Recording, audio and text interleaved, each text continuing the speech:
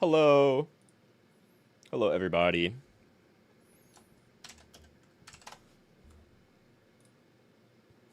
We're just kind of hanging out today. It's a nice, lazy Tuesday.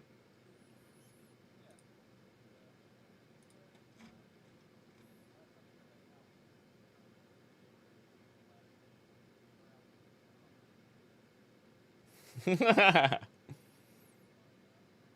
up, Tiberian? Thanks for joining.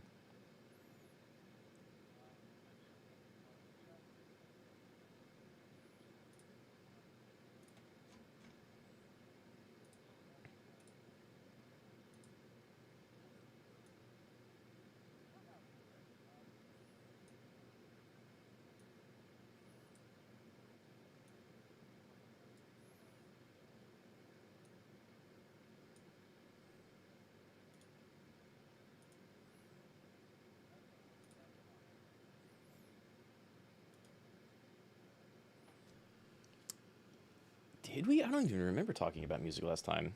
On stream? Oh, yeah. Well, we were talking about a Mega Man movie.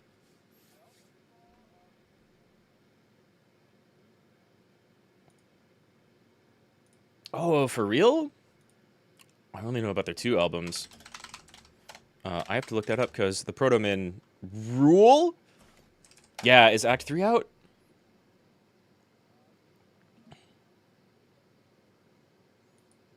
I think.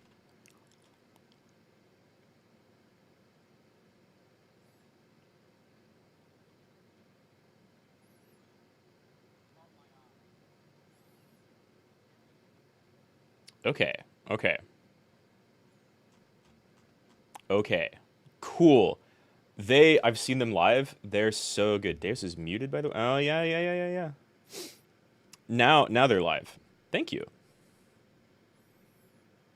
Why does symbols have onsen? Your shirt have onsen symbols on it? Cause it's a relaxing shirt, man. I like the design of it. Mm.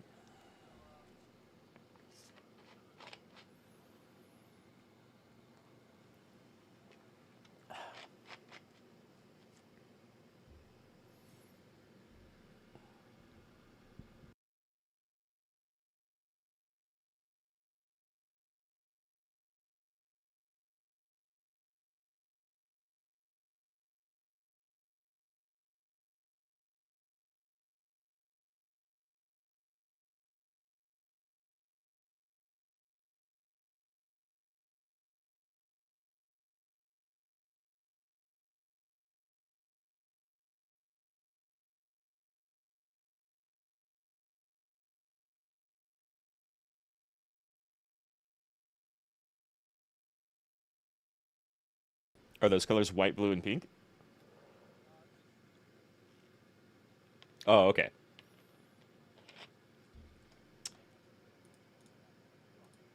Still can't hear. Oh, OBS.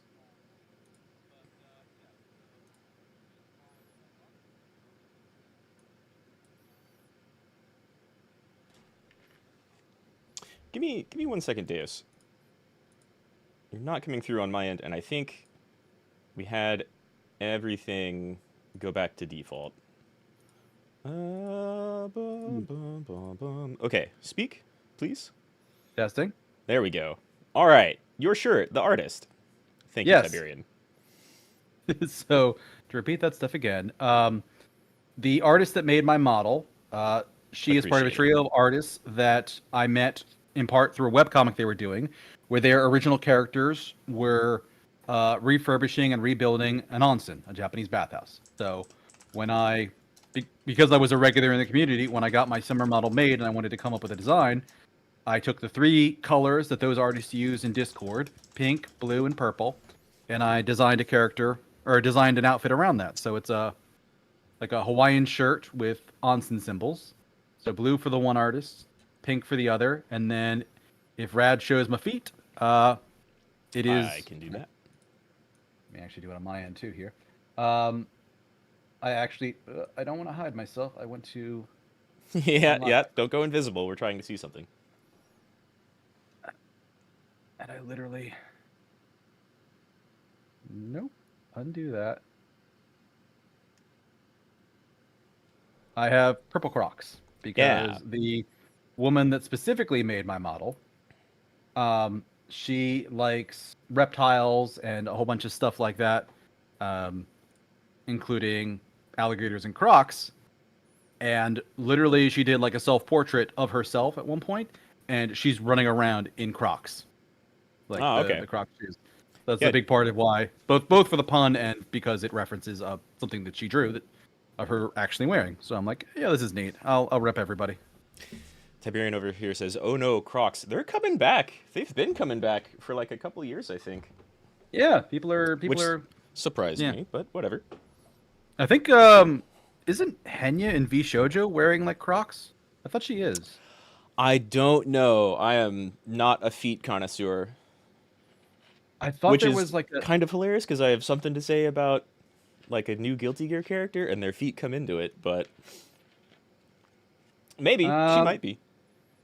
yeah. Yeah, I actually just looked it up here on YouTube. Henya showed her sport mode Crocs.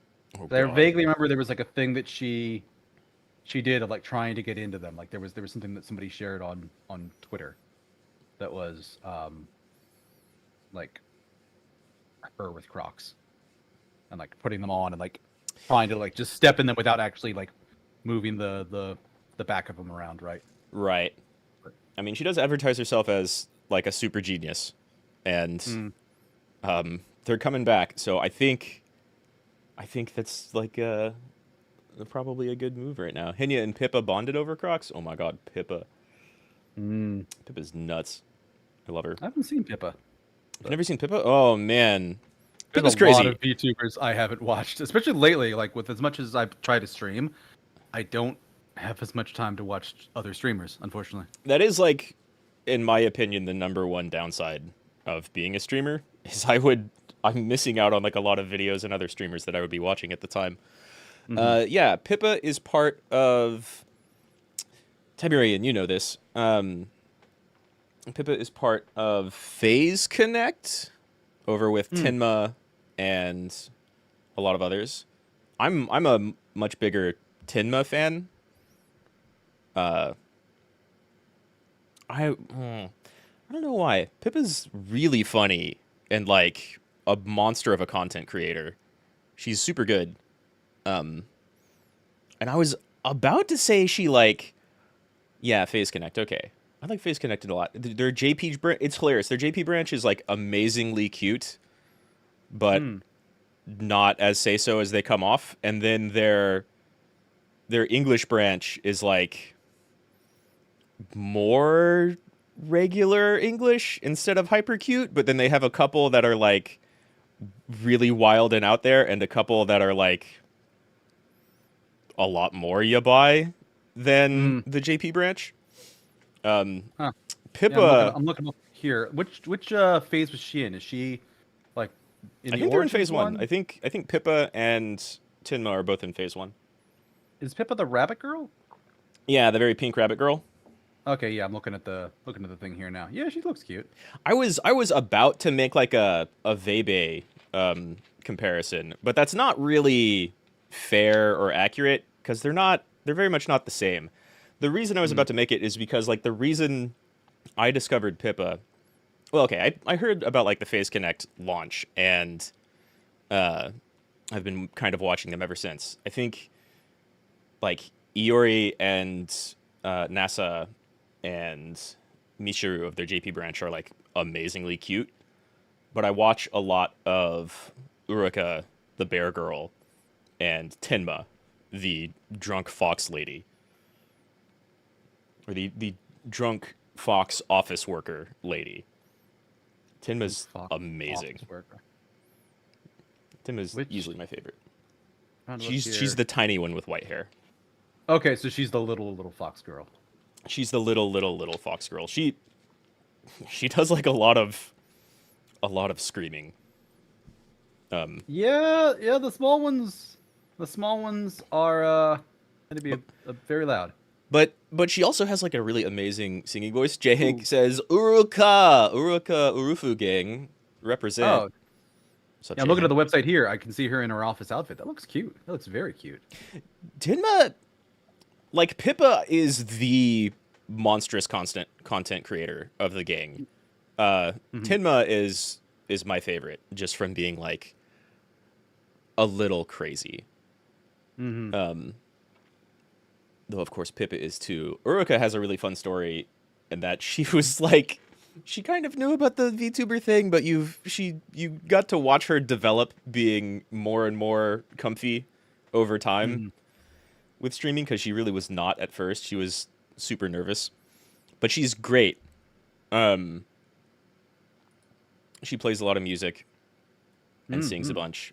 Does a lot of like just talking power washing simulator streams. Uruka's super comfy, whereas Tenma is very funny, and Pippa is kind of wild. Sometimes I have nightmares with Uruka, like something is screwing with my mind. Quote Albert Einstein. She's not nightmarish. I don't know. Uruka has like the most whiplash, I feel, because she comes off as very, very comfy and calm and unassuming, and then like her and her chat say some very wild stuff. Also, if anybody's wondering on my end why there's all of a sudden music playing, I put some into the background because I'm like, it's too quiet, just sitting here. I'm gonna have some background music. But Yeah, I should have some BGM going. That's like a smart thing to do. yeah, I've got I an idea. actually just put in an order today for some new background music because the guy that I usually get it from, Declan DP, actually released a newer track. What was this?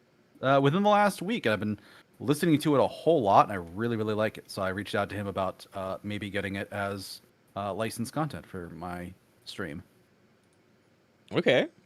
So I'll put that in my chat, and then I'll share it in Discord.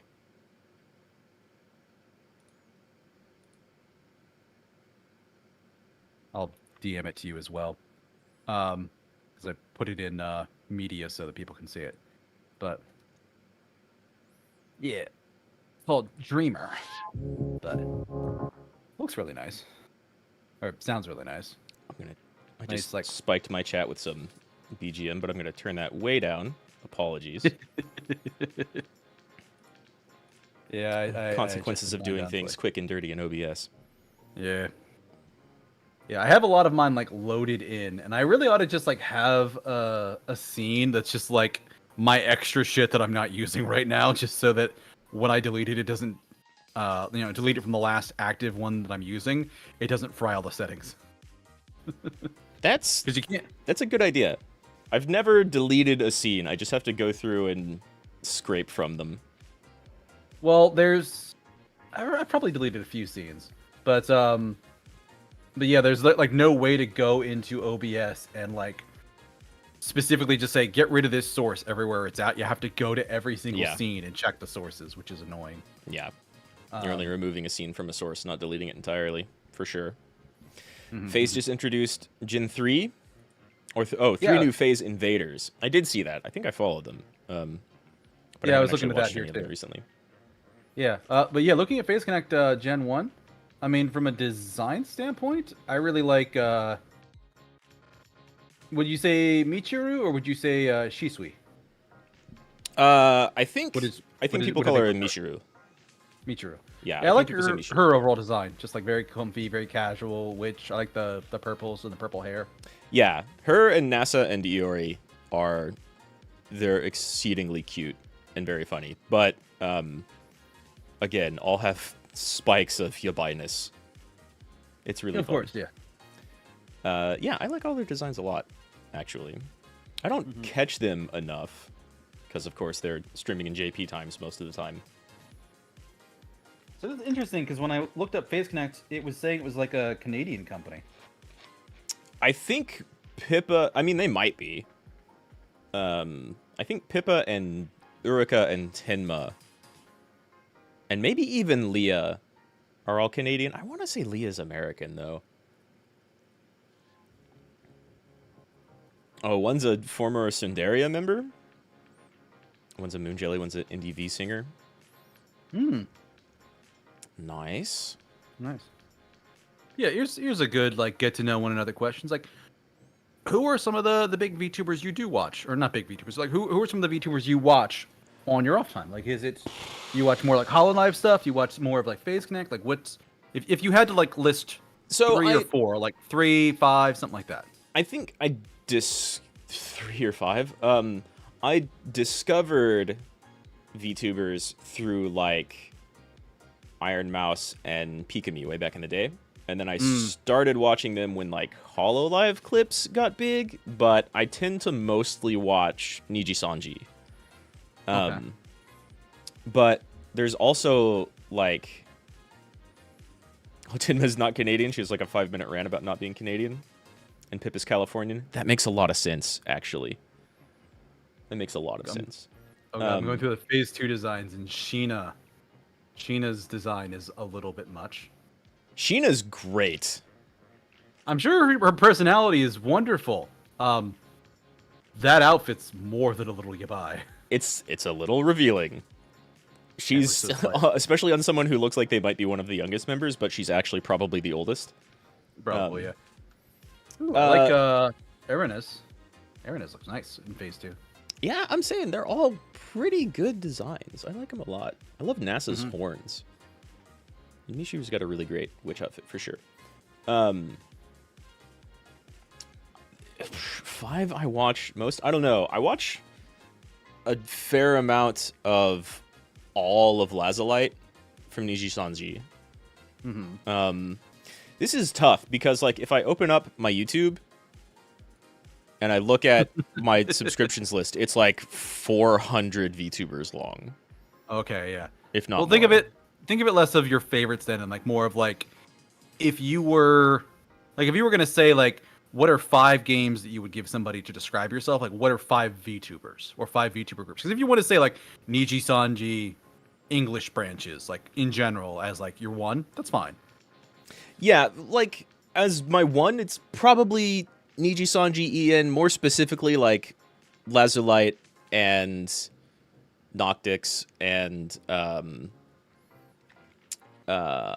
mean, there's like 4 of them that I watch really regularly. And then outside of either of those, I watch Hollow Stars every once in a while. I really like Vesper and Astel and Izuru. I think Erina's voice is amazing. She does have a very good, deep female voice. It's pretty great. She's not the one that does a lot of ASMR though, right? Wasn't Ophelia, or is Ophelia Midnight in a different group? I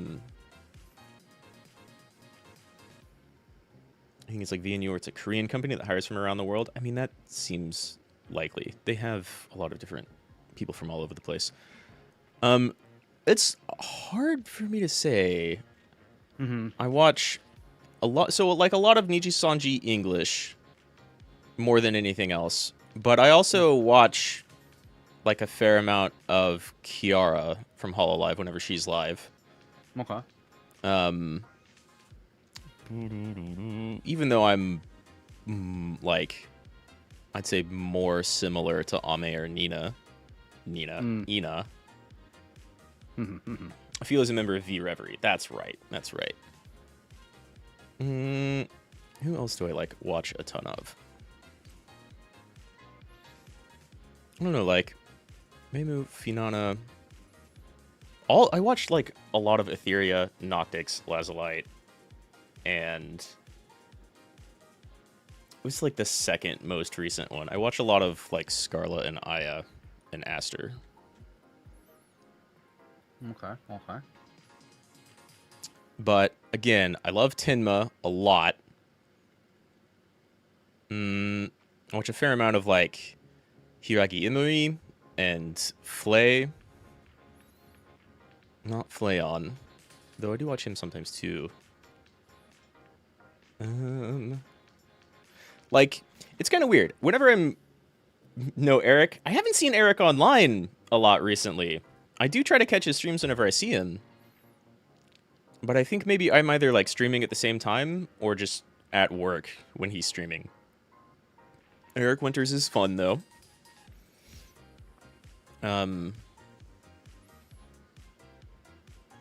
Tiberian, what was that group that broke up recently? I know that's not really limiting it too much. Yeah, there were a couple of groups that broke up in the very recent. Yeah, in the past like timeline. month, Yeah. 4 or 5 weeks. I watch a fair amount of Amiya. What's her last name? Amiya Arana. She's like a little spider girl who mostly plays really retro stuff. Like PS2 is a bit too recent for most of her streams. She's currently playing Castlevania. But she'll stream like 80s PC games a bunch. But she's super cute and has a lot of fun with very old games. Nice. Yeah. Oh, Eric is currently in Japan, so he's streaming very little. That makes sense. Yeah, I haven't seen him online in a while. Sundaria? Maybe? Was it Sundaria? They did break up.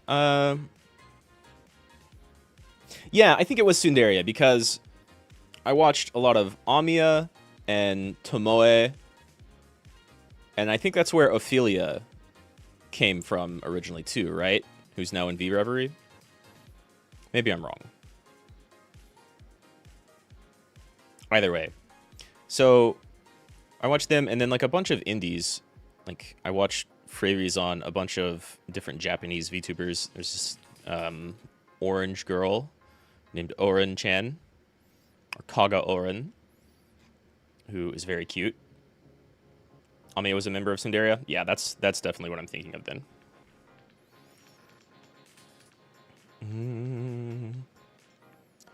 But yeah, so like when I'm not streaming, I tend to have, I don't know, 10 to 15 tabs of different VTubers open just for support, and I'm watching like 2 or 3 of them at the same time. But Goodness. I also, it's weird because I want to say the people I watch the most are probably Pat Stares At, Peach Saliva, and Woolly Versus, and then like Maximilian Dude, and they're just Twitch streamers. They're not VTubers at all. I mean, Woolly has a VTuber model, but they use it as a joke. I actually saw a couple of their videos came out recently. Was it Woolly Versus? Mm-hmm. Yeah, Woolly versus the Algorithm. They had a couple of Disco Elysium ones come out. A fascism one and one for Yeah. blackface, and they had some opinions about that, and that was fun watching them do that. Yeah, that's their clip channel, which gets updated like sometimes. It should have a link to his main channel in there, and they tend to upload a thing.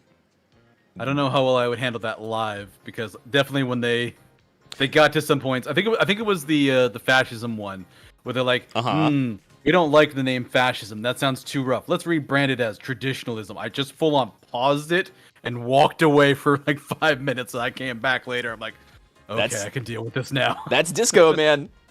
That's disco. That is very disco, yeah. And you know, maybe not too far off depending on who you're talking about.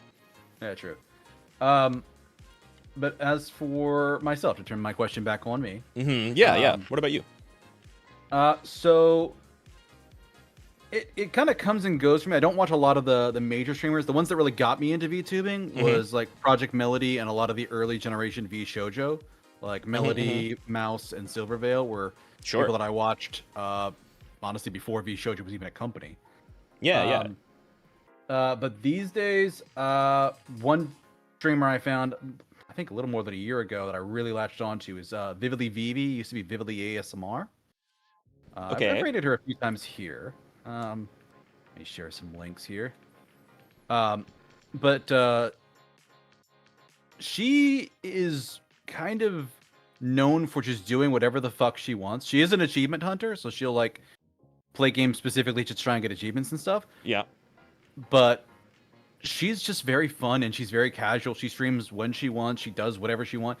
Like, she has streams that are essentially just chatting streams, playing Placid Plastic Duck Simulator, or what's the one series she does? I think the game series is called So I Commissioned Some Bees, and it's really just like almost like a hide and seek coloring book. It's like it has these really like neat like kind of books you would give a kid and just to be like, here, color this with some crayons, but it's like really detailed and really pretty. But all they do is like hide like bees in them, just in the corners and all over the place. And it's just basically like a hunt and peck, like find these things. Yeah, there's been a couple of really She has a neat blast little with them. cute games that are in that genre that came out recently.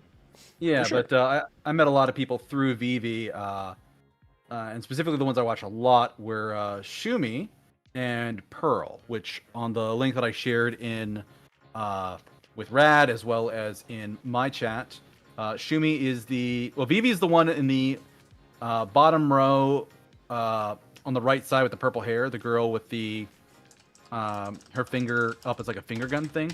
Mm-hmm. Because bottom right is, I think that's Weishi, and then Vivi's right next to him, and then Shumi is right next to Vivi. She's got like the goat horns in her hair. And I used to hang out and watch a lot of Shumi streams, and then I think she went back to school. Yeah, somebody they know named Moyasi did it, and Moyasi, my God, Moyasi has a gorgeous voice, like super cute. I don't think they play a lot of streams that I like. I just remember them from like a Phasmophobia stream. And like, sure. Oh, their art's really neat. Their art's really cute. And then they spoke, and I'm like, oh, I like their voice. And then like they had a lot of like VR problems with Phasma, and I'm like, okay, but I can't watch this. So every now and again. But no, Shumi is the one right next to Vivi with the goat horns on her head. I actually collabed with her last year in, I think November and December. I think in November I did an Octopath Traveler stream with her, and then in December we did Shadows Over Loathing for one stream. But she went back to school this past semester and has been unavailable, and I have chosen to respect that and not bother her for collabs all the time. Though she did come back for 2 streams recently. She did a birthday stream maybe 2 weeks ago, and then she did like 1 stream since then where she did Hollow Knight, and she explained that she took some time off after her birthday stream because she found out she had COVID like a day or 2 later. Rough. Yeah. But and then Pearl's in the upper right corner. She's got like the little like sailor outfit on. She's like a little otter girl, and she looks very cute. And then she opens her mouth and talks like a Southern woman who can take you out back behind the Denny's and kick your ass. And I love her. She loves puns, terrible puns. She's great. Nice, I like it. I do like tough women and puns. Yeah, it's a good combo. She's fantastic. And then I know Pearl does ASMR pretty regularly. She tends to stream a little bit later. She used to have an earlier schedule, but she moved and changed time zones, so I haven't gotten to watch her as much, but big sweetheart. So yeah, if we're gonna go by like VTubers I watch, a lot of I would say like some of the V Shoujo people. I tend to watch a lot more of the English audience because that's just I watch people that I can understand. That's and fair. as talented as the Japanese folks are, and even the Japanese companies that have English brands like Hololive, I don't really watch much of like Callie and like Ina or Ame or folks like that. I like all of them a lot. The thing is, like, my thing with them is they don't need my support. They're doing fine. Oh, there's that too, yeah. Which is why I have like, if I have 15 tabs open, then I have a bandwidth limit. So they kind of get cold first. But I like all of them. Yeah, in general, I tend to like more like independent streamers because they have smaller chats and it's not just this big wild party. Like, if anything, I kind of like the old, like very early days of V Shoujo before everything just kind of every stream turned into a rave, which is a little bit of what I feel nowadays. Though I guess that it was that way with some of them all the time. I think some of Zentrea's older streams were pretty crazy. But in general, with V Shoujo, it was more like Project Melody and Iron Mouse are the ones I tended to watch more often. Occasionally Silver Veil when she was still with the company. Yeah, she's so that'd be really like, cute, for sure. Yeah, she's got a decent vibe that she keeps getting into controversies on social media lately with things and stuff. But I'm still watching. I have not given up yet. Chat over here, Jay Hank saying he used to hate VTubers until someday a walking kettle put her playthrough of Cyberpunk 2077 on and pointed a gun at him, asking him to say she was boing boing, whatever that meant. Yes. Yeah, I don't know. I discovered Iron Mouse and Pika and was like, okay, that's cute, but I guess it's not really for me. And then I think I got in with like Hololive clips and was like, damn, this community is really fucking wholesome, actually. The thing that really sold me is gaming has been a hobby of mine since forever. Mm-hmm. and anime kind of secondary to that. I do watch some, though nowhere near as much recently. Yeah. And like gaming communities can be really toxic every once in a while. Oh yeah. And like, I love the fighting game community because it's mostly a fun competitive thing, but every once in a while people are less fun and more toxic. But if you want to play like a Call of Duty or Destiny or anything that has competitive stuff or like difficult cooperative content, people get really mean really quickly. And I just didn't see a lot of that in VTuber communities. So their like ability to make the gaming sphere more pleasant and friendly was incredibly attractive to me because I don't like people being super mean to each other unless you're like friendly and ribbing each other. That's a lot of fun, but just like in public, I mean, for an example, one of my favorite clips recently is some streamer was doing this black streamer on Twitch was doing speed runs of getting called the N-word in Call of Duty. And so he's like flipping the dynamic on its head, trying to get the best speedrun times of just like discovering racists in random. And it's really funny. But it's really funny. But also he has to like feed off of that inherent and arguably inherent toxicity you find in like gamers. So yeah, I just like the pleasantness that I got introduced to. There was a degree of that, less so because I think my literal first VTuber that I watched was Project Melody, who is not a wholesome streamer. Like she can be very wholesome on Twitch. She's also streams on other platforms where she is very extremely not wholesome, but she is very nice and pleasant. Yeah, she is. She's a great entertainer, no matter what platform she's on. She's like pornographic sometimes, but also she's very kind. Sometimes? Considering the other sites she's on, it's not a sometimes. But oh well, yeah. Yeah. I mean, that's not really on Twitch, even though she is very. No. Yeah, I mean, Melody's chat is inarguably horny, and everybody knows why. Yeah. Yes, it's a very open secret. I also love the fact that her community just calls it like on that other site. I'm like, Melody, you debuted on that site. We know. I've been around long enough to know you debuted on that site.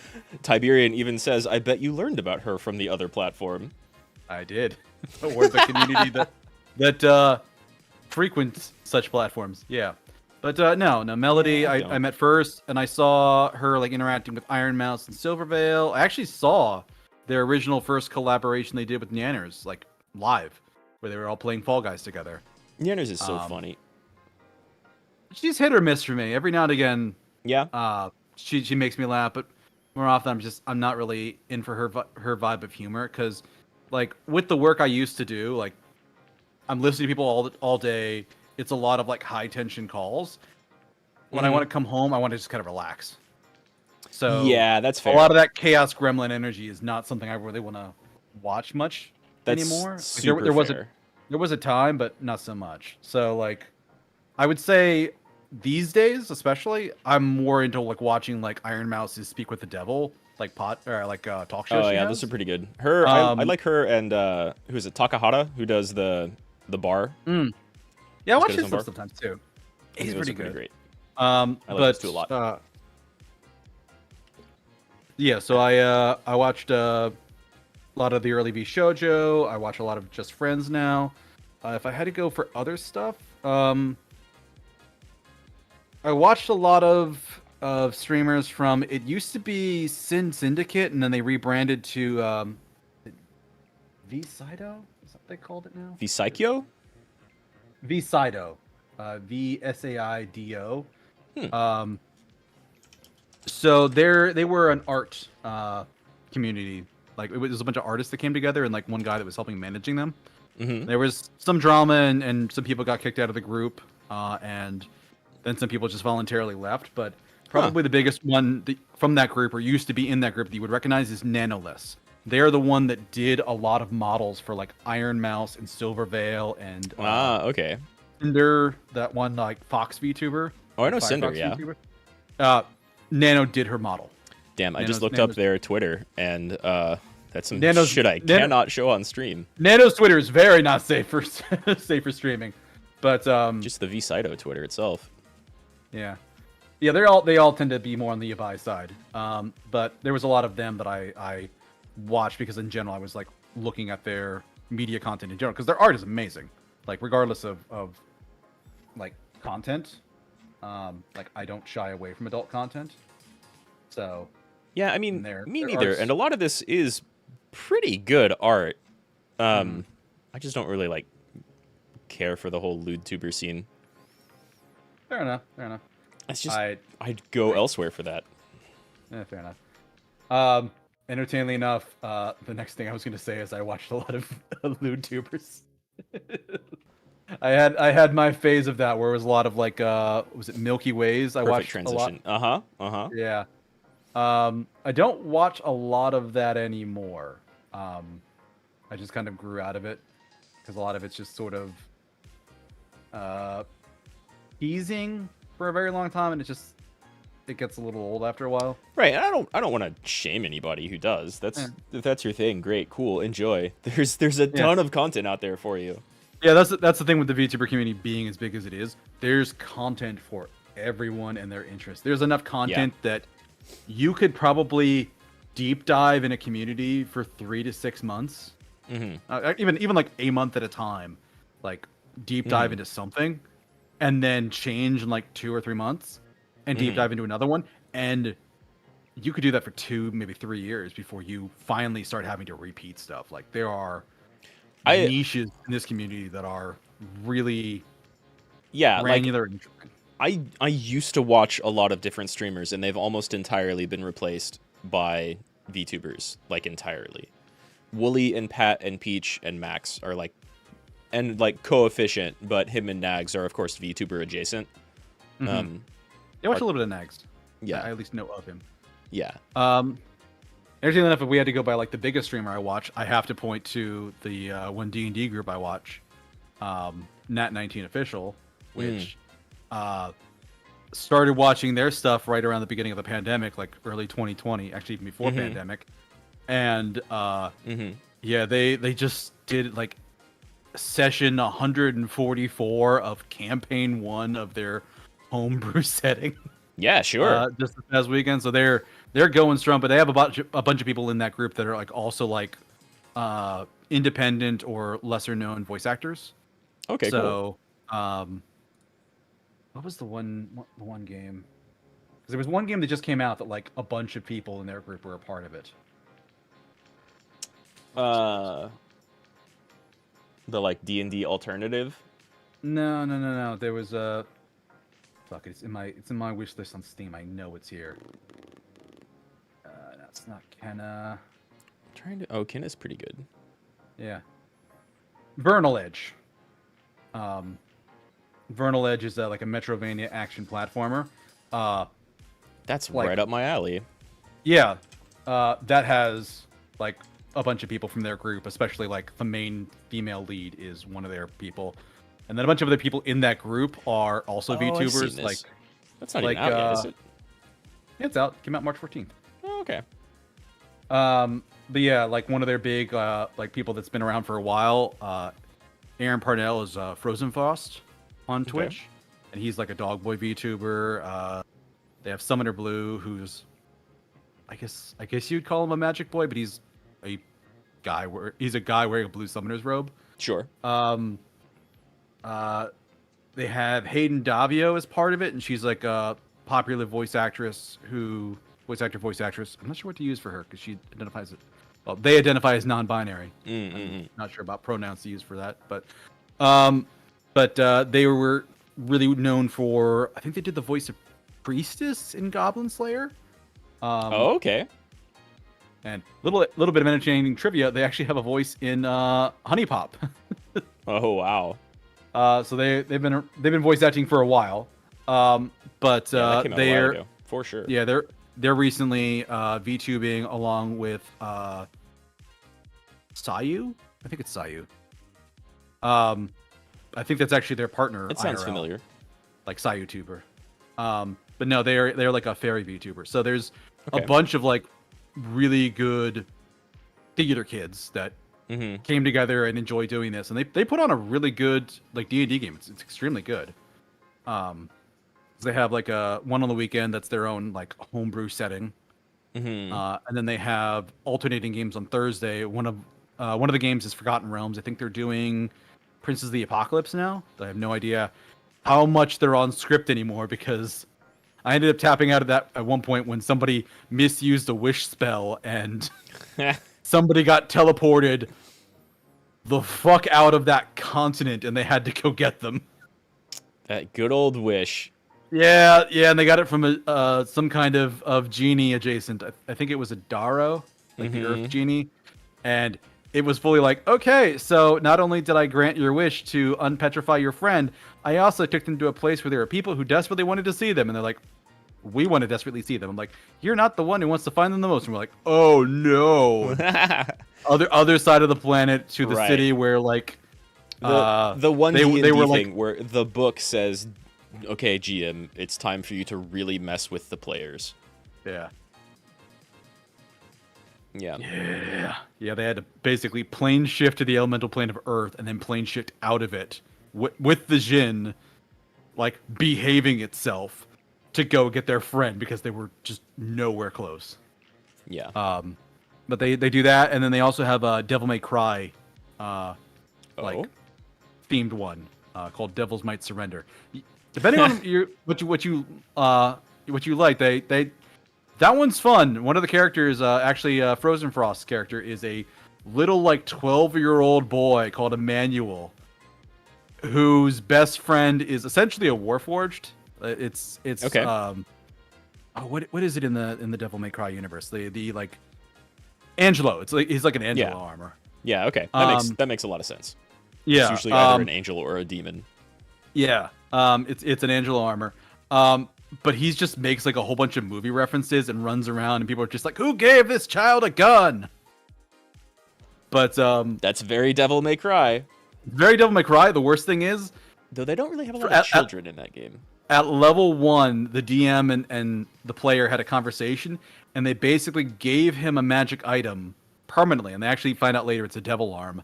It is a ring of wonder. It's essentially a wild magic ring with charges on it. Oh god.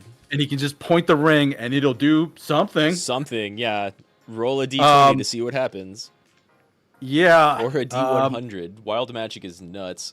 I think it might be a d100 for this. So there have been times he's pointed the ring and cast enlarge on an enemy.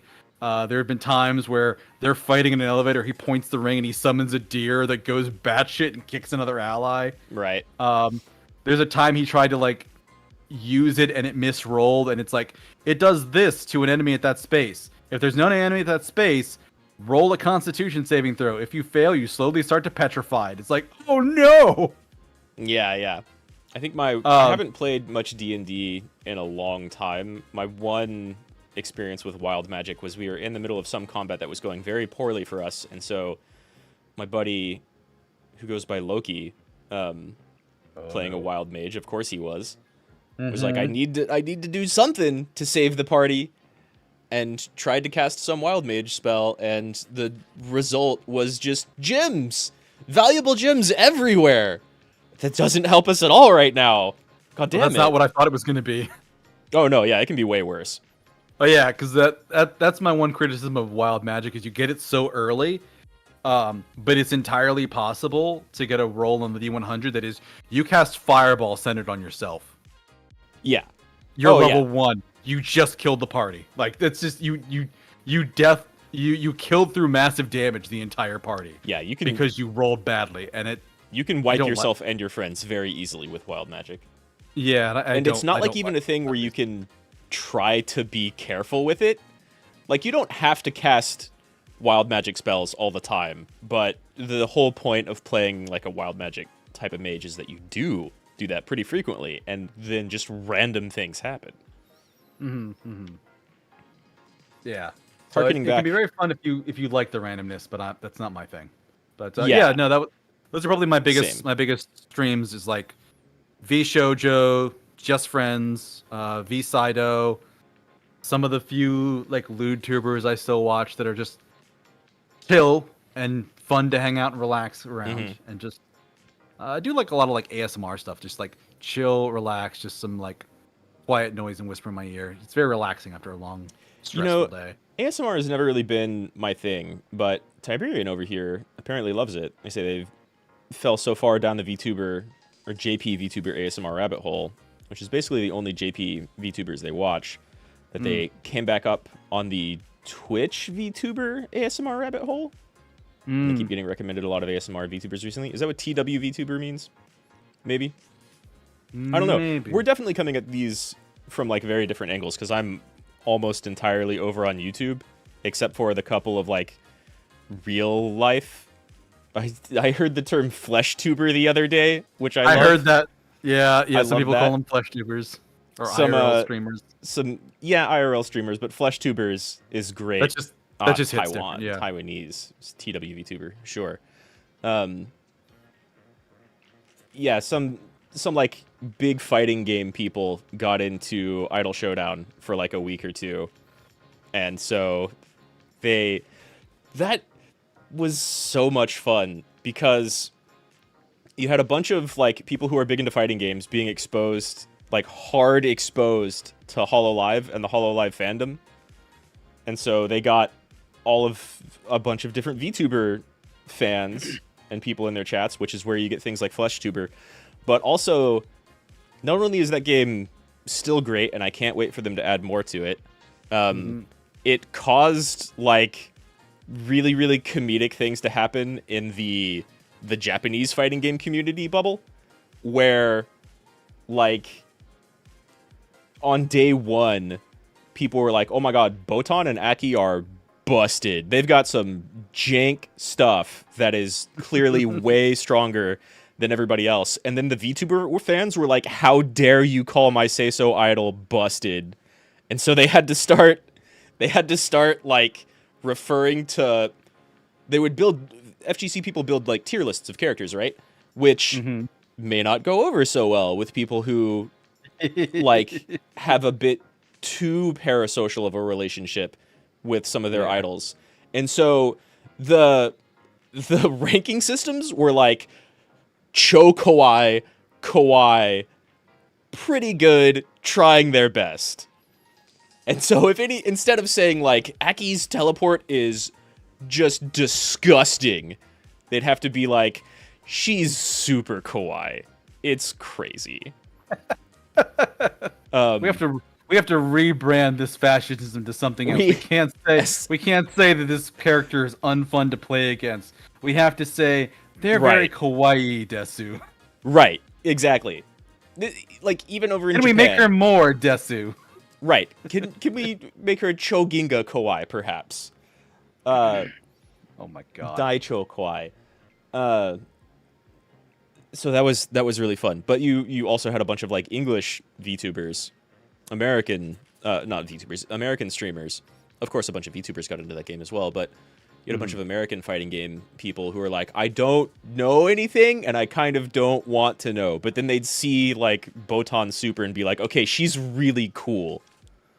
This truck that Risu calls in, who I kind of want to know more about Risu. Wooly and Reggie from over at Wooly Versus did a round of it, and like they were kind of joking around. They already heard about the JP FGC drama, about like the language they had to use around them, so they were having fun with that because it didn't really affect Western streamers as much. Yeah, probably not. But then Wooly saw Kanata's Soron Bushi dance, and he's like, "Oh, dude, I had people like come out to a bunch of like a Japanese troupe or whatever come out and perform that stuff, and that was really cool." And he started like appreciating it more, and he was like, "Damn, I'm always gonna use Kanata because she's really cool." And Reggie got like super hype into Korone because he's like a Ryu player in Street Fighter, and she's very much like a Ryu Shoto type of character. So Wooly was like trying every different character, and Reggie was just going like, "Wan, the dog, she rules." it's fun to see that crossover. I don't know how I got off on that tangent from ASMR, but like, Oh, I think I watch a lot of FGC stuff, and there's a couple of VTubers that do that. Yeah, you're much more on the YouTube side. I'm much more on the Twitch side. Mm-hmm. But as far as Twitch goes, I'd like to plug Inferno Chin, who's a really chill, like kind of Wukong flavored VTuber who does a lot of fighting games. He's super good. He plays one hell of a Kai in Guilty Gear. Nice. And Flesh Tubers sounds like a horror thing. It does. Yes. It definitely does. That's mostly why they use it, I think. Good old... Yeah, I think so, too. It hits a nerve, no matter where you are. Flesh Tubers sounds weird. And good old body horror. But yeah, but that's a good, like, get to know them, like, what do you like, what do you don't? Because we're definitely on very different platforms. Yeah. But we have at least some similar interests for... I think we met through tactics games, specifically like Triangle Strat. Yeah, I think it was Triangle Strategy. Pretty sure, yeah.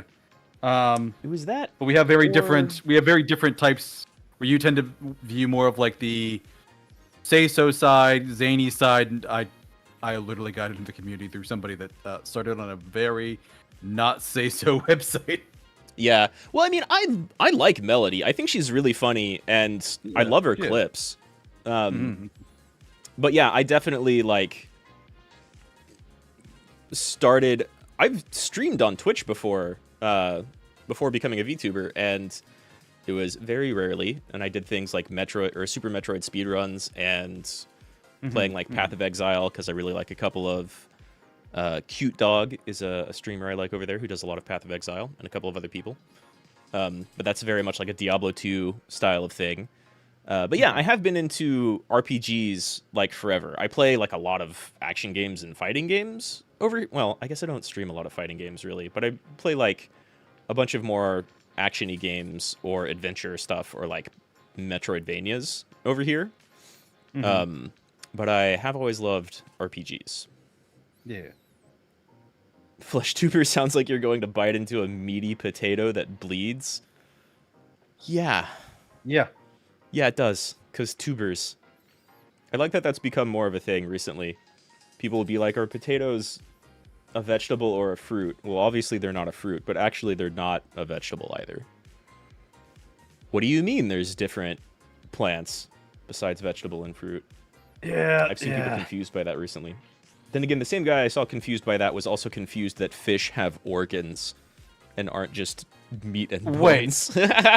Wow, that's up there. That reminds me of like that's the time up there. When I was working in a liquor store and like our manager one night discovered like in her 30s that half siblings and step siblings are not the same thing, and we're like, how are you finding that out now? Why are we the ones teaching you this? We should not. This is a thing you probably should have learned as a child through like family or maybe friends at school. Or just general osmosis from the world, but... Yeah. No, the person that was confused by both potatoes being tubers and fish having organs is having a child. And I think they're like my age or a little bit older. So, yeah, sometimes people just don't know stuff. It's fine. It happens. We will be the benevolent, compassionate gamers that our community is known for, and bully them incessantly. Yeah, it we will really never let really them depends. live that. You gotta head out. I will see you later, Tiberian. As always, thanks for dropping by. See you, Tiberian. But yeah, no, that's I think that was a good opening there to be like, who are we? Where did we come from? I think we can keep going. We've talked about so we've talked about VTubers and games a little bit. We're definitely both huge into games, probably like way before VTubers. Oh yeah. Here's actually looking. Go on. Well, here's a thing that I think we've mentioned a little bit, but haven't talked about much, either on stream or off stream. What type of music do you listen to? Okay, I think we talked about this a little bit off stream. But, a little bit off stream a while ago. But yeah, it was pretty limited in my recollection. So, I tend to be Probably the easiest way to describe my musical taste is very mainstream, with like a little bit off the main course, but fairly mainstream. I grew up listening to soft rock, which is what my mother liked. Okay. Then in like middle school, I picked up country, which is what my dad liked. I'm sorry. Entertainingly enough, I think the song that got me into that, and my favorite artist for a very long time, Yeah. was a country singer by the name of Joe Diffie, and his I song think I've heard that. "Third Rock from the Sun." Which I probably mentioned him to you because I have a story related to him. But his song "Third Rock from the Sun," same name as the sitcom. That's not a coincidence. They built the sitcom around the name. Has nothing to do with the song. Okay. The song starts They off. just liked the title. Yeah, they just like the title, and the song is basically like an attractive woman walks into a bar. A guy calls his wife as he's coming home late. His wife basically bursts into tears because she thinks he's cheating, and he's just like, no, he's just sitting at the bar looking at a pretty lady. But she like calls her sister, who leaves her boyfriend, who goes out for beers, who gets his car stolen, and the kids that steal the car go on joyriding throughout the town, and end up like running into a light pole and blowing a transformer and knocking the whole town out. Yeah. And like one of the last things that happens before all the lights go out is they like hit a Denny's and take the little Denny's statue and send it flying through the air. I think that's what hits the transformer. And like some lady gets on the phone and calls the cops about there's giant aliens at the mall. And the cops are just like, where the fuck is the chief? We can't find him. And somebody's just like, it's fine. He's just at the bar hiding from his wife. And it's the guy from the beginning of the song. So the guy basically at the beginning is the chief who avoided all of this, who was avoiding his wife and hiding from his wife at the bar. And that's the guy that they had him to call at the end of the song. That's like the I'm trying to word this in a non-offensive manner because I've never really been a big fan of country music, but that was mostly from like growing up in a place that had a bunch of terrible country music piped over the radio all day long. And I've, in contrast, never been much of like a mainstream type of thing.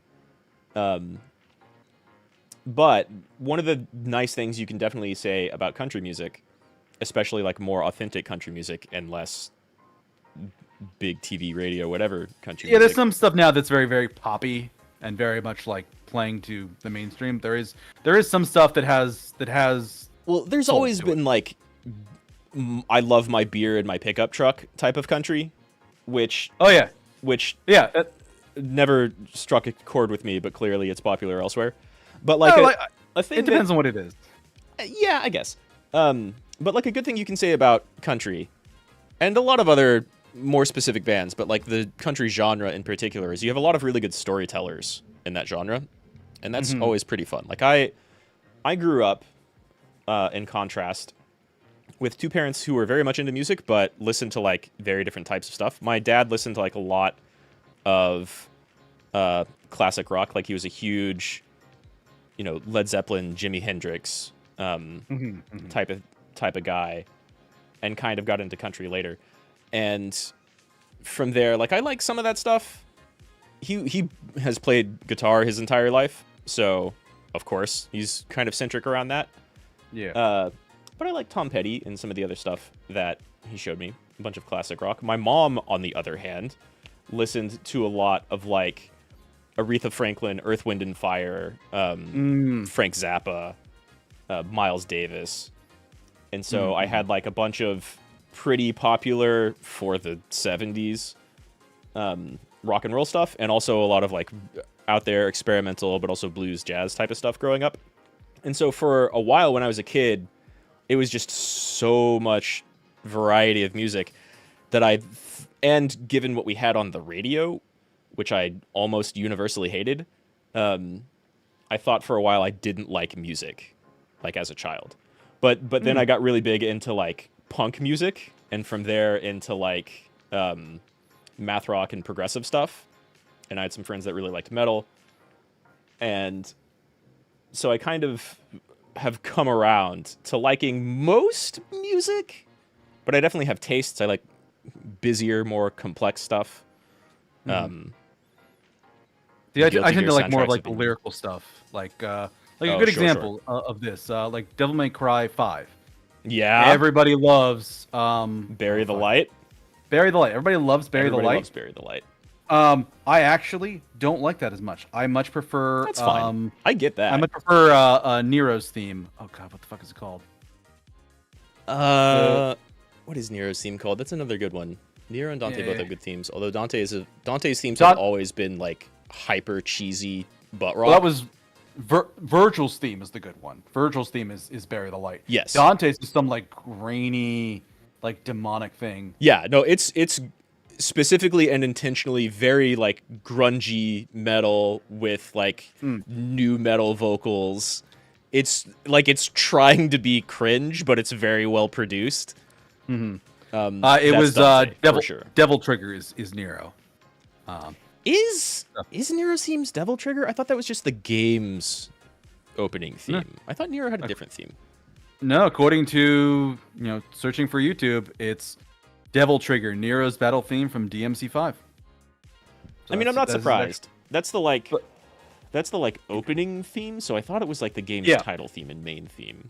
Kind of like Smell of the Game is the Guilty Gear Strive theme, and even though it kind of sounds and feels like a Soul theme, he has a different theme, actually. Yeah, but I generally like that, like, Devil Trigger starts off with a bunch of lyrics, then gives you some periods where, like, there's, like, just music playing. Like, Dragon Force is another good example. I like some Dragon Force songs. Oh, yeah, I've seen them live. They're great. Because, like, some of them will start off lyrically a little bit, and then they go to, like, the guitar solos and just music for a while, and they come back to the lyrics, and that's all well and good. Bury the Light is, like, mostly music for a huge chunk of it, and honestly, like, one of the things I don't like about it is I actually timed it one time. Getting to the line, Bury the Light Deep Within is 8 minutes into that song, and I'm like, Sure. holy shit. Like, it's a great title. I acknowledge that. 8 minutes into a 10-minute song, you actually get to the title? I don't... That's not a thing that even, like, factors in for me. It does for me. Like, that's a bit of the story of the song for me. Like, it's almost like Goo Goo Dolls' Black Balloon. Love Black Balloon. Terrible song name. Because they mention it in the first line and they never repeat it again. I don't know. Yeah, but... I mean, okay, I guess.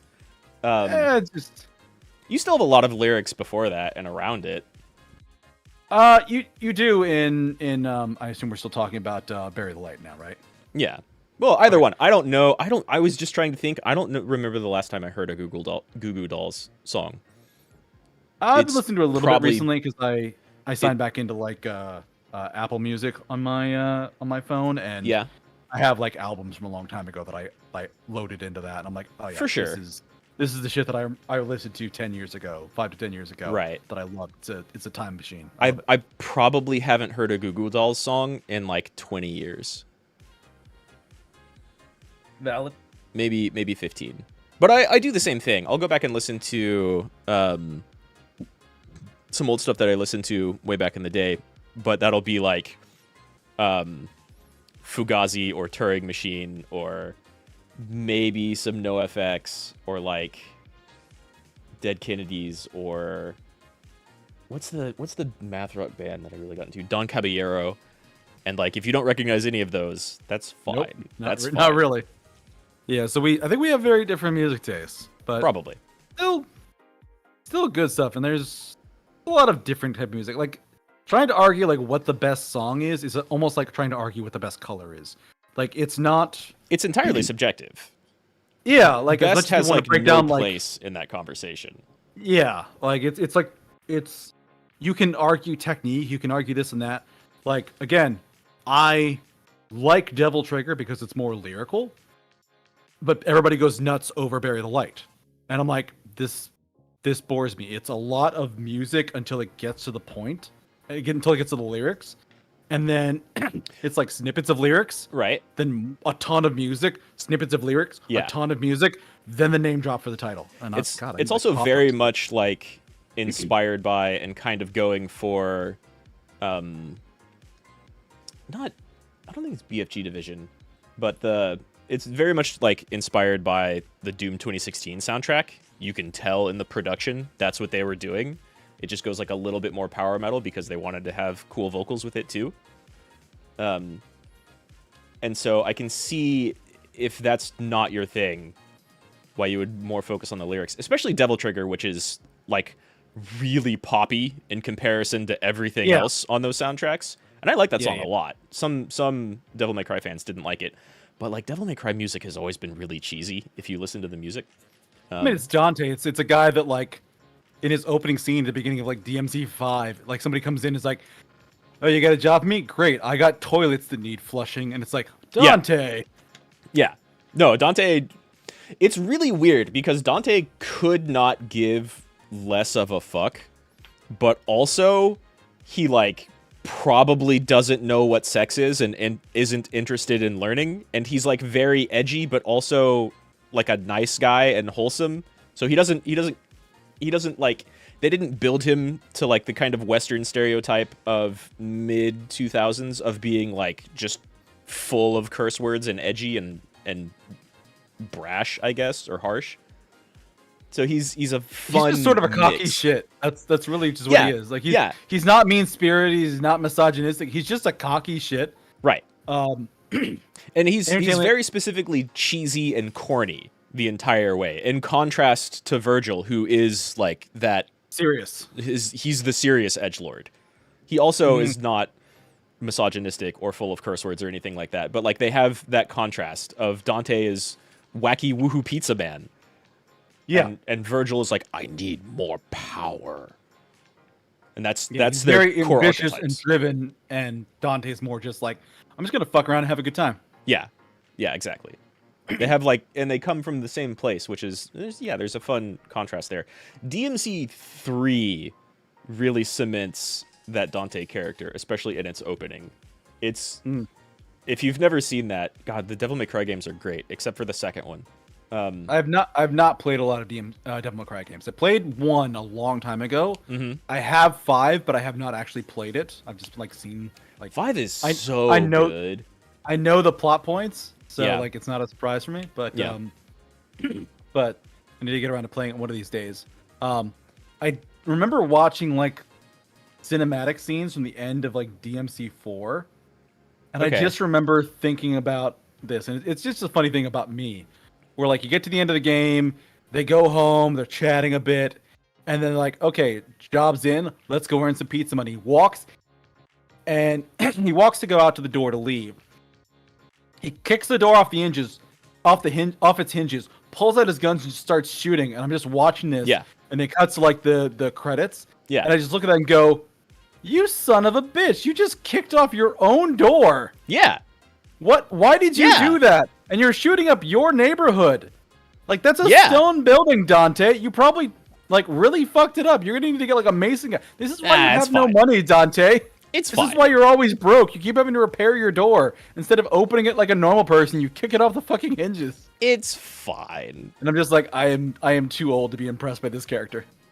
That's the Dante character. DMC 3 opens with him in like a very similar situation in his office, though DMC 3 is like a prequel to all the others, so it sets up the relationship between Dante and Virgil, because that wasn't really there in 1.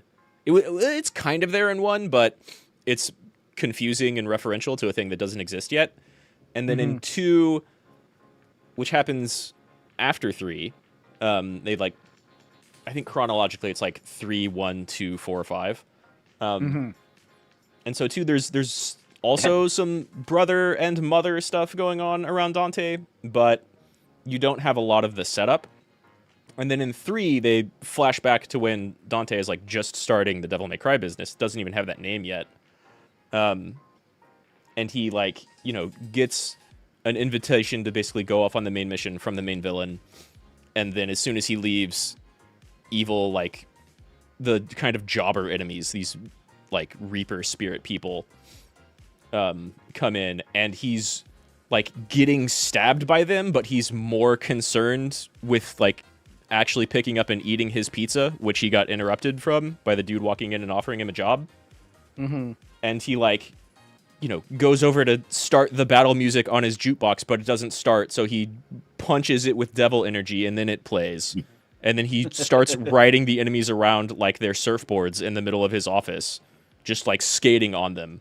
He knocks over his pool table, which of course he has because he's a cool guy, and in like Matrix slow-mo, shoots one pool ball as they're all up in the air, and they ricochet off each other and hit every single enemy in the room. because that's the kind of wacky, crazy person Dante is. Yeah, and that game really establishes his character, and goes on to build up the more like he's actually like a good guy that cares about other people. He just has a hard time showing it. And you get more Virgil. Yeah, because he's like the main villain of that one, right? Sort of. There's like Antagonist. Would antagonist be better? Like he's like the front and central antagonist.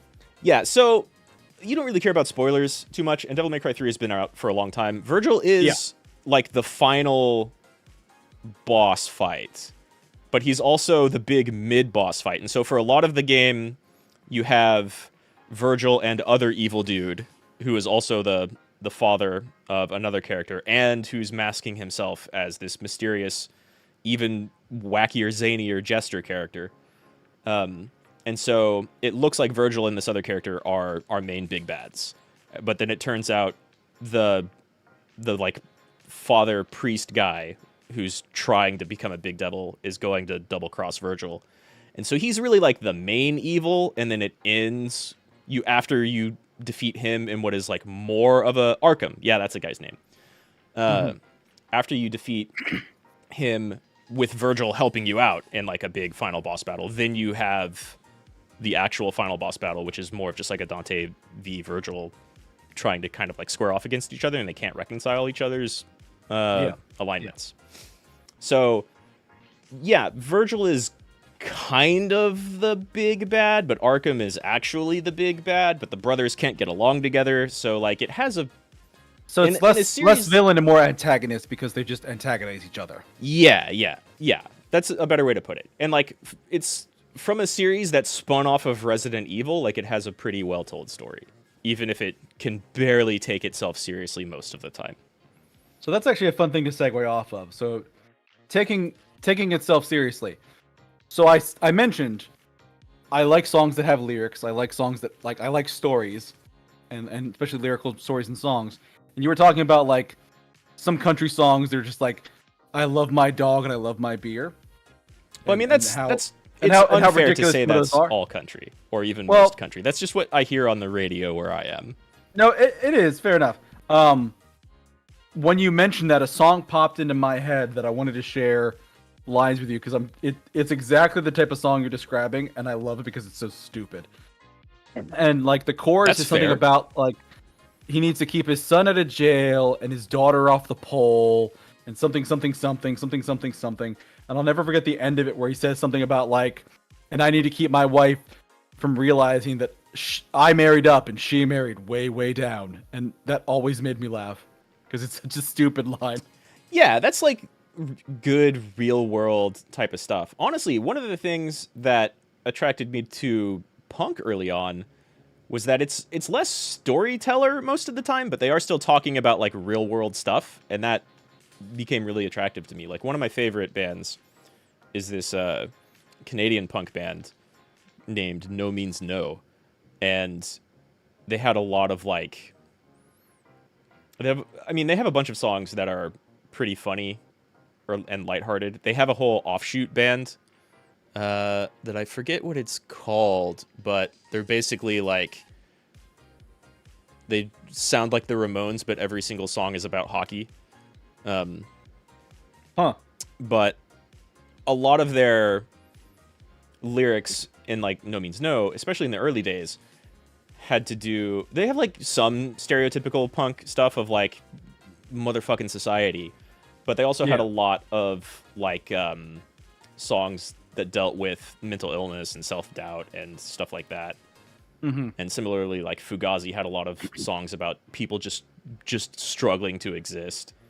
And so that stuff resonated with me a lot more than like the musicality stuff, because I play bass, but I don't play a lot of punk music because it's really easy. It's fun, but it's like I did that for like a year, and now I can just do most of it. But yeah, like my range for lyrics here is also all over the place. Like, cause Joe Diffie's a great example. He is known very prominently for a couple of songs that are sort of comical. Like he has one that is a love song that is just about some kid that paints I love my girlfriend, like using her name on a water silo in John Deere Green. The song is called John Deere Green because it's the paint. Yeah. Same color green as the John Deere tractor. Yeah, it's the very specific color. Yeah. Or it is now, So I guess. it is a very silly song. He also has another one called "Prop Me Up Beside the Jukebox When I Die," which is entertaining. Like one of the lyrics is just like, set me up with a mannequin. Remember, I like blondes. Like, he's just like, yeah, I want to be the life of the party even when I'm dead and gone. Like that. It's a silly, stupid song, but he also has ones that are these like very beautiful, haunting ones. One was called "Ships That Don't Come In," and that one meant a lot to me because it's this very quiet song talking. What are actually the lyrics? It's been a long time since I listened to that song, so I have to be in the right mood. Sure. Like one of my favorite bands, real quick, is another Canadian band actually called Godspeed You Black Emperor, and they basically don't. Name. Yeah, it's based off of a documentary they saw about a Japanese motorcycle game called The Black Emperors. But they basically don't have lyrics. It's all post rock, so very like movie music style of arrangement. It's really fantastic, but also mostly depressing, with like hints of hope and brightness and major tones thrown in there to kind of like provide a big variety and contrast in a lot of the songs. But they're too, yeah. They're great. Yeah, they're kind of all over the place. One of the loudest bands I've ever seen live. Them and Mogwai. And Lightning Bolt. But Lightning Bolt is entirely different. But I found the lyrics for "Ships That Don't Come In." And it really, I think the last verse before the final chorus is really good, where he's like, they're sitting at a bar, they're talking about stuff, and he says, and as he ordered one last round, he said, "I guess we can't complain. God made life a gamble, and we're still in the game." And the chorus is, "So here's to all the soldiers who've ever died in vain, the insane locked up in themselves, the homeless down on Maine. To those who stand on empty shores and spit against the wind, and those who wait forever for ships that don't come in." So, yeah, that's like, good. The same guy, like, it's gorgeous, it's beautiful, and he sings it very well. He's not trying to be funny. It's a very mournful song. But this is also the same guy that did John Deere Green, that did, Prop Me Up Beside the Jukebox, that did Third Rock from the Sun. I think he did one in a later album where it was I think the song's name is Bigger Than the Beatles, but it's just like an Elvis impersonator falls in love with a waitress who also falls in love with him. Like, right. It's just like a love song about these two silly people. But that one has a really good song on it called "One More Breath," which I also find very beautiful. That's basically like, in my dying moments, if I could have anything, it would be one more kiss, one more touch, one more breath. Just wanting more of this in life. And I tend to like a lot of like sad, serious songs. Like I was also thinking about Achilles Come Down by Gangs of Youth, which is a song I really like. I don't know them.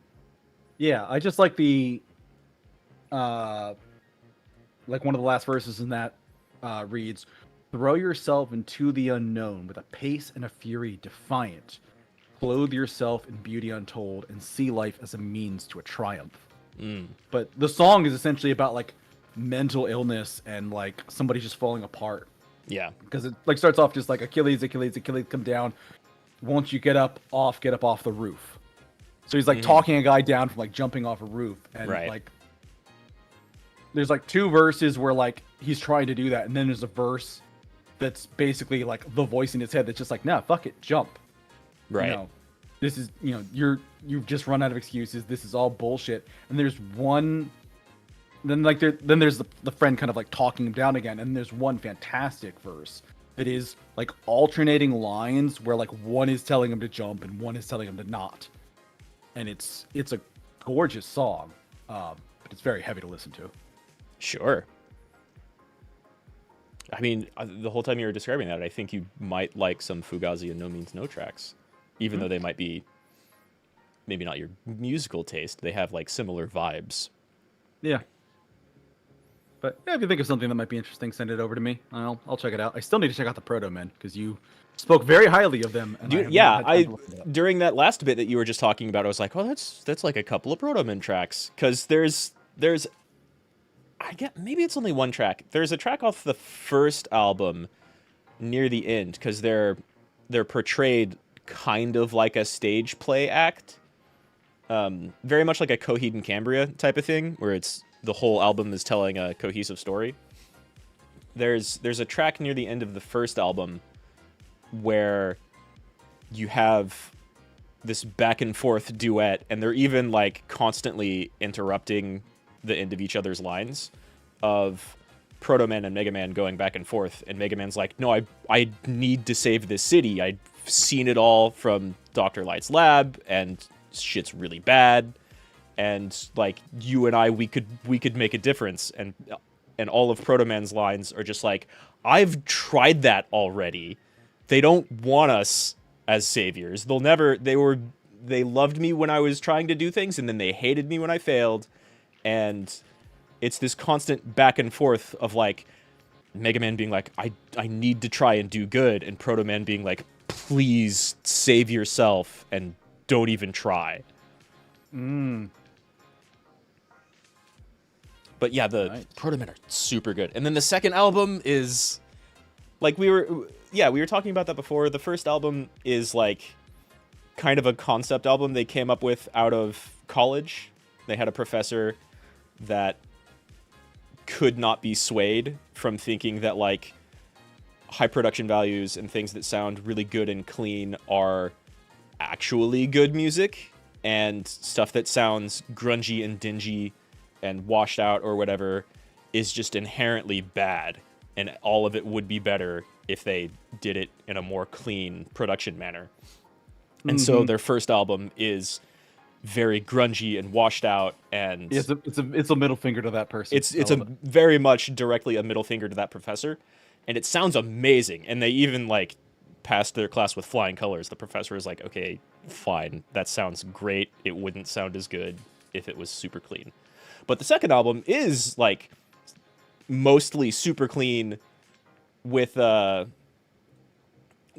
much higher production values, and they have like the first album is much shorter. It has like, I think the beginning and ending tracks are almost directly like covers and ripoffs of like the NES soundtracks. But everything in between is this like really cool high energy grunge rock type of sound. And then the second album has a lot of different genres. They still mostly sound like something in between like Iron Maiden, Judas Priest, and Queen. Okay, I listened to a lot of Queen growing up. I did like Queen. Oh yeah, Queen's fantastic. That was more of like their greatest hits sort of stuff. I love most all of Queen. Queen is the favorite band of Daisuke Ishiwatari, the Guilty Gear guy. Who made the story and the characters and the soundtrack. I think I got into it because my parents were watching a Highlander TV series, and that they used a Queen song, "Who Wants to Live Forever," for a lot of like the emotional scenes in that. Yeah, for sure. For very obvious reasons with Highlander. Yeah, very, very blunt, obvious reasons. Yeah, Queen's amazing. And so that second Proto Man album has like more of the dancey, some of it's almost disco, some of it's almost funk. There's a really great Dr. Wily track in there, like sung from the perspective of Dr. Wily, where he's just already in control of the city, but it's like really upbeat and dancey, and oh god, I can't talk up the Proto Men so much. They're too good. Nice.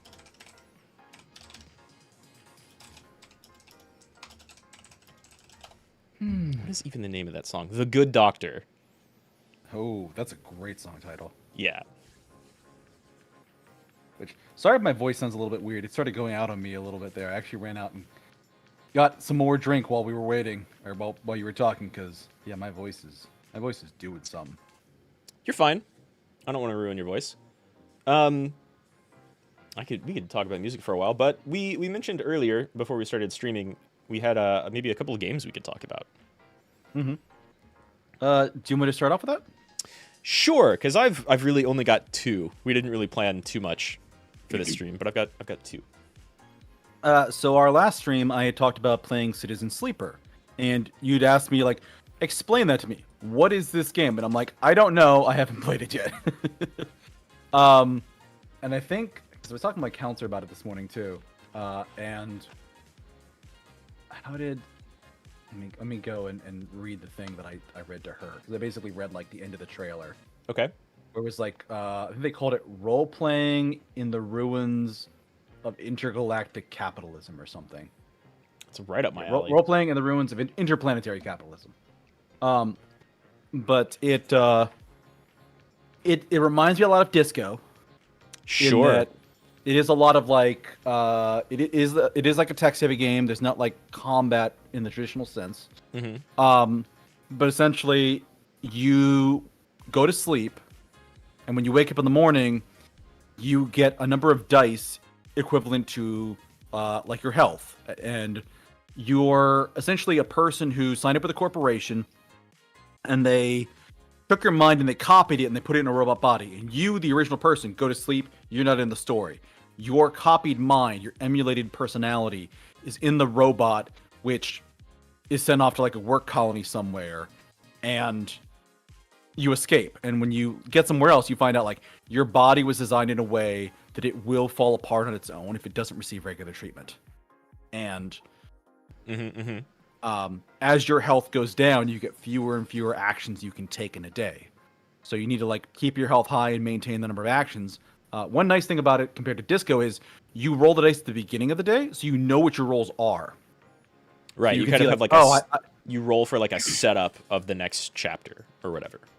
Yeah, so you're like, okay, so today I'm going to have, like, 2 6s and a 2. Okay. Okay, that lets me know, like, what I can do and what I can succeed at and what I'm going to fail at. Or, you know, maybe you have a day when you mostly roll, like, 1s and 2s, and you're like, okay, I need to do something else today that's not going to be very demanding. Because there's, like, with you being in a robotic body, there's a lot of, like diving into the net, and for that you need, like, lower rolls, as opposed to, like, doing, like, engineering work where you want a higher roll. Sure. Okay. Because, like, the net stuff is essentially, like, you need to have a specific die number, and it's usually, like, a 1, a 2, or a 3. But for, like, succeeding in other rolls, essentially the higher numbers, the better. Okay. But you get bonuses based on skills you learn. Skills you learn also have, like, additional features, like, what's a good example? One is the engineering skill. If you start off the game as an engineer, occasionally when you're doing engineering work, you just get spare scrap. Right. And just, like, items for it. So it's free items, essentially, from just doing a certain type of work. Or even though you're in a robotic body, you still need to consume stuff for energy. So, like, you need to eat food. One of the skills you can learn for, I think it's essentially like Constitution. It's like an endurance stat.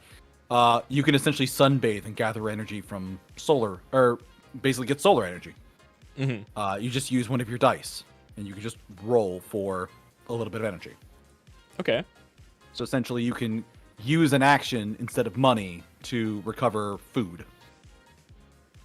Okay. But it's essentially like a resource management game where you're, like, running around trying to earn enough money to buy, like, the pharmaceuticals you need to keep your body running, and then you're accomplishing quests for people and doing various stuff, because, like, you're there for a while before, like, a bounty hunter shows up and he's like, yeah, you got a tracker in your head, that's how I found you.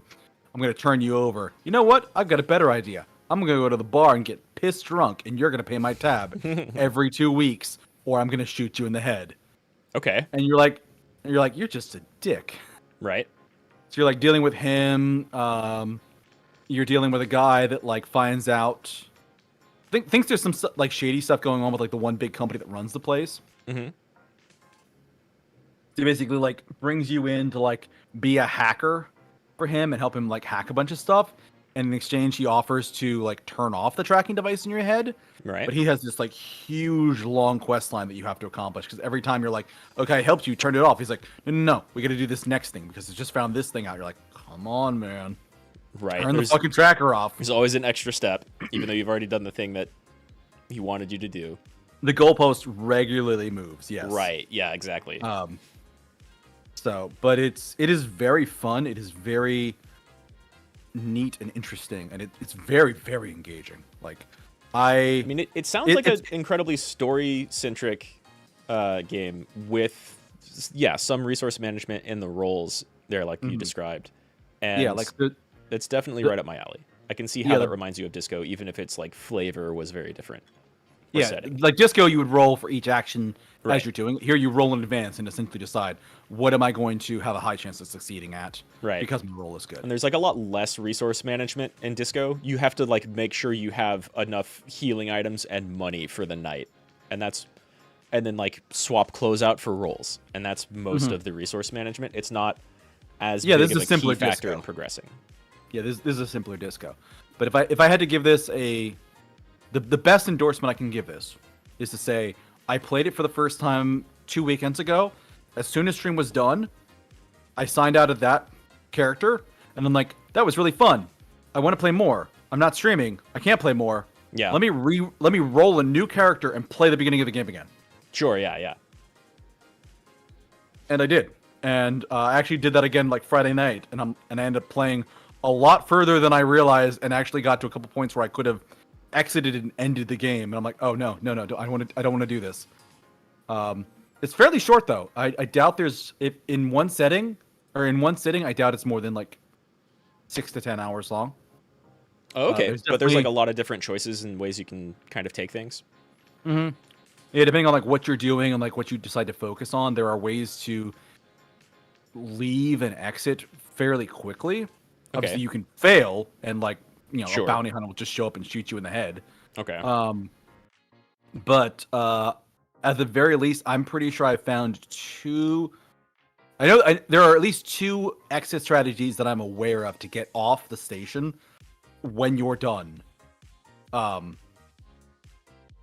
I know of, and there was one that I explicitly ran into, playing on my own, and I said, no, I don't want to leave. I want to stay. But 100% I could have left, and that would have been the end of the game. Right. I think I even got a credit sequence, and then like I just loaded back in, and like the guy I was talking with at the time was just like, all right, another day at work, let's go. Okay. But okay. It's very good. So it has like multiple different endings, or at least ways to kind of achieve your main goal, even though you might not see most of the game by doing some of them. You don't even really have a main goal. Your main goal is survive, because you're just you're going to die unless you take care of yourself and find means of living longer. Okay. That surprisingly segments kind of well into one game I want to talk about. But first, to call back a little bit, J Hank over here asks if either of us. He asks if either of us have listened to the Katamari games OST. I've not had much that I've been involved with for Katamari, but I am aware of the games. I just haven't done much with it. Oh man, I think you'd really like it. Katamari is like its own genre of video game. Yeah, it's the you have a ball, roll shit into the ball to make a bigger ball to roll bigger shit into the ball. Right. Well, and it has like a plot that's almost nonsensical but kind of makes sense. You're like the prince of the cosmos, and the storyline, at least in the first one, but I think this kind of sort of continues. Well, so the storyline of the second game is basically literally everybody liked that first one so much we just had to do it again. And that's literally the in-game story. The storyline of the first one is the king and queen of the cosmos went on such an amazing drunk sexcapade one night that they knocked all of the stars out of the sky. And so you have to roll things up to recreate constellations and stars and other stuff like that. I like that. That's silly. That's fun. Yeah, it's incredibly silly. But the the music in those games is amazing. Not only is it like hyper Japanese, but almost, especially in the second game, but still in the first one, almost every single song is like a wildly different genre, but they're all very upbeat and poppy and energetic. And so I think you might like that soundtrack a whole lot. Oh, nice. Yeah, the king was so drunk he crashed all the stars and the moon. Exactly. And like some of them, their lyrics are just like telling you, the Katamari roller, to do your best. But other lyrics are like kind of sort of sneakily telling the story of the king and queen as you roll along. And like it's a very cool game for speedrunners because it's pretty easy, but it's a little execution heavy and the controls are very wonk. It's very easy to play and complete, but hard to do it like masterfully. Yeah, that's those. If you ever want to, like, if you ever don't know what to play and have a couple of days where you just need like 3 or 4 streams to fill in something, the Katamari games, especially those first 2, are really, really good. And their soundtracks are choice. But so the way, what was the name of that game you were just talking about? Citizen Sleeper? Citizen Sleeper. The way that kind of connects to a game I've been playing off stream. I've been playing this game called The Unsighted, which came out last year, maybe 2 years ago. Yeah, I'm not familiar with that one. Yeah, it has like its gameplay is like a mix of really old Zelda, like Link to the Past and 1, and I mean, I hate comparing everything to Souls, but it has like kind of difficult combat and it's parry centric. You just will need to parry things, but then as soon as you like kind of build up some offensive power, it becomes a lot easier. You can actually do a lot of damage. You still need to parry everything, and everything does a ton of damage. But the way it kind of connects is the story is you're playing as like this robot girl, right? And she doesn't really remember everything, but you know, very stereotypical protagonist amnesia type of thing. Of course, yeah. Of course. And you slowly get introduced to like your robo village of people who recognize you but you don't really remember, and you slowly gain memories as you're playing through. But one of the core mechanics of the game, which the game very intelligently and kindly allows you to just turn off because it knows it's going to make some people uncomfortable as a concept, is that every single character in the game, including both the little fairy that's following you around and provides help, and yourself, are all on a timer. Like you'll talk to someone and it'll be like, here's their name, they're the weapon shop keep, they have 310 hours left before they just go unsighted, which is like they have no more personality left, they're just a berserk machine. Oh shit. Yeah. And so every single robot character that you run into has this timer going on. Oh, and that has to do with like how humans initially created the robots and what resources they were using, and then more catastrophe happened related to those resources, and things have gone very bad. There was like a war in between the robots and the humans, and the robots largely lost, but humans kind of destroyed themselves in the process. So we things would do are that, yeah. Yeah. So things are like it's a really beautiful game where things are kind of grimdark. And it's really fun. It has like really great exploration. But I've played it for like, I don't even know if I fire up Steam. I've probably played it for like maybe 5 hours. And every in-game hour is like a minute or 2. And I want to say I had like you can find materials. Okay, I've played it for 4.5 hours. You can find materials that extends everybody's remaining time left. Okay. And apparently this gets easier to do later on in the game. But and the game will like warn you, even if you're not in town or around other characters. But if you've met someone, you know how much time they have left and then how much time has passed. And like every time you die, an hour goes by. Like an in-game hour. And the game will warn you that people have like less than 24 hours left whenever that time limit hits. Okay. And so you can find resources to extend people's times, but there's like, I want to say like 30 or more characters in the town and a few sprinkled around, and they all start with like less than 300 hours. And so in that 4.5 hours that I've played, I almost lost one core shopkeeper because they just didn't have enough time left. Jeez. And so the game is really fun, and it looks fantastic, and its music is amazing. Its art's really great.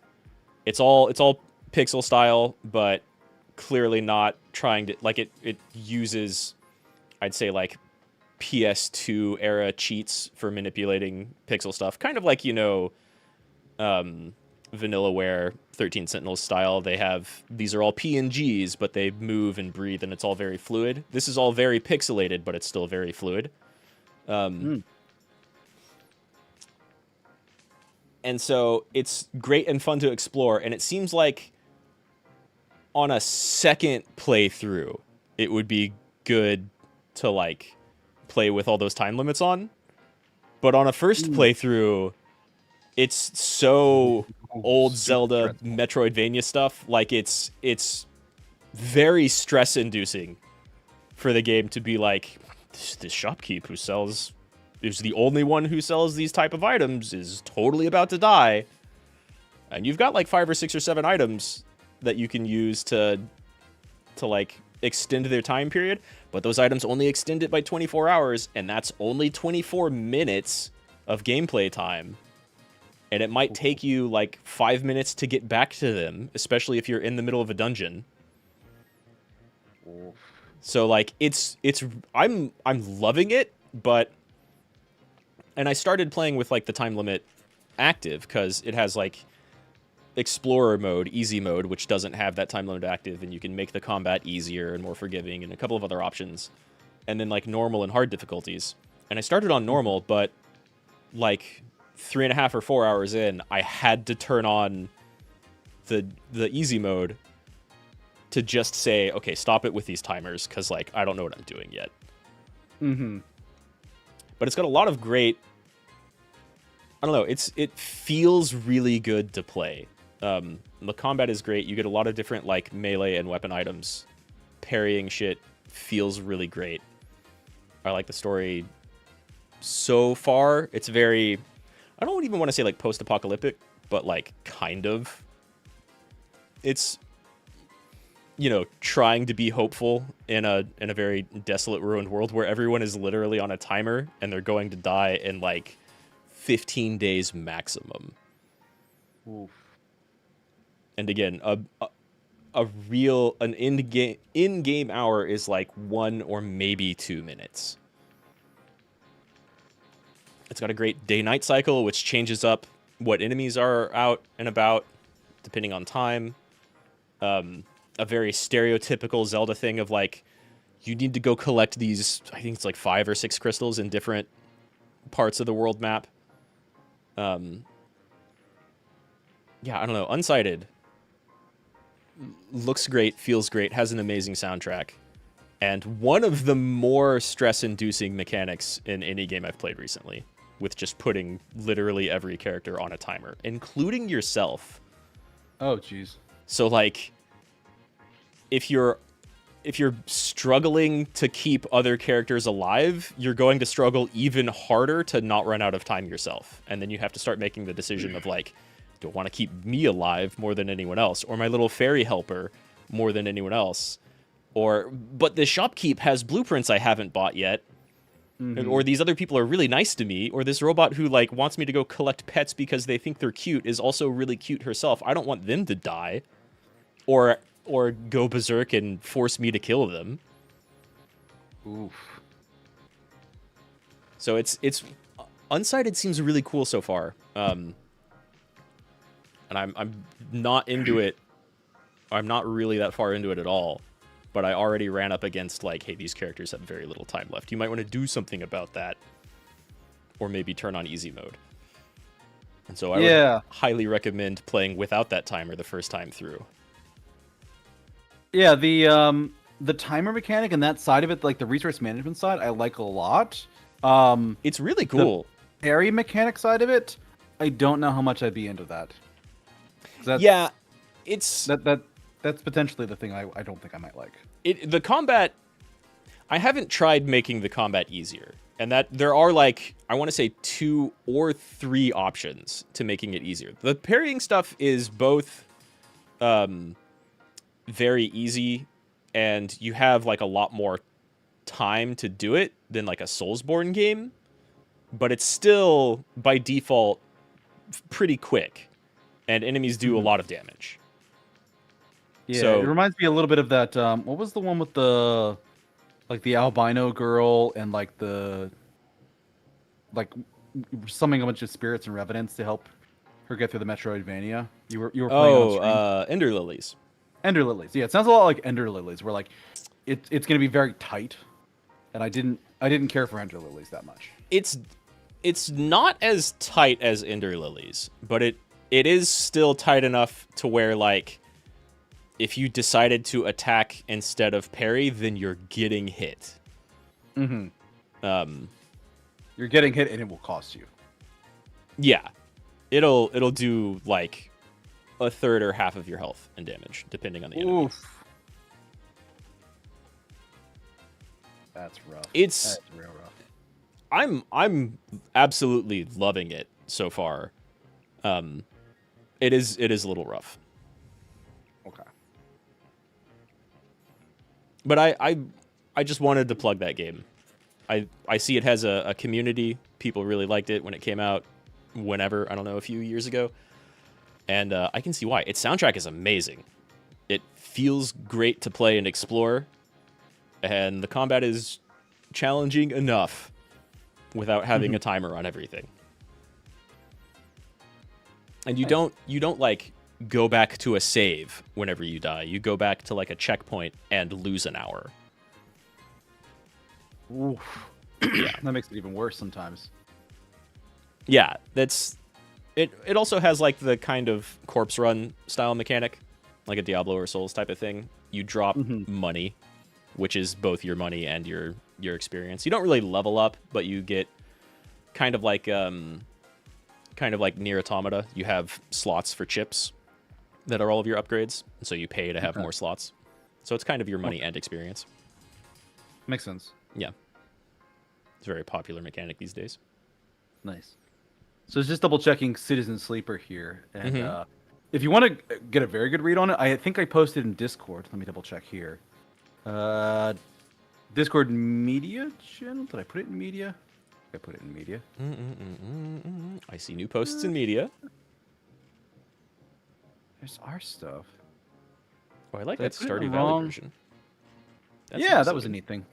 Where the hell did I... Oh, I put it in gaming, didn't I?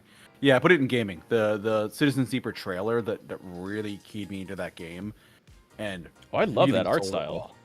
Wake up. Yeah, like that is... It is very neat, but I was looking at it while you were talking about this game. What was it again? Was it Unwanted? No, Unsighted? Unsighted. That was close. It wasn't as far off as I thought it was. Yeah, you were mentioning it came out a couple years ago, so I was checking for Citizen Sleeper. Release date is May 2022, so it's about a year old. So. And Unsighted is only like 6 or 7 months. It came out in September 21, so like half a year before that. Okay.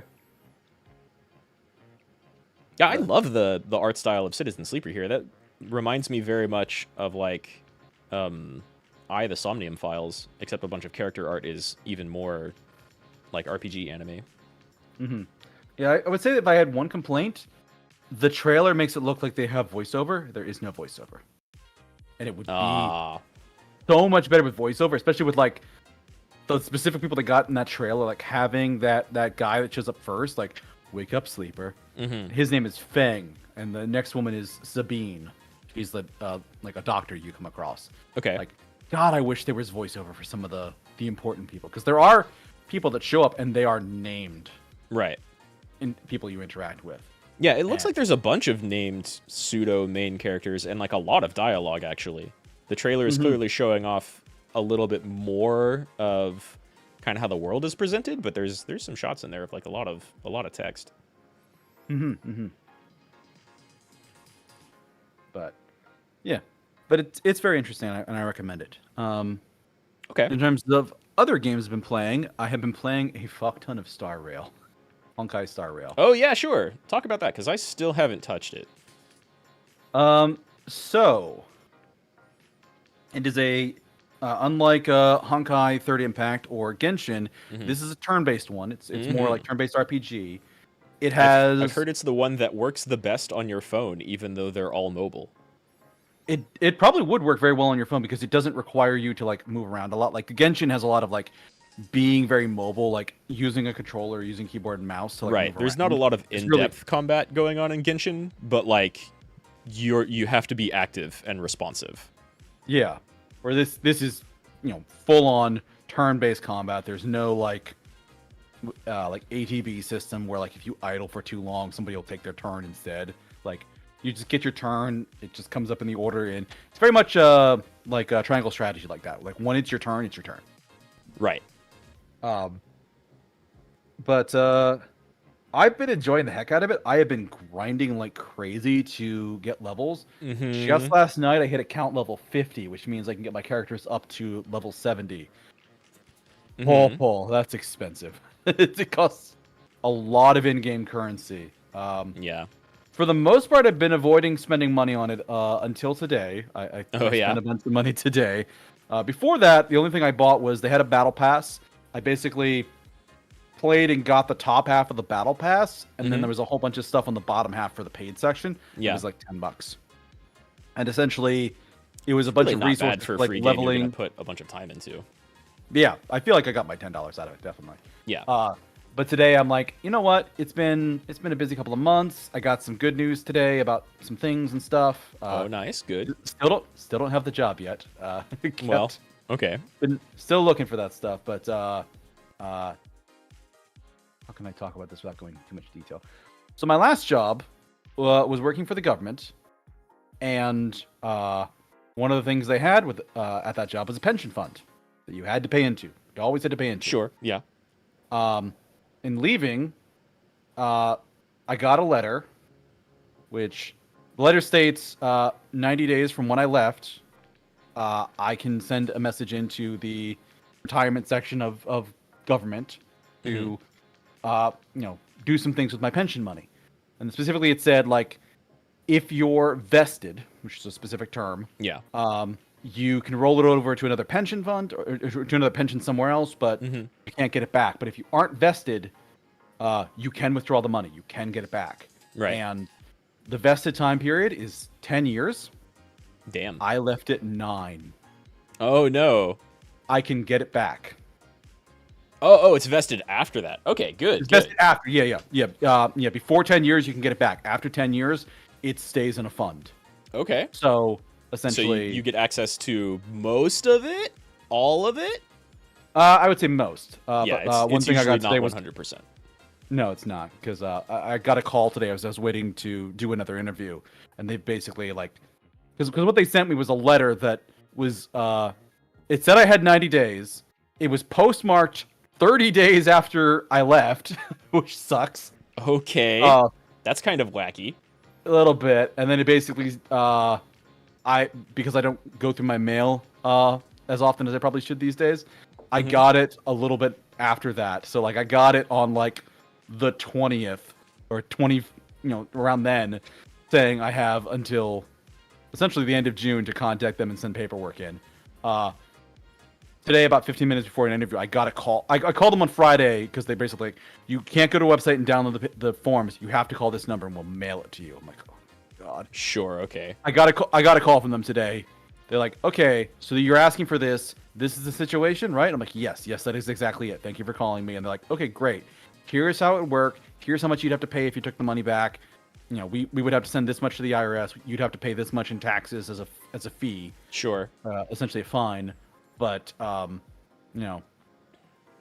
essentially I'm going to get the money back, and it's going to be a take this job and shove it level of money, and I'm very happy. So yeah, good. I dumped some money into Star Rail today a little bit to celebrate because it is a gacha game. You are rolling to get characters. You did a little bit of whaling, not a ton. A little bit of whaling, but they have a couple mechanics in there that are very favorable. Where essentially, when you start off the game, you get like 50 summons at a discount, and you are guaranteed by the end of that 50 to get a top tier unit. Okay. You're guaranteed to get a 5-star out of like the list of 7 that are available. Right. So you'll get at least one really good character out of it. Yeah. And I actually ended up rolling on like one of the limited time banners and getting another really good character. I got an assassin from that. Nice. And she has been amazing because her whole thing is if she kills somebody, take another turn and hit even harder. You get a damage buff. God, yeah, the really good characters always have just busted mechanics. That's extremely strong.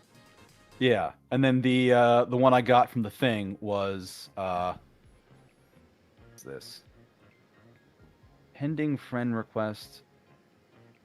Mutual servers. Sussy. This is a server I don't talk in. I'm going to ignore that. Sorry, I just saw a notification in Discord. I'm like, what is that? What is that? Looking sussy. So I got to the end. I got my assassin. Got to the end of my like introductory thing, and I ended up getting the best healer in the game, which isn't saying much. There's only 2 right now, but I've been rocking a really good assassin and a really good healer. And I mean, that sounds like it'll carry you pretty far. Yeah, that did pretty good. And then I basically kept rolling, and instead of having weapons, they have like they look like tarot cards, but they're called light cones. Okay. But it's essentially like it lines up with character classes. You can only equip them on characters and get benefits if the class matches. Okay. I got one for a character class that I really wasn't using. But it was a very good one. It was a 5-star. And all of this is like within my first 100 pulls. So honestly, pretty good statistically. Like the assassin I got literally second pull, not second 10 pull, second individual pull. It was bullshit, and I acknowledge it. Oh yeah, but I mean that's the magic of gacha. That feels pretty good to pull. Yeah, and I wouldn't be surprised if they fudged the numbers a little bit for like launch weekend. Behind the scenes, but then things started getting weird. Yeah. So I was saying in Discord, one character that really caught my eye is a woman by the name of Himiko. She is a woman with long red hair. She wears kind of like a slinky dress, and her whole shtick is she basically has an orbital death laser that she uses for her ultimate. I'm like, yes, I don't want anything else. Give me the redhead with the slinky dress and the orbital death laser. So when I got my next 5-star, I got a copy of the exact same healer I got earlier, which is some pretty incredible odds. Like, it's low enough odds in general to roll a 5-star. Yeah. But then to get the exact same 5-star, it's like a 1 in 7 chance out of like probably 0.1% or 0.5% or something godforsaken like that. So I kept rolling because they have a mechanic in there that after 300 rolls in the main gacha, you just get to pick someone. You just get to point and say, this one's mine. And I'm like, all right, eventually I'm going to get my redhead with the death laser. I'm going to get my redhead with the death laser eventually. So I kept pulling because I've been nice, but that's a lot of rolls. I've been farming and grinding. Actually, I think I did the first 200 of my rolls without spending a penny. Okay. I'm playing that much. Okay. Would you say the ability to get whatever currency you need to roll on characters is more prevalent or consistent than Genshin Impact, or kind of about the same? Probably about the same. I wish it was a little bit more. Yeah. Like they have daily quests that you can do, but essentially like each quest is like 15 currency. you need 150 to summon or 160 to summon. It's almost like a 1-to-1 for Genshin. Right. Okay. Gotcha. But again, like I started playing a month ago, maybe 5-6 weeks, and I was able to do around 200 summons without spending much, if any, money. Spending $10 before today, where I spent more. I mean, that's not bad. That's not bad. So I kept pulling. Remember, I got a copy of that healer. Kept pulling. Got another weapon. Got a light cone. A copy of the same fucking light cone I got earlier. For a character class I'm not using and I don't have a good one for. Right. What? Like, the odds of that happening twice are nuts. Oh yeah, they're minuscule. But again, that's gotcha. I rolled Snake Eyes in the weirdest way. So today I'm like, you know what? Fuck it. I'm gonna spend some money on this. So I kept pulling. I got another assassin, and now have all of the assassin characters in the game because there's only 4 of them. But I got a 5-star assassin for an element. Not too bad, but you really want a character that can use those weapons. Well, that'd be nice. And there is one that was very good. Who basically, the way the weapon works, because it's basically just like a stat box, but it has like a skill on it that essentially, or it has like an ability, a passive, that for that particular weapon, it says, when you use your character's skill in combat, the next person who acts gets a buff to their damage, like a percentage buff to their damage. And then I think there might have been something else involved with it too. But that was the big, like, next person that acts, damage buff. That's pretty good. The 5-star buffer character, her skill is literally pick a character, buff their damage, they take the turn next. Oh, that's so also putting them really together. strong. Putting them together, because it is essentially her light cone, it's her weapon. Right. She takes her turn, she picks somebody, buffs their damage twice, and they take a turn and act. Yeah, that's very strong. That is stupid strong. So I was getting closer and closer to getting the guaranteed pick. And eventually I got to it. I didn't get another 5-star before getting the guarantee. And I took a look at the ones they had there, and it is literally all 6 character classes, and I'm like, okay. I don't need, like, the all-rounder physical fighter. I don't want the debuffing character, as good as he is. Because there was the debuffing character where he's, like, the only person for that element in the game. Right. Right now. They're going to be releasing a couple more characters with that element soon, but he's currently the only one that can do that damage type. And it's so frustrating to run up against enemies. They're like, I have 2 weaknesses. This one that you definitely don't have, and something you didn't bring. And I'm like, I guess I'll just beat you to death. They've got to rotate and incentivize those banners somehow. Yeah, but it's the first, like, 2 weeks. Like, give us some time to build a team. Yeah. Sure. But essentially, I didn't want another copy of the healer. I didn't want their tank. I didn't want their like all-rounder DPS. And eventually, I was down to 3 choices: the redhead with the slinky dress, the one guy that is the only person with that damage type in the game.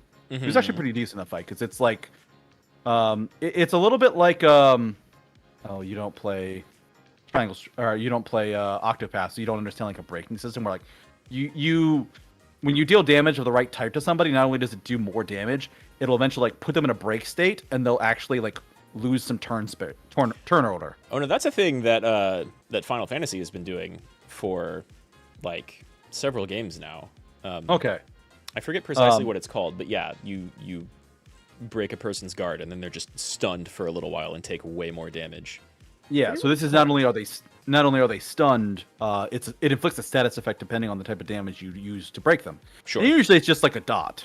The guy with the random element, it is a full-blown stun. It is stun and slow, and they are just out of commission until the stun wears off, and then it takes a little while before the break wears off. Sure, okay. So it is a heavy, like... Right, they are out of commission for several turns. Yeah, it is a heavy, like, control spell. And then I had the support character that I was mentioning to you, the one that has the damage buff. and I had to make a choice, and I decided can't take the guy with the status effect as good as he is. Can't take the as much as I wanted her. Couldn't justify the redhead in the slinky dress. I took the buffer. I'm gonna send you the photo of what she looks like. Okay.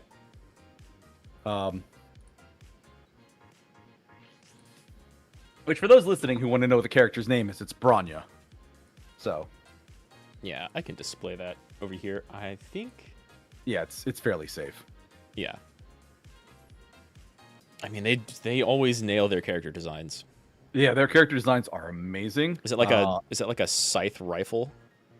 It's a musket with a bayonet on it. Yeah. Well, with a downward facing bayonet. Yeah, I guess it is like a scythe bayonet, but yeah. But That's she essentially cool. just shoots people. But her skills are all buffing oriented. She ups both her regular skill and her ultimate buff damage. Her ultimate also buffs crit damage.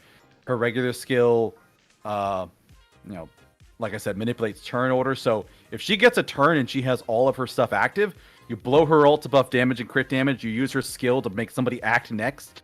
Buff their damage twice, so when they get their turn, they have 3 damage buffs and a crit damage buff. Yeah, that's very good. Just brutal. That's extremely strong. That's why I couldn't be like, I can't take the redhead in the dress. I want her so bad. I want her so bad. Let me actually get a picture of her. But you had the right tool for the job. Yeah. Oh yeah. No, I found some images of her. She looks great.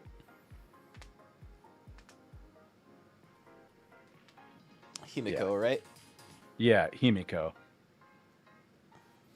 Like, my God.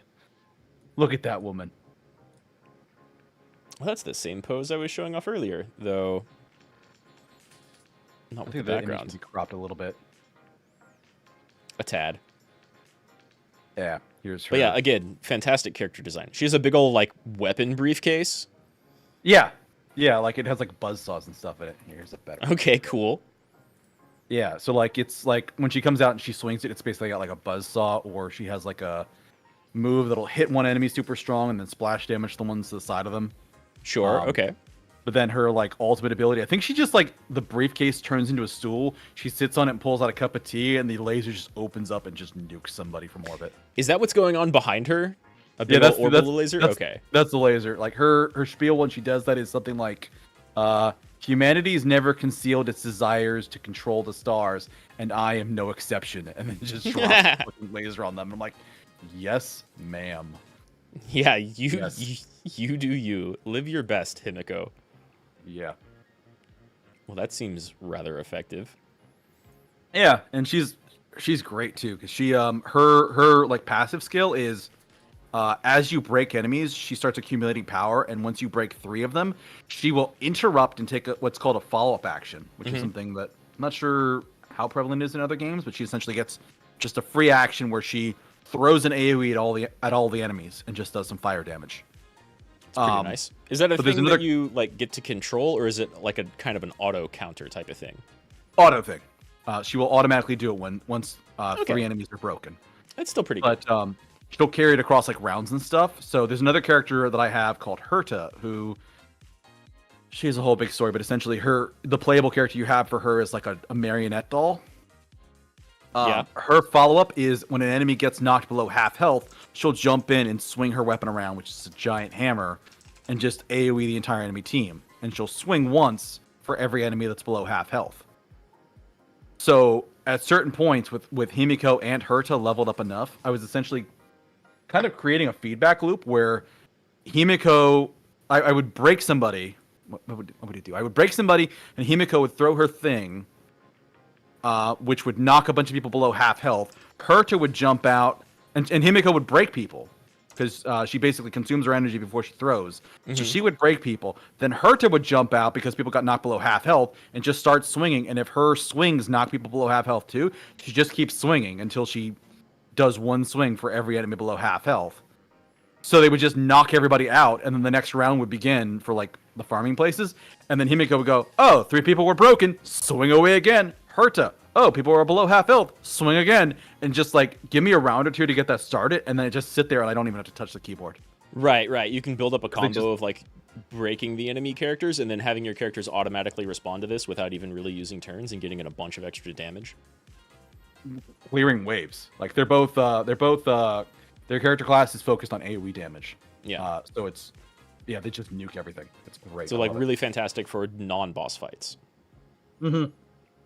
Yeah, the assassins are better for bosses. Right. Because they are literally like heavy single target damage. The game literally says this is a boss killer. Mm-hmm. Use this character to kill bosses. I like having a bunch of different mechanics like that and ways you can build parties. And it's also nice of the game to actually like spell that out very, very clearly. Yeah, they do make it fairly clear, and they give you a lot of options too. Because like right at the beginning, you get your starter character, which they can actually switch classes eventually. Okay. But they start off as like a physical all-rounder. You get a wind assassin, and you get an ice user who's focused on like defensive shields and like counter-attacking. Okay. And you get a couple others. I forget who all joins you for free, but I think you get a lightning AoE person and a quantum AoE person at a certain account level. But you get Herta as well, ice AoE. So you get just from playing, you probably get 6 of the 7 elements just without spending any money at all.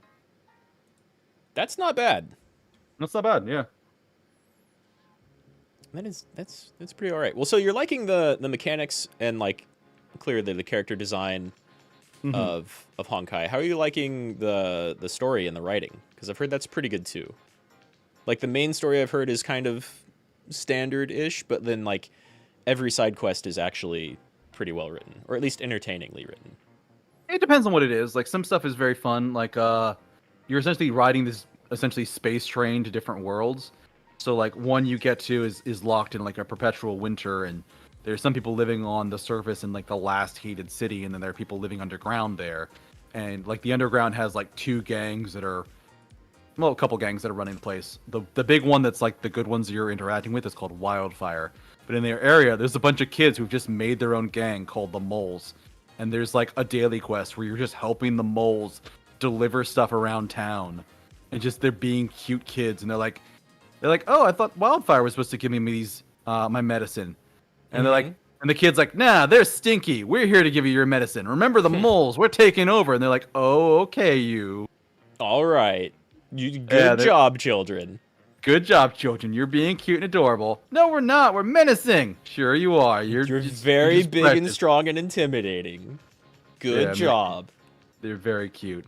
But there are some very cute side quests. The main story I actually kind of like, because essentially you do the first level, which is your like tutorial introduction space, and then you get the second world where it's very clearly like there's 2 opposing forces acting on that particular world, and that's where you eventually end up getting your class change. And it's essentially the gods of that world, which are called Aeons. Tend to be in conflict because they have a lot of like, they're essentially based around an idea. Yeah. So like a good example is actually the third world, where they are like a traveling spaceship full of immortals or very, very long-lived races.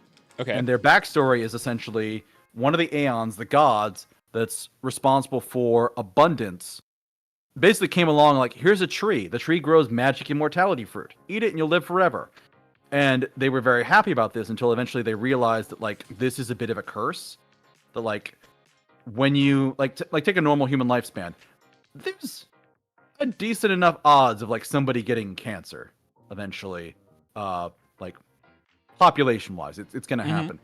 When you're living hundreds of years, essentially every one of them is a ticking time bomb for what they call Mara, which is essentially their normal, their body will keep healing itself up to some point where it just kind of goes, okay, now, and it basically turns them into monsters. Oh, okay. Yeah, that's not pleasant. Yeah, and they didn't realize it until it was far too late. So instead of shacking up with the Abundance and trying to like get it to fix these problems, they signed up with another Aeon called the Hunt, which is specifically going around trying to kill things created by the Abundance and trying to keep them from spreading, because there's literally a story about one world where the Abundance had come to it and it had done something, and essentially there was a sentient cancer virus that jumped species and just wiped that world out. Because the Abundance doesn't have any restraint. It's just pretty nasty. Grows and grows and grows. It reminds me of the Radiance from Hollow Knight. A little bit, though the Radiance is more... Radiance feels more malevolent in general. The Abundance is just like unchecked growth. That's really what it is. Right, okay. But there's sentient like cancer also sounds pretty malevolent, but I can see the writing being like, it doesn't actually have that. It's expanding. That's what it does. Yeah, it's malevolent in its result, not in its intent. Right. Yeah, that's a good way. Whereas the Radiance seemed malevolent in intent as well. Yeah. Because there's it's neat, and I like the underlying story, like the main story and like what you're trying to do, which is essentially just like going to each of these planets. There's something there called a Stellaron, which was really not explained very well to us, but it's essentially causing instability both at that location and with the your space train. And until you get the Stellaron and like seal it up so it stops causing instability, you can't leave. Okay. At least canonically you can't leave. You of course can like teleport around and go back to earlier areas and do whatever. But like I was going to ask if you could go to earlier areas for like side quests or daily quests or anything like that. You still can, but like plot wise you can't go anywhere. Right. Okay. So you have to kind of resolve whatever the Stellaron crisis is on that particular area. And so it's neat in that regard, and I do generally like it because there's a bunch of people running around specifically trying to find and hunt these Stellarons, and they actually are the ones you're introduced to in the very, very, very beginning tutorial at the start. Which boy oh boy, people are loving that character. A woman by the name of Kafka. Yeah, even I've heard that name. Yeah, she's walking around with like double like Uzis or something. Okay. But she also has a very good character design. A lot of the MiHoYo games have very good character design, but Kafka has really caught people's eye. She is not currently available in the game, though. She looks a little bit like Louis from Hololive. Maybe. How do you spell Louis from Hololive? Just L-U-I.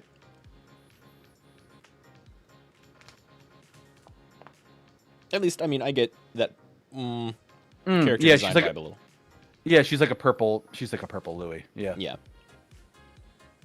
Honestly, the thing that strikes me the most about her is her eyes. She has like a very unique like eye design. She doesn't have the normal like pupil and iris. It's just kind of like very cloudy, almost like she's blind. Yeah.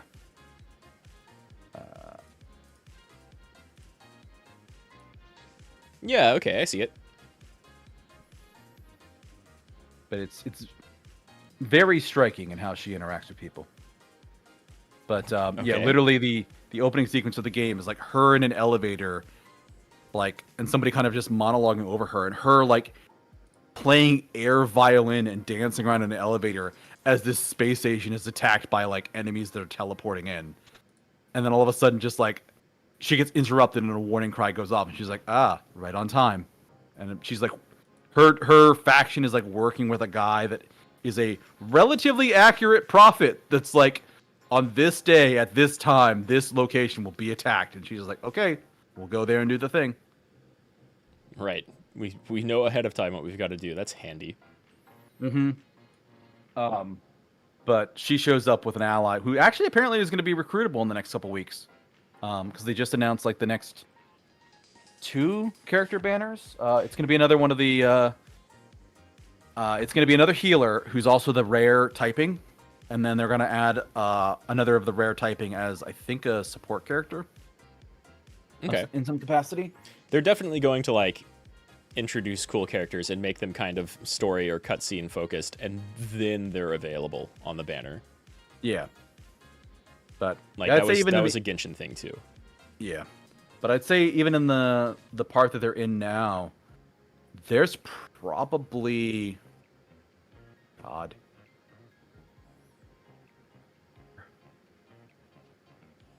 I could list at least 5 characters off the top of my head that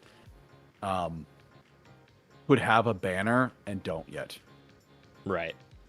And that's just like the people that might be deserving of like 5-star status. But I think one of the ones I'm thinking of is specifically stated like they're going to be a 4-star. So you're going to have better odds of getting them. But yeah, I am really enjoying it. I'm grinding a lot. Yeah, that's to be expected. Yeah. But I am enjoying the grind because you just log in, you do your grind a little bit, which there's even an auto combat mode for grind. So it's really just, if you wanted to, just select an easier difficulty level and just turn on auto and just like go take a shower. Like just let it punch itself for a little while.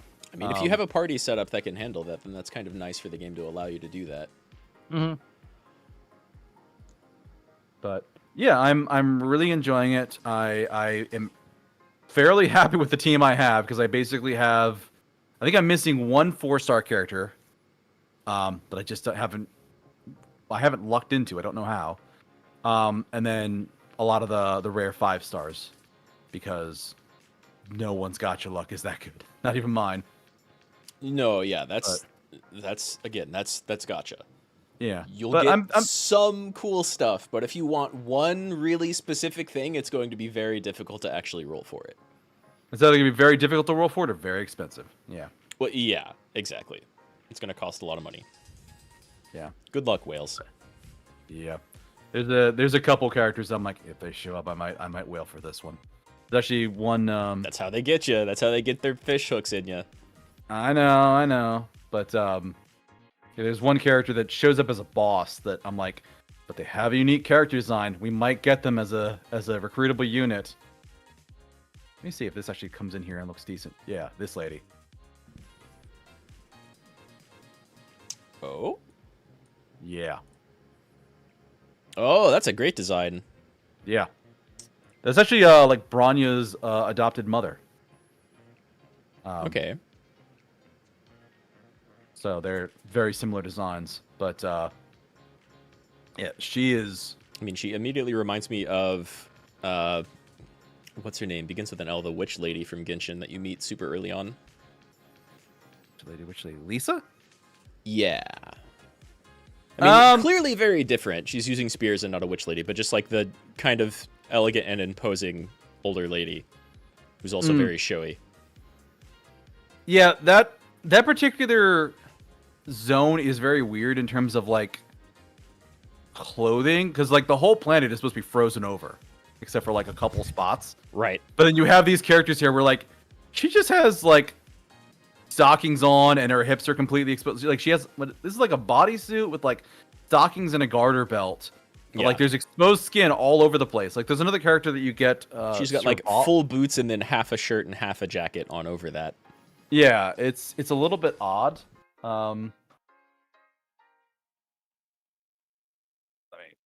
But she also appears to be ice themed, so maybe she's not that vulnerable to the cold. Yeah, she's got kind of her own. Where's a good? Here's a good one.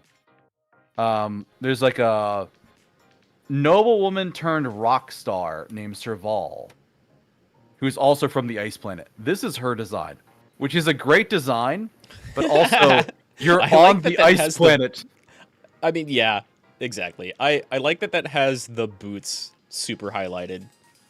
Yeah, I think it's more of like a cosplay like thing here, but yeah.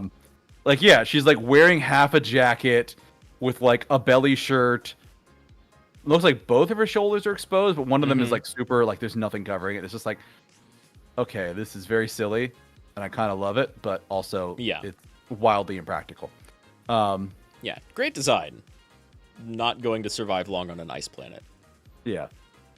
She lives in the city that's heated. That's why she wears that. Of course it is. Which is just funny when you leave the city to go to places where she's like, it's fucking cold here. And she's like, we have to go. And I'm like, you're wearing a skirt and half a shirt. Well, it would be too much work to give everybody cold weather jackets. And also that would cover them up. Can't have that. Yeah. True. But I am enjoying it. I'm enjoying the grind because it's very simple. You get to just see, slowly see your characters improve and get better. The the gearing system is actually an improvement compared to Genshin. They actually put something in where when you start farming 5-star gear, if you don't like what you get, you can basically just destroy it and get currency that lets you turn around. And for every 10 pieces that you destroy, you can roll a specific piece from a specific set that you're missing. When you say roll, do you like not roll thing? like so you can do you like get to choose that slot of gear to let me explain it better. It is crafting. Okay. So you are selecting the set and you're selecting the piece. Okay. The stats that show up on it are a roll. But in the case it's like the same though. Yeah, it's still but it's still like Genshin stuff where like the helmet is always health, the arms or gloves is always damage. So like those pieces, it doesn't matter what you roll, it's still just good stats. You know you're always going to get at least this one stat that you probably want if you're rolling this piece, and then you're going to get the primary. Okay. And then like the boots and the armor are a little bit more variable, so you can roll randomly for those, but also included in the oh god, I lost it. It's not the banner. What's the What's that thing from a lot of? Oh god, I lost it completely. Somewhere in the like crafting recipe? No. What's the thing you do in games where you build up experiences, you keep playing and build like the bar that resets every month? The battle pass? Battle pass. God, why did I forget that? Yes. In the battle pass, which resets every month, there is an item that says when you're rolling and crafting your gear in this manner, you pick your primary stat. Oh, okay. So literally, like that's actually what I did for my really nice assassin. Is I'm like, okay, let's go online, let's look up a good build for her. Right. Oh, I want crit rate for my body armor. Right. All right. What's super meta with this character? Yeah. Let's get her the right set, a piece of body armor, and I'm gonna set it for crit rate. And okay. I got it. You just get it. See, so it gets rid of a lot of the grinding because you can essentially either, once a month you can guarantee get the piece you want, right? And then a couple times a month you can just re-roll the extras you get because like running the dungeon you're gonna get pieces of that set, but if you don't get the right ones you want, you can you can break them down and then you can break them down, roll again for at least the slot. And then you might not get the substats you want. All of this. See, the reason this is continually tempting to me, and I still have an aversion to gacha, but it sounds like they're using a lot of the Genshin Impact like mechanics and what they've learned from it, but there's also a bunch of new stuff that makes it a lot better than they're improving through Genshin. Yeah, because Genshin was very, very brutal, where like you just got what you got, and if you didn't get it, you just go back and farm some more. And this one is like, no, like if you don't get it, you can shred the things that you don't want. Because for me, like for my character, her element typing is quantum. The dungeon where you farm quantum gear, the other type of gear is tank gear, but it's not like bonus defense gear, which is what all the tanks want. It's damage reduction. So that still sounds I don't good want for a it. tank. It's not bad, but it won't synergize with their stats properly. Okay. Because like the tanking set is specifically like just put on 2 pieces of this gear. Congratulations, you have 15% more defense. I'm like, well, that's fantastic. My regular attack, my skill, and my ultimate all scale off my defense. Oh, my passive too. Like right. So I ended up actually leveling that set before I realized how much I didn't want it.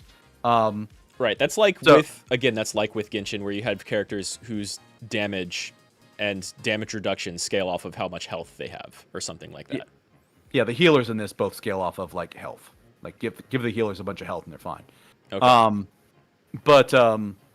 So essentially, like, the dungeon that has the quantum gear I want for my assassin just keeps giving me tank gear, and I'm just like, all right, we'll throw it in the wood chipper and just get something else out that I want instead. So, which again sounds nice and like a big improvement over Genshin. Yeah, because if nothing else, you at least get something to fill the slot, or even better, because 2 pieces of gear are essentially going to have no variation at all. Just roll those. Okay. Just use those as your, because with the assassin I got today and the support character, they actually share a dungeon. The dungeon for their elements is the same. So I burned a bunch of energy going in there and farming, be like, okay, let's try and get some good gear for these two. And Sure. I'm either going to, because I'm going to get some piece of 5-star gear for clearing it, which, as long as it's not like a piece of shit, which I think some of them were, it was like, oh, hey, here's the attack slot item. Here's plus defense. I'm like, don't want it. Do not want. Right. It's not going to help out the character you're farming for. But it is Nope. it is nice that you get to have targeted grinding. Well, you can do targeted grinding, and also, like, I can take these things that I don't want and just wood chipper them into parts, and then take those parts to craft the specific things I want. I can get a helmet that will get that character a lot of health and improve their survivability. I can get them gloves that is going to improve their damage and their damage output. Right. Even if you can't grind for those specific items, you're never actually getting something that is completely worthless. Exactly, yeah. So it's a little bit better with that. If I had to say one criticism, I think the only way to get XP items to level up equipment is to actually salvage equipment. Like, there's no dungeon to go into to just get XP for equipment. It's literally do the equipment dungeons, chew up what you don't want. So when you break down stuff, do you like get to choose if you want XP out of breaking them down or materials for crafting out of breaking them down, or is that a choice you can make at all? No, it's determined by the rarity. The top tier ones, the 5-star equipment, is always resources for crafting, and anything below that is XP. That's not too bad. So specifically, like, anything but the top tier ones is always XP, and the top tier ones is always crafting materials. I mean, that's just like a regular RPG XP grind with one extra step. Which is not too bad. It just means like some more menuing afterwards, and then you get all your XP from going through a dungeon. Yeah, but it's definitely an improvement compared to like Genshin, because one of the things that made me quit Genshin is just farming one area for one item for one person. I think it was even like I needed one of 2 items, and I got neither of them. Or it was so infuriating. Or also, like, you want to do that, but that dungeon is not available today. Sometimes there's that too, which actually that is not a thing for Star Rail. They did not do that. Good. That was maybe my least favorite thing about Genshin. I'd only have so many days I could play throughout the week and be like, I need whatever for some characters to upgrade like their accessories. Oh, but I can't farm for the accessories I need right now. I need to wait 12 hours. Yeah, you need to wait until 2 days from now. Yeah. Yeah, something like that. So yeah, I'm glad to hear that that's mostly gone, entirely gone. Yeah, that varies a little bit for some games, because I know the mobile games that they're kind of basing that system off. Yeah. That actually do that sort of thing where it's like, okay, Mondays and Thursdays, it's this thing. Tuesdays and Fridays is this thing. Wednesdays and Saturdays is this thing. Sunday, everything. I've played games that do that. Right. And it's fine, but for something as big as Genshin, I'm not a fan. It can be a problem. I get that they have like such a wide variety of accessories and gear and other currencies you can grind from that sometimes you need to do something like that in order to not like hyper dilute your loot pool for the 6 or however many dungeons are available. So they need to have some rotations going on there, but I'm still like not a fan. But no, there's actually a bunch of places you can spend your energy resource, because you can spend it for character XP, weapon XP. You can spend it getting money, which I've had to do a bunch of times, because once you get to higher levels, boy, you chew through money. Like I hit level 50 last night. I stayed up a little bit late. I hit level 50. I did the quest to upgrade my world level essentially, and increase my level cap. And because I'd gotten the banner, or I had gotten the battle pass and paid for that, I had like over $1 million of in-game currency. Okay. Is that a lot? Is that enough to like... I've been playing for 5 weeks, so I don't know. Is that enough to like completely tide you over for the next week or two? Or you? Oh no, it's already all gone. Yeah, okay. So like at higher levels, it's really fucking expensive to upgrade people. It's like 70,000 or 80,000 or 100,000 to do like a skill upgrade. Yeah, okay. And it takes a while to do that because sometimes even for some of the components, you have to like go to an area and just farm the regular enemies and get parts from them. Fuse those parts together to get another part, and then fuse those parts together to get the part you actually want. It's like 3 tiers of stuff. Sure. Yeah. So I mean, it can be a little bit of farming. It sounds like crafting in MMOs, kind of. You Yeah, a need to little do bit. like a lot of gathering and then craft your secondary pieces so you can craft your tertiary pieces so you can finally craft the thing that you want to either use or sell. Mm-hmm. Lots of different hoops to jump through. But generally, like it's got plenty to do. I have hit the end of main quest line for the game right now. Right, for what's available right now. They're definitely going to have more. That's their whole gimmick is constantly releasing more. Yeah. Well, and great character design and gacha. Yeah. One neat mechanic they haven't is actually your characters canonically have cell phones. They interact with their cell phones, and every day, one of the things that gets you a little bit of premium currency is one of your allies will message you on your cell phone with just like a cute conversation. That's fun. That's nice. Yeah, where it's like somebody will like ask you to go shopping with them, or do you want to come, watch my band play, or Okay.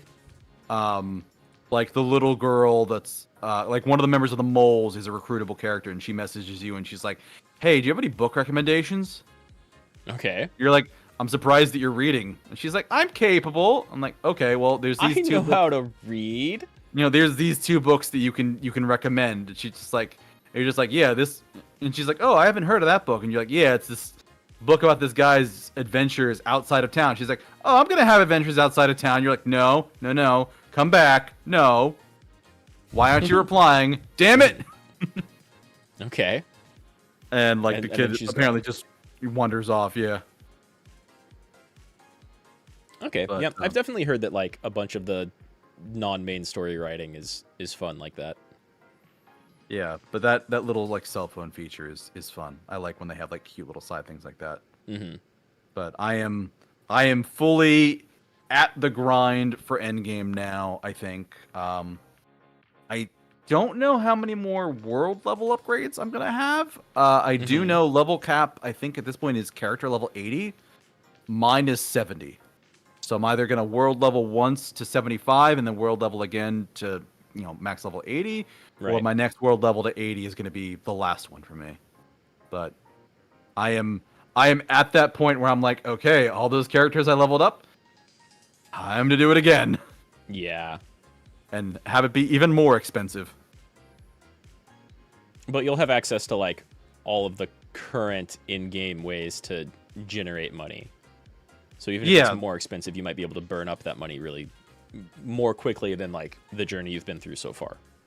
Also, the dungeons give you more rewards too, and better quality rewards. Because essentially, like earlier, well, not, I call them dungeons. They're basically like flowers, is what they look like for like a lot of the farming stuff. You just go to this thing, and it just it's just waves of fights.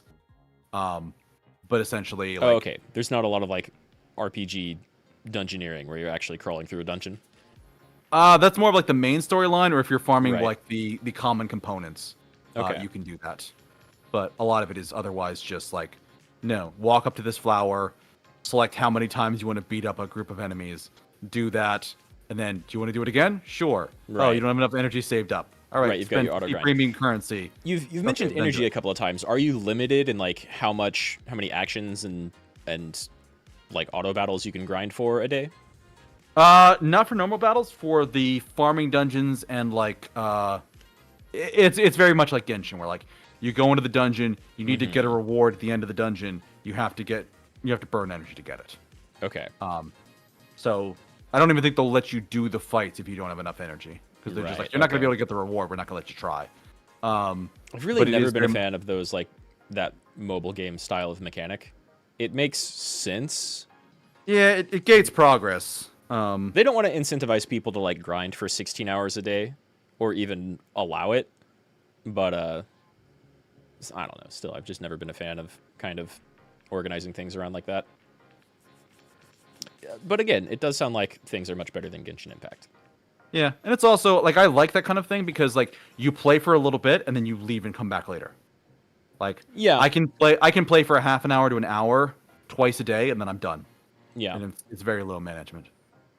But unless you want to play, in which case, I'm kind of out of things. But they have a couple things that reset every week, like one of the characters, Herta. I mentioned her before, like the one with the marionette doll. She's like your crazy scientist lady. She literally owns the space station you start off the game playing, but she's just like doesn't give a shit about it. She built a room in there. She's like, we're going to simulate an entire universe, and we're going to make this universe act like you're the god of like travelers. And you're going to go in there, and we're going to see if we can get our gods to meet you, the traveler god, in that miniature universe. But essentially, it's like a boss run. And I think you can run that however many times you want, both to farm lesser items, but also you get like accessories in there if you're willing to burn energy. Okay, so you can still spend all day farming for like XP and items, just nowhere near as efficiently as the stuff you need energy for. Oh yeah, especially XP. XP is wildly inefficient if you're not using your XP items. Okay. So, I mean, again, that sounds like Genshin, but better. Yeah. Just the thing is, like, Genshin is very much like Breath of the Wild, very much like Skyrim. Like, it is an exploration-focused game. If you want that, you're not going to get that from Star Rail. You're just not. Yeah, it's very much like a kind of a standard RPG. I'd even say a little bit like, yeah, a little bit. Like it still has like the 3D movement, but like there's been many times where I'm seeing I'm playing the game and I'm seeing like the kind of graphics of Genshin, and I'm like, okay, jump, and I'm like, oh right, I don't have jump in this game. Right. Damn it. Yeah, like a modern Star Ocean or Tales of game.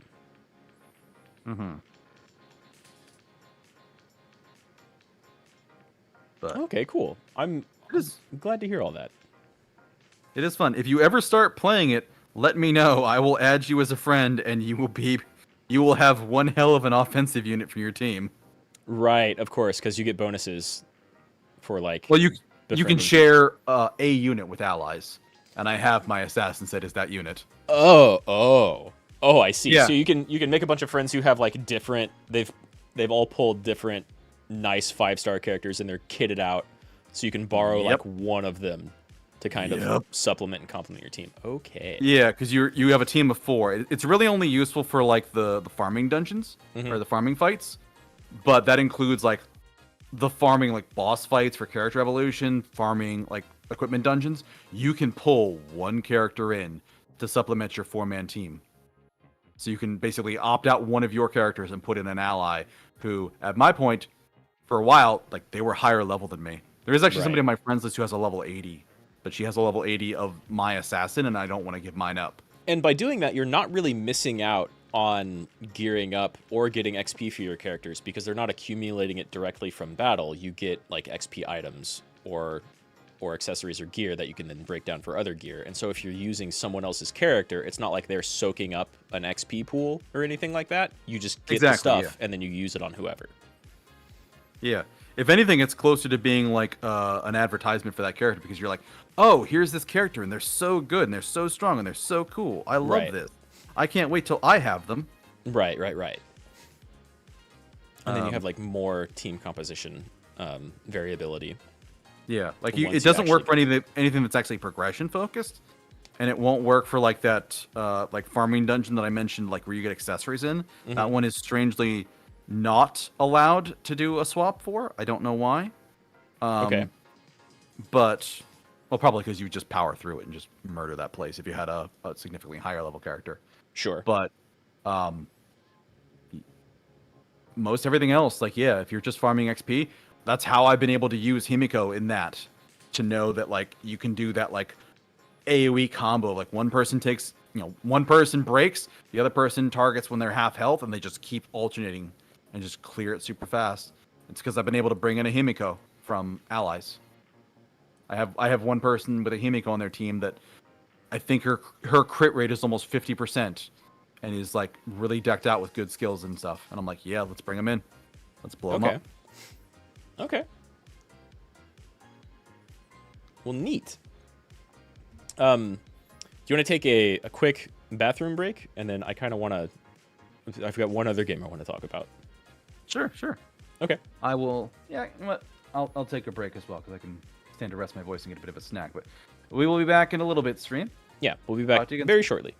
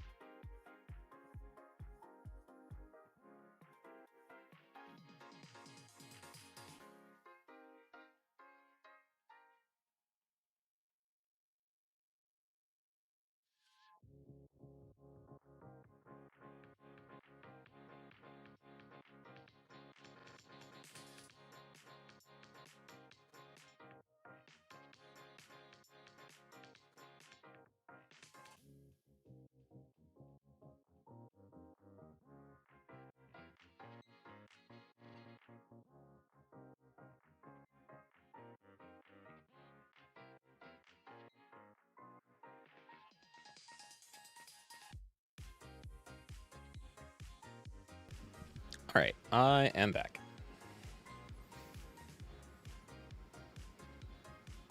Though Deus may not be.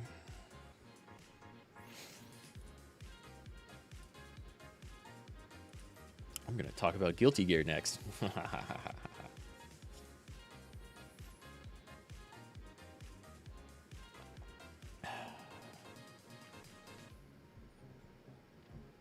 me get some stuff pulled up here.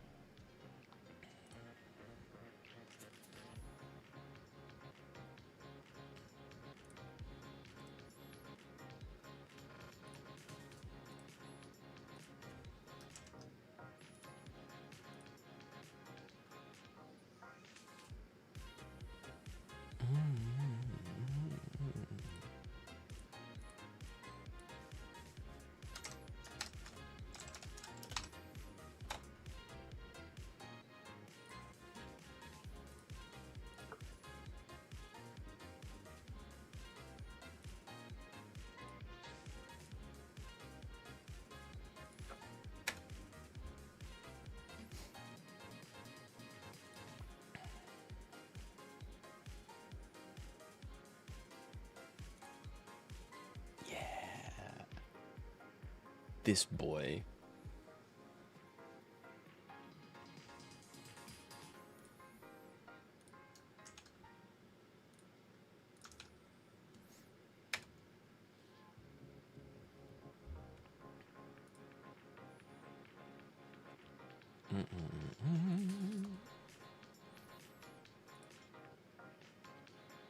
Yeah, that's fine. Let's see. It's cut off.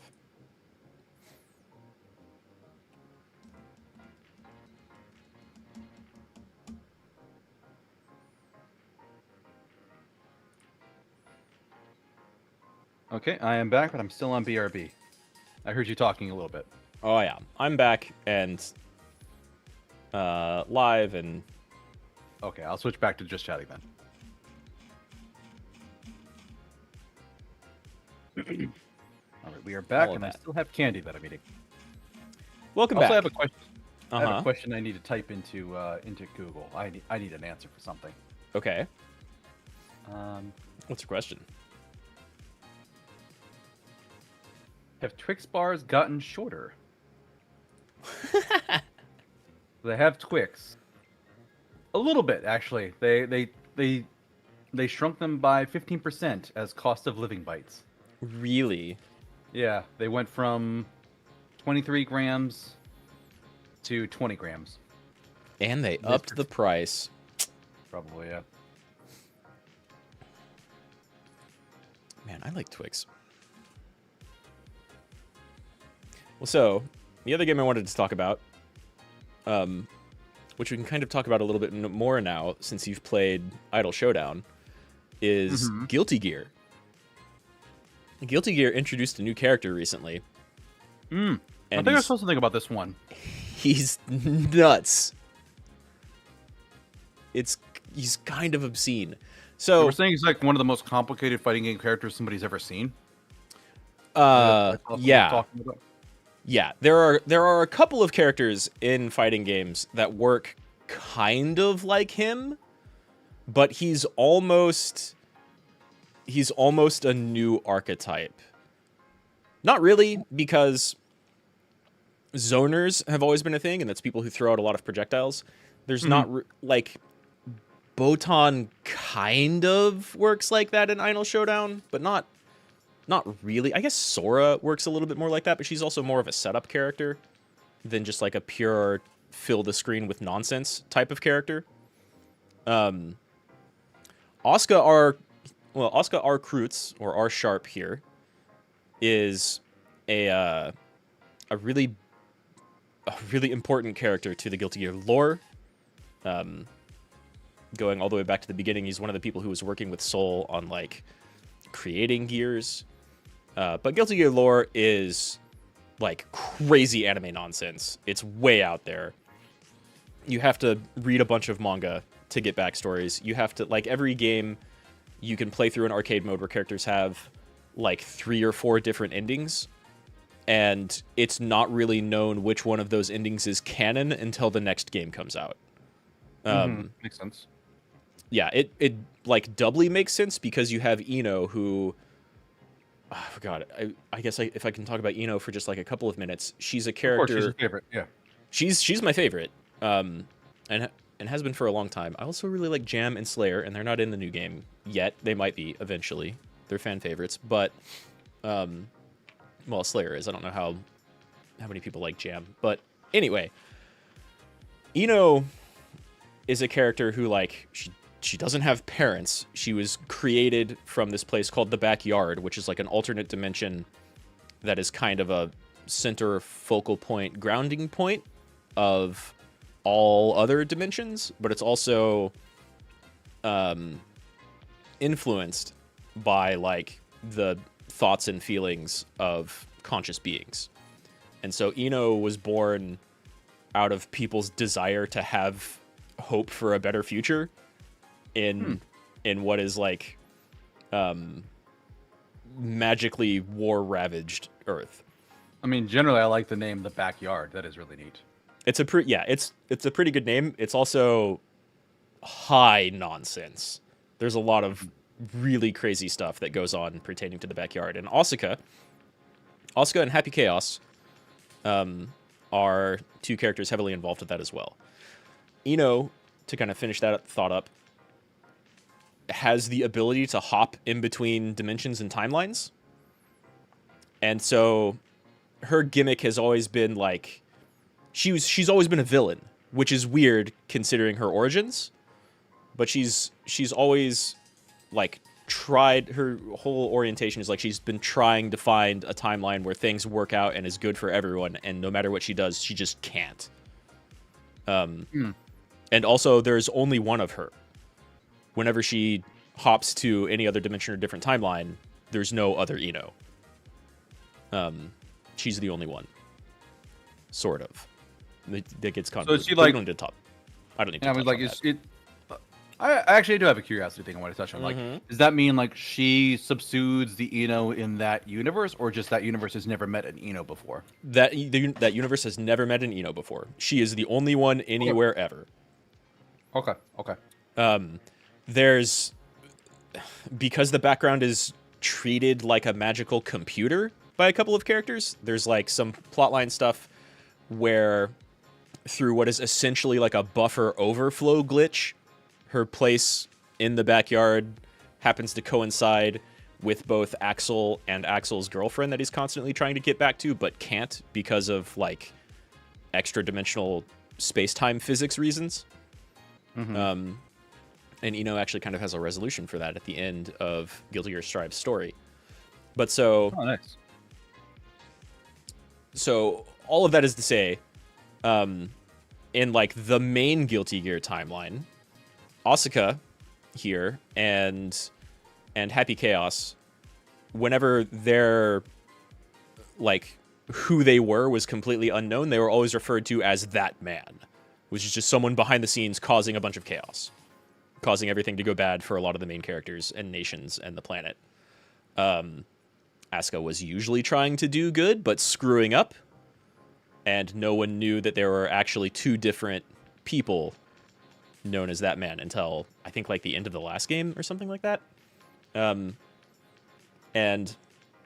so Asuka here is a big old master of magic, whereas Happy Chaos is actually even more of a magic master. And he's the one who taught Asuka a bunch of this stuff. This all happened, of course, after Asuka and Soul worked together to create Gears a long, long time ago. I think. So as a person who does not know this content, what are Gears within this context? Okay, fair question, because there's very few of them on the playable character list. In the Guilty Gear timeline, a long time ago, you had like basically Y2K kind of happened in the Guilty Gear timeline, and everybody everywhere all at once at the exact same time, usually through some technological means like their TV or their cell phone or computer or what have you, but even people who were completely, they didn't have access to any of those also experienced this. Like they experienced some extra dimensional being make themselves known and be extra scary. And so everybody got super afraid of technology and just stopped using it. And then basically a cabal of people who knew how to use magic made themselves known and taught the rest of the world how to use magic. And the world has basically replicated everything that was done through technology with magic, which is all like kind of extra dimensional physical or extra dimensional constructs that use the backyard as an energy source. And so it's very commonplace for people to like know how to heat their food or have devices that use magic instead of traditional technology. And you have stuff like ZEP or other things which are nations that didn't really go along with that and kept using old magic technology, but that's all irrelevant to your question, which is what are Gears? So Soul and Asuka here, and then Soul's girlfriend Arya were researchers studying magical theory and how to use that to better people's lives, and they came up with what were called gear cells, which are magical biological cells, magically active life.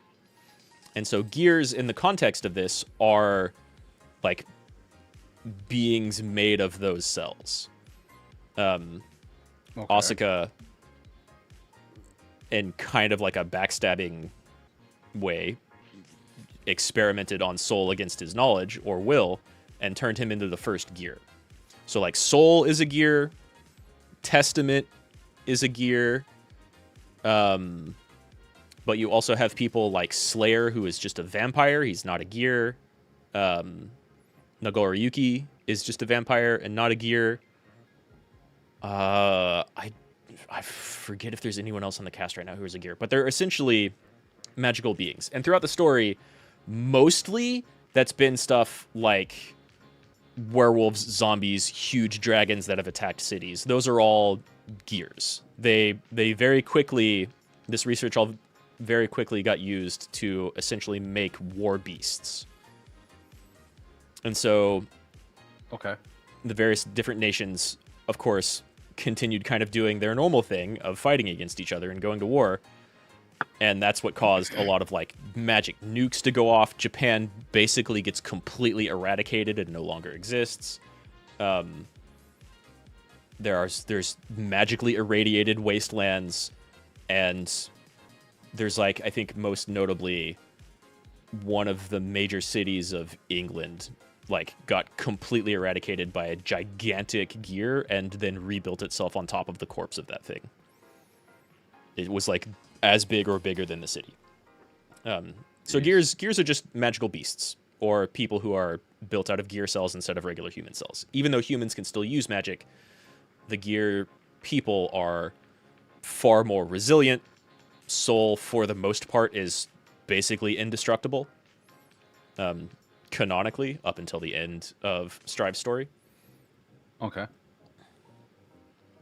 And so Asuka here is someone who's been around from the beginning, though for the most part been hanging out in the background, or actually the backyard, and kind of manipulating events.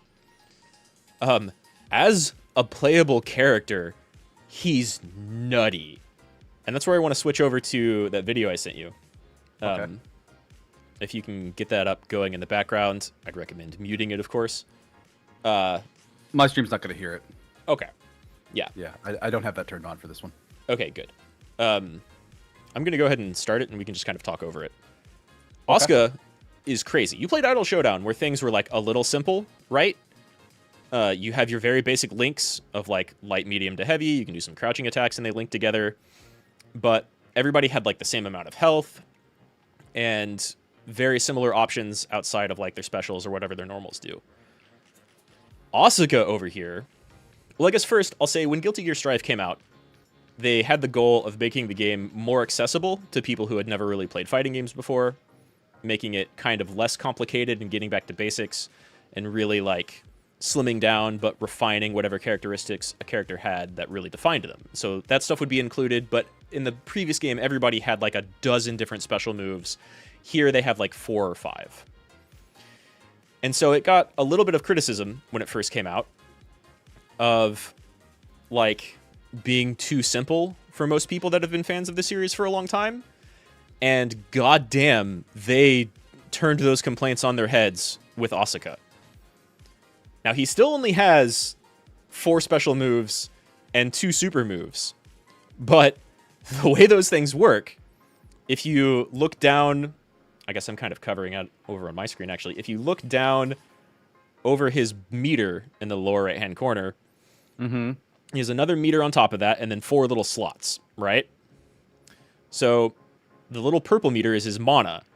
And anytime he uses a spell, it expends some of that mana. And anytime he takes damage, it uses some of that mana. Because, you'll notice the little blue thing around his health, he has like a magic shield going anytime he has mana. And while that's active, he has like, he's one of the tankiest characters in the game, on par with huge guy Potemkin and Nago and other people who have a whole lot of health. As soon as that's gone, he's one of the most fragile characters in the entire game. If he runs out of mana, right? Yeah, if he runs out of mana and can't use magic to defend his health anymore, he just explodes. He dies probably faster than the other 2 characters who have always had like the lowest health in the game. So he's kind of hard to manage in that case. But also, you have those 4 slots down by his mana, and those are the spells he currently has access to. Now, despite having only 4 special moves, Asuka has 26 different spells that he can toss out. And he's effectively like a card deck managing character. He has 3 different decks that he can pull spells from, and he pulls randomly. So it's just like drawing a card, but you don't know what your deck looks like. Okay. You know what's in that deck, but you don't know what the order is. And so one of his special moves is casting a spell. The other one is recharging his mana. Another one is refilling his deck. And wow, what was the last one? Because those are basically his big three mechanics. But you need to... Oh, he can also... I guess bookmark is only one? I'm forgetting something. But, so he has a bunch of different spells that he can use in combat. And he always starts on what they call Test Case 1, his primary deck. But he can swap to his secondary or tertiary deck. And they vary up a bit. Like, his first one has a bunch of different fireballs that you can use to throw out. And it has the most of any of his decks. But the second one has a couple more, like, niche spells. And the third one has a bunch of, like, different unique stuff, like his teleport and different stabs. So not only does he have 6 different fireballs he can throw out, and a big explosion he can cause in front of him, and, like, an ice spike that's the equivalent of a dragon punch, like an invincible uppercut. It's called a reversal in, like, universal fighting game terms. He also has a teleport. He has stabs he can place down that change how his projectiles behave. He has stuff that can immediately refill the cards he has available whenever he uses a spell, or automatically swap out all 4 of them for different ones, or cause them to not actually be used whenever he uses them, so he gets, like, 2 uses of whatever he has at the time. He has stuff that, like, will refill his mana instantly upon use, or cause everything to cost less mana, including taking damage. God, what else? He has, like, an instant overhead where he just summons a fucking rock right above the character and drops it down at very high speeds. So, like, if they're blocking low, they just instantly get hit, and it's very, very hard to react to. And of course, his normals aren't too shabby either. You would think with all of these different spells, already incredibly hard to manage, because not only does your opponent have to look at your deck, but you have to look at your deck, and you have to know how much mana you have left. Are you capable of taking hits? Are you capable of casting spells? Do you need to focus on, like, drawing more cards to fill out your card slots, or should you recharge mana because you're getting low? You would think his normal moves would be pretty simple. And they Nothing about this character sounds simple. Nothing about this character sounds simple. In comparison to Idle Showdown, this guy is nuts. His normals are kind of simple in that his like, normal attack routes, you'll see a lot of, like, a poke with a sword, and then he sweeps with 2 of them, and that goes into it.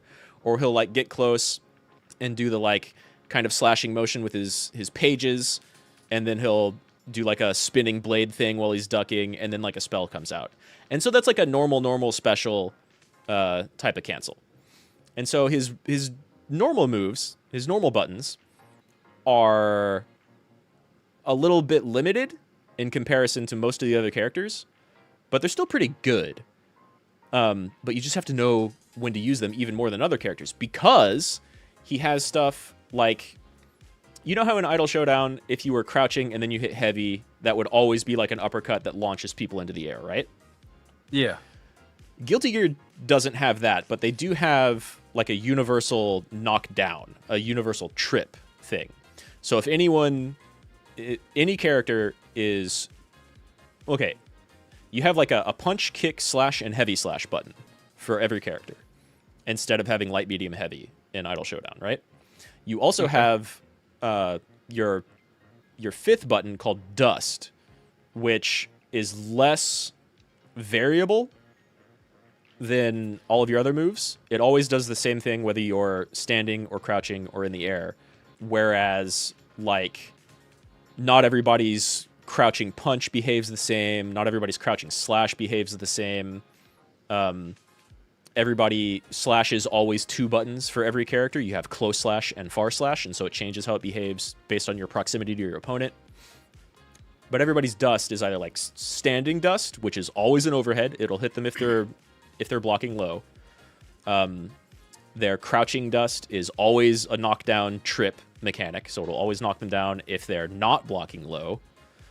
And then you have jump dust, which kind of varies in between characters, but it's always like your aerial combo ender button, unless you're biking. And then you have what are called dust loops. You can kind of combo dust into a couple of other attacks, into dust, into a couple of other attacks, and then your combo ends.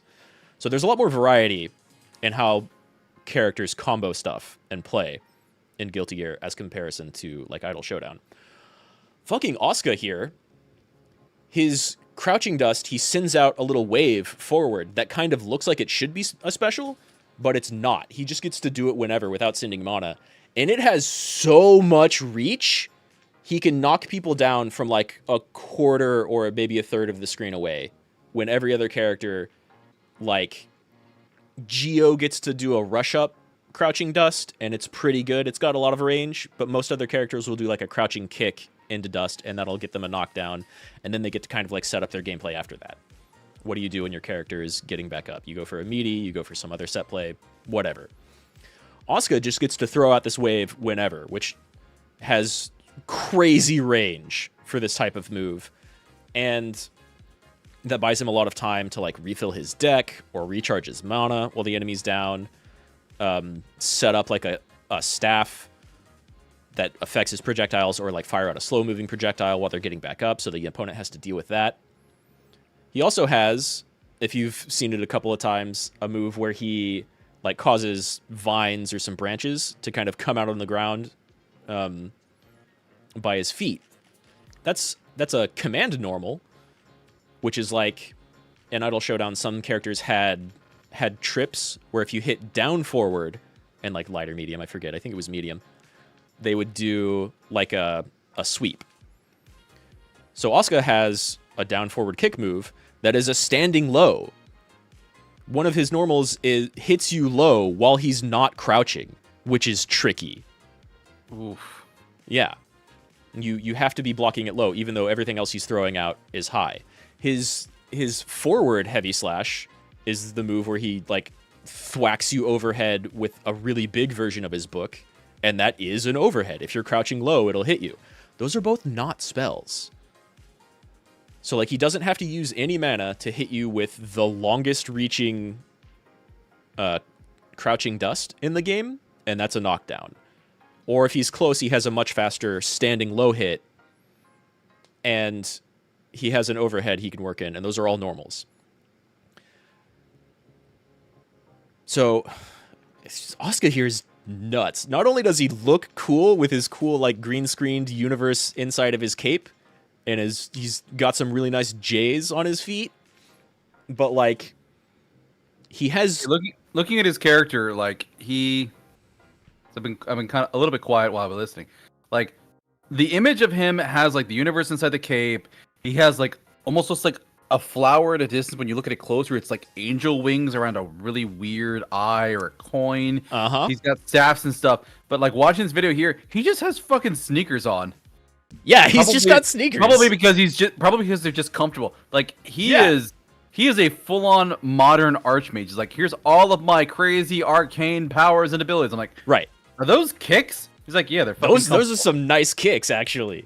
Yeah, that's exactly it. He's an archmage, but it's like, you know, the year 21 something, 2200 something. So yeah, he's just got some nice kicks. In addition to all of that craziness, I didn't even really talk about his stabs, right? He has 6 different stabs that he can place down in the middle of a match that all affect his projectiles differently. One of them speeds up all of his projectiles, and you get extra like guard crush hit stun off of this, which gives him even more time to recharge mana and draw more for his deck or move around and place himself around the screen after hitting you with it, even if you block. He has another one that slows down all of his projectiles, giving them even more screen presence. So they're there longer. The opponent has to deal with them for a longer amount of time. Also, you don't know which one he's going to use either. Well, the variability of what he does with stuff messes with that. Right. Like some characters have kind of simple combo routes. And so you, after playing them a few times, you know, okay, a Geo can just do this, an Axel can just do this. I need to be blocking while this stuff is going on. Other characters have a bit more of what we call like a knowledge check going on, where, say, Nagoriyuki or Milia or Chip could do this thing in their combo, or they could delay here and do something a little bit more tricky that's risky, but if you don't expect it, then like they're going to hit you with an overhead where they normally wouldn't be able to, something like that. Asuka has the knowledge check of like, so not only is this character really hard to play, but everyone who doesn't play him has to know what every single one of his spells do, because you can see them, you can see what 4 he has available, and but you know what they actually do and how to counter and how to deal with them. Yeah, you need to know Plus what they his actually regular kit, which works differently than everybody else, and how that works. Oh god, it's like a little bit more simple, but it's good. Yeah, monstrously complicated. Real quick, he has a staff that speeds things up, slows things down. He has one that repels his projectiles, and he can choose where that staff just appears on the screen, including like floating in the air in a corner behind the opponent. And so any projectile he shoots at that will bounce off. He has one that draws stuff in, so you can shoot any of his projectiles, including his super projectile, and it just starts circling around the staff for a little bit instead of traveling across the screen normally. My god. He has one that like increases gravity, and this makes not only him fall faster, which can break some combos that normally work on him but don't if he's falling faster, but also all of his projectiles are now kind of low. I don't think they hit low, but you have to play around them differently. And one that decreases gravity, so not only does he jump higher, but his projectiles like will start just moving up the screen as opposed to going straight. And so, yeah, he's a massive, massive knowledge check, both for the person playing him and whoever's playing against him. He's, according to, like, a lot of prominent fighting game community people, the single most complicated character they've ever run across in any fighting game ever. He sounds like it. There's just so much to balance. What's up, Dave Bobble Max? Looks like you're running late. Don't worry about it. We're just chatting. Yeah, he's not only like, he's one of the single most complicated characters ever. And they balance that around like letting him do absurdly crazy stuff in a game that's otherwise more simple than the previous games. But also like, if you don't know what you're doing while playing him, you like if he uses a spell and then doesn't refill that slot and tries to use that spell slot again, because all of his spells are just like quarter circle forward and then either punch, kick, slash, or heavy slash. That's how you access the 4 different slots. If you try to use it again, he does the like spell casting animation, but nothing happens. So you've just opened yourself up for the enemy to punish you. Yep. If you run out of mana, which you can regen, but it can be tricky and you need to find the time to do it in the middle of a fighting game, then he becomes the most fragile character in the entire game. So he does crazy bullshit and is very defensive at the beginning of a round, but if you mismanage stuff, he's one of the easiest to punish and one of the weakest characters in terms of like actually taking damage. It's crazy. And like you have to manage, you don't have to actually change different decks, because you'll see like the little number next to his spell slots. If he runs out, that means he's run through all of the cards in his deck, and it just like refreshes. He can go through them again. So he's not even limited in like throwing out 30 or 90 spells in a match. He has infinite. He just has to run through a whole deck before it refreshes. But like the person playing it has to know what all of his spells do. The person playing against him has to know what all of his spells do.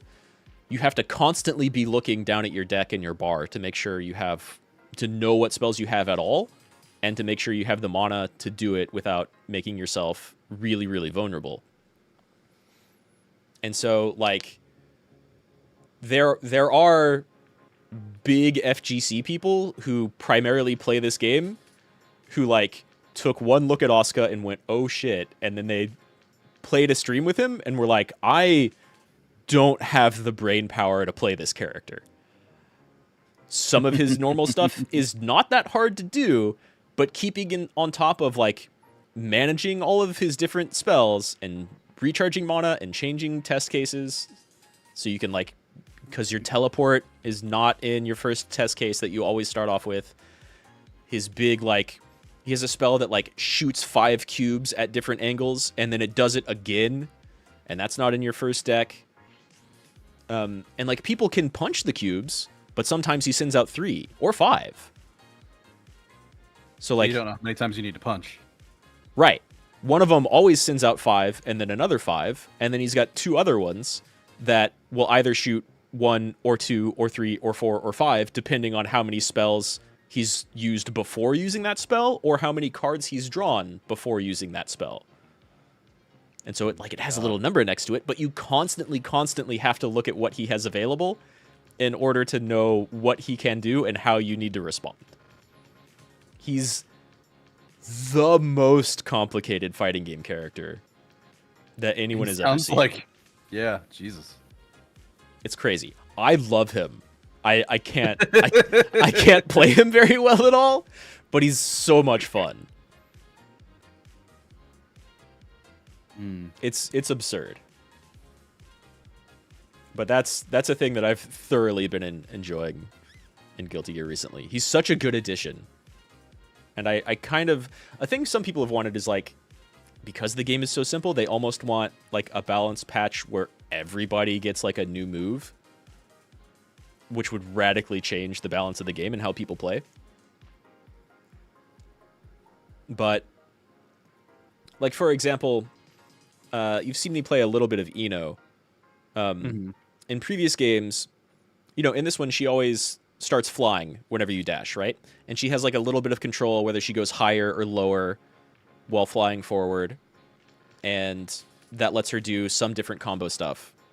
In previous games, she had a lot more control and could just zip, zoop, zap all over the screen. She has that move where she does like a quick kick in the air and like a beam of energy lances forward across the screen. In previous games, she had that move, but also one that was completely vertical, which gave her like crazy air combo ability or hitting people who tried to super jump over her in the air off the ground. So every character, like, this game looks amazing and sounds great and feels good to play, but every character was more complicated in previous games. And so people kind of want, or at least initially, people kind of wanted more complexity for every single character coming back. And then they introduce Asuka, and everyone's like, that's too much. It's too much. You swung the other direction. Yeah. So I did get a comment on my end from MacCat K1998. He says, your voice sounds so similar to many other podcast streamers. So yeah, we are kind of doing like our weird little podcast thing tonight. But we are kind of doing like a podcast thing right now. Yeah. But it is fun. But yeah, MacCat thinks your voice sounds nice, I think. So. Oh, well, thank you. I thought they were talking to you, but yeah, thank you very much, MacCat. I wasn't talking at the time. I'm just listening to you much about something you love. That's fair. Yeah, I've been thoroughly enjoying this. Yeah, and that's one thing that's kind of what is nice about a stream like this. Like, it's always fun to listen to somebody talk about something they are immensely passionate about. That is just always fun and interesting. Yeah, I agree. Yep. This game is letting that passion out is the way to do it. I fully agree. 100%. 100%. I'm probably going to play some Strive after this. I'm probably going to play some Honkai. Yeah. I have more farming to do. Always more farming to do. Always I got 2 new 5 stars of elements that I'm not really using. At least not in those capacities. All right. Yeah, you got to grind them up so you can use them. Yeah. I'll be back on TOTK, Tears of the Kingdom. Yeah, I hear good things about that one. People love that game. Dude, we could talk about that for a little bit if you want. Honestly, have you been playing it at all? No, I haven't played it. I've been watching I mean, a bunch of people have been playing it, so I'll like have that stream open every now and again. I've been watching one person play it, like actually just watch them play through it, and yeah, it's well. Okay, first I wanna mention something else. Did you see that like a week ago or so, the magazine GQ put out like a 100 most, I want to say it was like 100 best video games of all time list. So it's I like, don't think I saw that list. No. okay, so it's pretty all right for like normies take on video games type of list. Okay.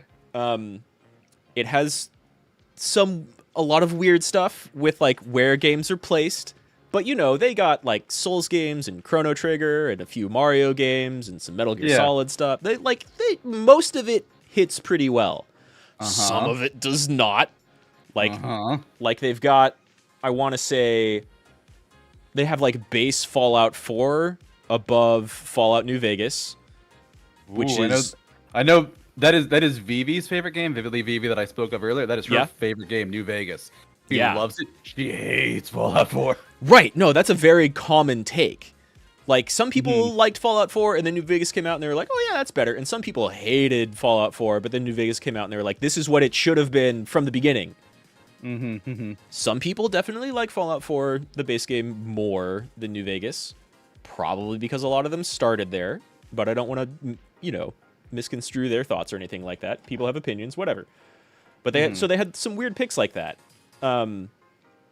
They had, you know, like, was it Final Fantasy 6 and 7 and 10 are on that list, but 10 is higher than the other two? And like, that's weird. I mean, you say that. A lot of people really like 10. Well, yeah, because what I was thinking, like, I think it's a very good example of, like, what is a good... Actually, Matt Cat also followed me several minutes ago. Thank you for the follow. Nice. Good job, Matt Cat. I'll endorse this. But, you know, everybody has their favorite games, especially their favorite games in a series as popular as Final Fantasy. My favorite to this day is still Final Fantasy IV. It's not 6, sure. I do acknowledge it's a very good game. It's not 7, although I acknowledge that's a very good game. It's not 10, also a good game. I really like 4. So I think the list was probably more personal than objective. Well, because like I know, for example, I think it was Nanners back when I was watching her streams. She loves 10. She loves 10. It is her favorite Final Fantasy. Not 6, not 7. Not 4. She loves 10. There's a lot of love for 10, and it does a lot of things pretty good. And I wouldn't even talk shit about anybody who's like, "Oh yeah, 10's my favorite Final Fantasy." Sure, that's a good pick. What the list was, here's two important things about the list. It was cobbled together by several different authors who probably all brought like 20 or 25, and then they kind of decided how to like place them in a list. And so you have that weirdness to how it was built. Yeah, that can be very different depending on what people like. Right, that can be very different. But then they were all like gaming journalists, but I think only one of them was like that doesn't mean much. No, it doesn't. Only one of them was like a good gaming journalist. And I think they're like one of the two people who didn't work for GQ. I think. And then also going through the list, there's a very clear like recency bias. Just the more recent a game was, the higher it was on the list. The closer to like number one it was. Yeah, that makes sense because people like that a lot. They like shiny, they like pretty, they like new. Like those are people who like say like things like Demon Slayer is the best anime ever, and I'm like, no, it's just very pretty. Like JoJo is my favorite anime. It's like, you just like JoJo because it's very new and it's very pretty and it's very generically shonen. I don't disagree. Shiny and pretty is very new, but yeah, it's so not. So they had like a pretty big recency bias going on, and it showed. Like, I want to say Elden Ring and Bloodborne and Dark Souls. One other Dark Souls game was on there, but the order of it was, which makes a lot of sense. was very weird. And you had stuff that, like, you know, depending on your opinion, then, like, this shit should not be at 70. It should be way higher. Or, or like, Halo... It was something like a more recent Halo was way higher up on the list than the one that everybody played for much longer because the multiplayer was way better. Okay. The here is asking us what we think of the remake of 7. I haven't played it yet. I hear good things though. You played 7 remake, right? Yeah, I've played the remake of 7 and its DLC twice. It's very good in my opinion. There's clearly, I mean, so this almost kind of ties into the GQ list. It depends on what the next 2 games are like, but like there's clearly big changes to what's going on in the story, and Sephiroth shows up a little bit too often, too early, but that's also highlighting a very big twist in the story. But like, unlike Kingdom Hearts, which is not really to misalign or like to talk shit on Kingdom Hearts, and unlike Advent Children, I think the FF7 remake nails what those characters are supposed to be like. They really get the characterization like super good in remake. I don't. Yeah, maybe it's just me. I don't think Kingdom Hearts is trying to nail the characterization for a dark character like Sephiroth or Cloud. I think it's very much a caricature. I don't think so either. But like, going in and being like, oh, it's Cloud and Aerith and Yuffie and Sid and Squall, and I think maybe even a couple of other 8 characters were in there, and none of them felt anything like what was going on in 7 or 8. And and Advent Children, they felt more like their Advent Children versions, which were very weird. But 7 Remake, I think, fucking nails it. Barrett is like one of the best characters in any video game ever in 7 Remake. He's so good. They get Cloud right, which is kind of difficult. But yeah, so it's amazing. To end off the GQ list discussion, do you want to know what their #1 game was? And we'll bring it back around to what we were about to talk about. You're going to need to give me a little bit to work off of. What were we just about to talk about before going into the GQ list? We just talked about Guilty Gear. Mr. Cat said they were going to go play something again right after this. Oh, Tears of the Kingdom. Yeah. So what do you think? Tears of the Kingdom's #1. No, it was Breath of the Wild. And the list came out like a week before Tears of the Kingdom came out. I mean, that's not surprising. Like, people really liked Breath of the Wild. People really liked Breath of the Wild, but you have a list with like a bunch of Metal Gear games and Chrono Trigger and Mass Effect and Final Fantasy and like the good Castlevanias. Like, there were some good choices on that list, in some good spots on that list. And then they put Breath of the Wild like days before Tears of the Kingdom comes out, a game that almost completely invalidates Breath of the Wild. Like, like that game for a Zelda game barely had dungeons. Yeah, it doesn't feel very Zelda. Like, part of my way I would describe it to people. Yeah, I agree. I talk about Breath of the Wild, and Macat here even agrees with us. He's like, top 15, he doesn't see #1, which so 2 things I want to get to here. Yeah, even then, one, maybe on my end. I see Breath of the Wild as they took what people really liked about a game like Skyrim, like that big exploration in it. People really love it, and that's what what they really like about Skyrim. People just want to run around and do shit. Yeah, and then they put a coat of Zelda paint on top of it, and then they added a little bit of Dark Soul mechanics, and I believe they did that. Yeah, and the reason why I believe that is, I will never forget my opening to Breath of the Wild, where I come out of the hibernation chamber, I turn and look over, there's a castle there, I talk to the guy, explore the castle a little bit, but I run, I don't even know what the direction is, I'm going to call it north, I don't think it is. I think it's north, I think basically I run forward, and it basically turns south, going along like the ridge that I was just running on the top of, and there's a cave with a bunch of enemies in it, and there's one that runs out with an axe. And I'm like, oh, hey, he's a different color than the others. And it runs up to me, and it one-shots me. and then I Oh, respawn at an autosave about 30 seconds earlier. And that is why I'm like, this game would not have an autosave system like that if it wasn't ridiculously hard. Like, it's there for a reason. It has a design purpose. And part of that design purpose is we are putting you face to face with enemies that can one-shot you before we give you. Yeah, he remembers his first encounter with a black bokeh. Yeah, you're having to face enemies that can one-shot you before you ever have a chance to get to the combat tutorial, and I find that to be objectionable game design.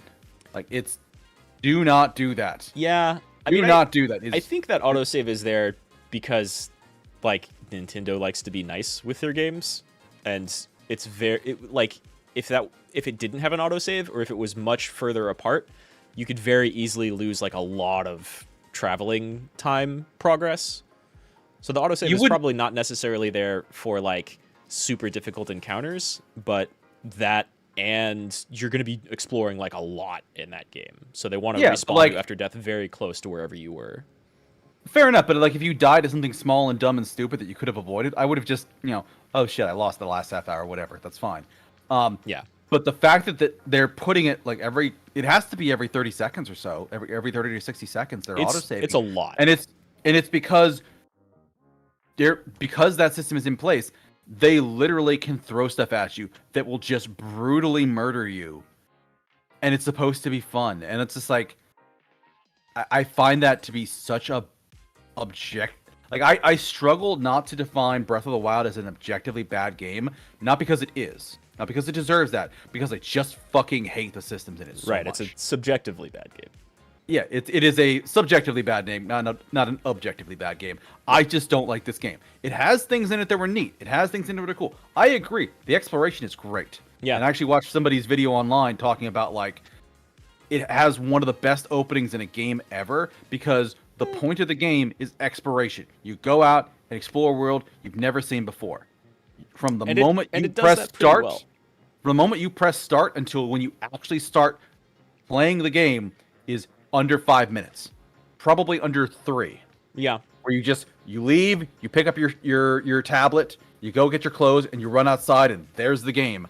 And you compared it to like another game where you still have like tutorial stuff to do, but otherwise, yeah, that's totally right. There's like some small things you can do, but like a lot of it you can like skip. There's like 3 main things you need to do with the tablet, and then you can kind of sort of skip a lot of the rest of it, but you also need your glider to get off the little tutorial island. But yeah, you can still explore the tutorial island. You know what I mean, though. Like you are playing the game in 5 minutes or less. Compare that to Skyrim.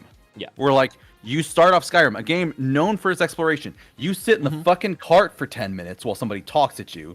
You almost get your head chopped off. Then you have to move around and escape this keep where you get some tutorials on combat. You have a big escape sequence with a lot of things that are like super blocked off because a dragon set them on fire or is breaking buildings around you. So from when you when you press new game until when you actually get to this is what Skyrim is about, exploring, running around, doing shit, it's an hour? 90 minutes? It's like at least half an hour. Like, there's character creation in there, and true. And maybe you get through that section in the beginning very quickly. But let's not do it like a speed or anything. Like, you're actually running around, you're actually exploring. It's your first playthrough. You're gonna wander around. You're gonna explore. A game like that. Yeah. Yeah. It can take an hour. Yeah, it can take a little while. So there's this long period before you actually get to play the game. Breath of the Wild dumps you out there right off the bat. My problem is, I don't want to run around like a schmuck with no clothes on who has no idea what the hell he's doing. That's not fun game design to me. I'm soloing arch-tempered monsters in Monster Hunter World. That I know how to do shit. But there's running up to that. True, but like I went from playing something like Monster Hunter World and playing those really difficult fights where like if I miss a block I die. To Breath of the Wild where I have no idea what I'm doing. And I have no understanding of the combat system. It's like literally they're running up. I have a regular enemy that can one-shot me within 5 minutes of the game. Yeah. Like that's just very, very brutal. And it's frustrating. I thoroughly enjoyed it. But yeah, I think that's a valid complaint.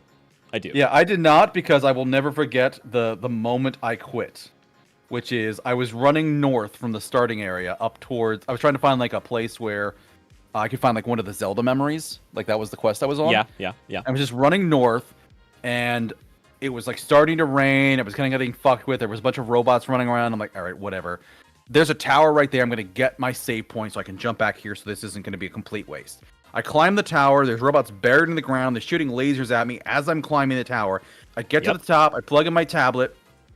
I take it. I get the map. I take it out, and I just look up because the storm has transitioned from a rainstorm to a thunderstorm, and there's just this spread of lightning at the top of the tower. I'm just looking at it. I'm like, it is fucking homing in on me, or trying to, through this building, because I'm wearing metal armor. Yep. This is dumb and stupid and bullshit, and fuck this shit. And I teleported back to the Great Plateau and uninstall it from my Switch. I was so mad at that game. They did a lot of different stuff with that game, and like having to take in the environment was one of the big things, right? Because you have hot and cold environments. You even have like a little sound meter for sneaking around, and then you have the thunderstorms, which will highlight and smack you in the head if you have anything metal on you. Mm-hmm. Which is dumb, and I hate that. I'm like, why are you giving me armor and then punishing me for using it? Like, oh, but it's a more immersive system. Like, no, fuck you. Don't. Well, I mean, that system don't like. That is definitely baked into the design intentionally, right? It's more immersive sim than any other Zelda game. Because you have to deal with stuff like that. You have to cook a lot and watch your stamina, and you have to be dressed appropriately for the environment, which is not a thing that ever really happened in any other Zelda game. Yeah, it's very different from a lot of other Zelda games. It doesn't have dungeons in the way that old Zelda games did. Right. It doesn't even really have like tools the way you used to have. Not the way you used to have, or acquire them. And that's kind of where we run into like my complaints. You get all of your tools very early on in that game, and they all work like they tell you exactly how they work, and that's how they work for the entire rest of the game. Yeah. Now, I liked the combat in that game.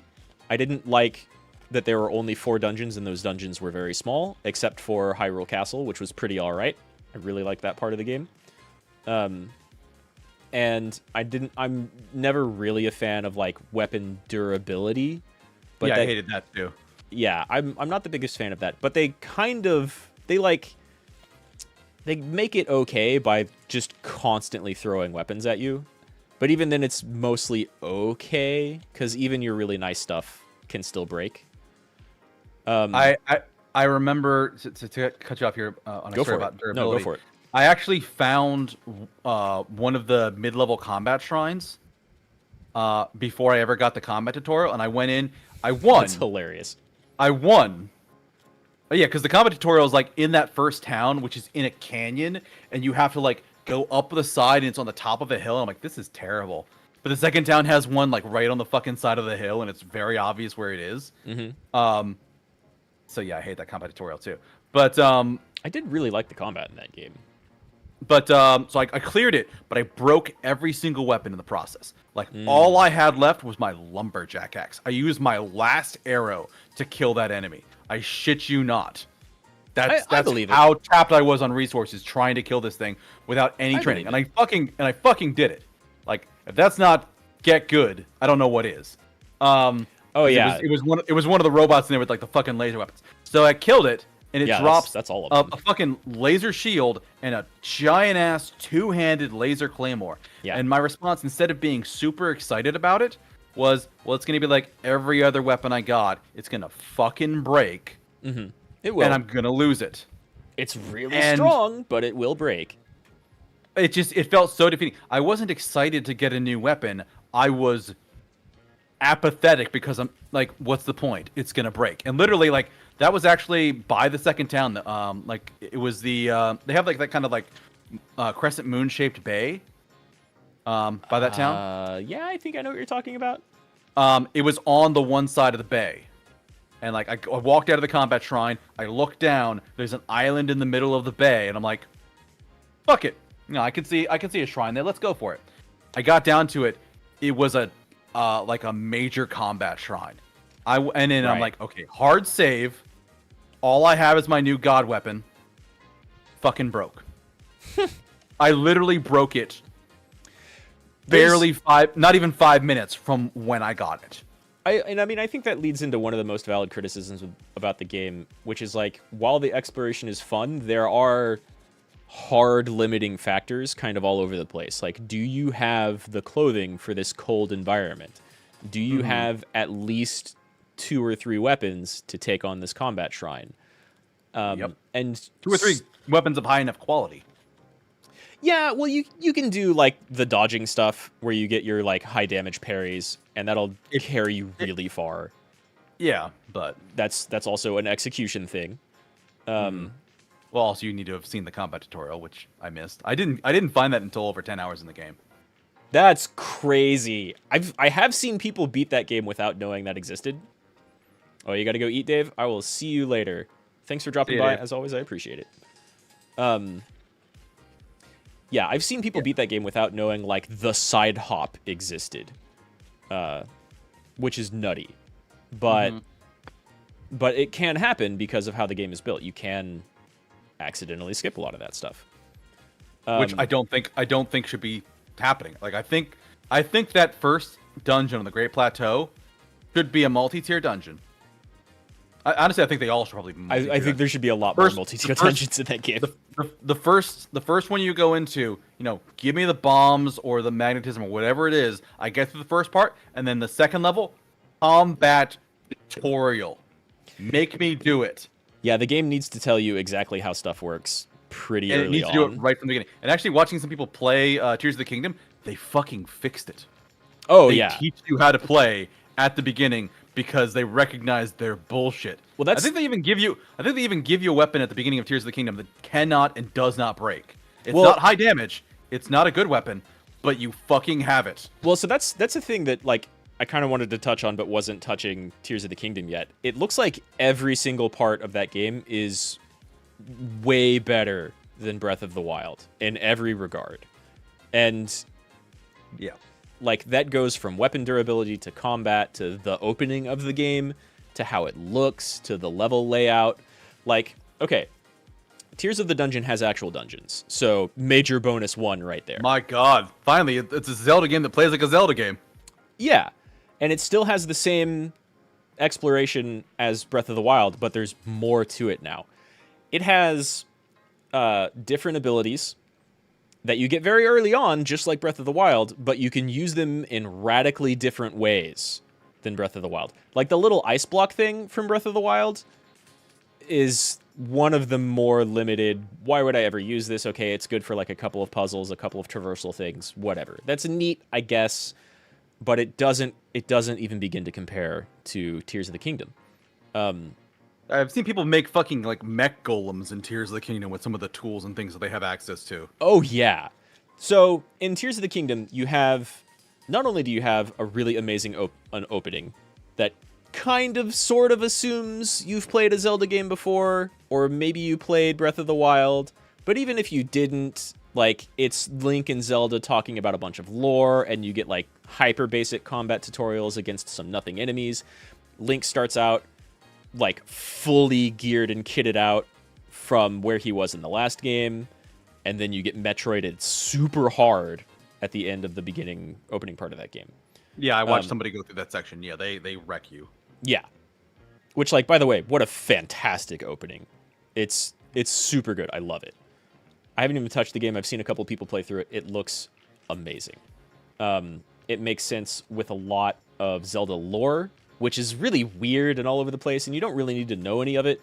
But It's like, weird that they care so much about Zelda lore now. I think it's because like fans made their own timeline, and the studio's like, oh, they give a shit about the Right. cohesive universe lore. I guess we'll care about it too now, since we're the company. Like, and feels weird. And along those lines, they're bringing in not only a lot of Skyward Sword stuff, but there's like hard references to Majora's Mask going throughout that game, which is really crazy. But yeah, so there's it just looks like such a good game.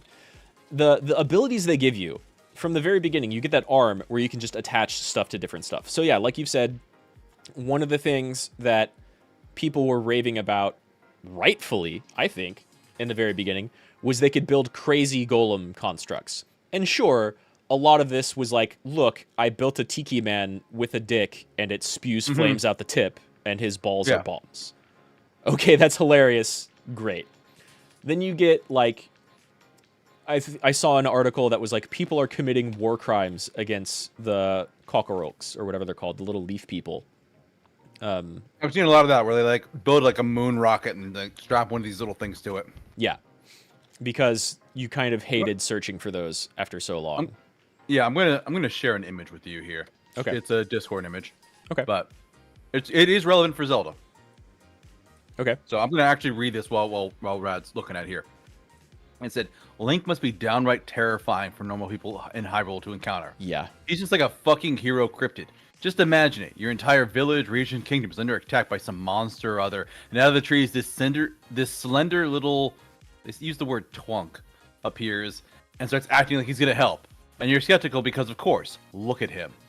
And then you find out he's basically a one-man army who just fucking wrecks the dragon, god, monsters, etc., terrorizing your place before he breaks all the pot in town and disappears again. Shit must be wild. And somebody replies to that. Your village has a statue of Link that's built between his reincarnations, and people put clay pots around it as offerings and thanks. One day, some fucking kid shows up, breaks all your worship pots, and runs off without saying anything more than "yeah" as they jump off a cliff into the forest below. You're confused as fuck, but your great-grandmother is weeping like she just saw God. And at the end, the last comment is, it's just like if you met Jesus and he was a gremlin. It's all true. It's all true.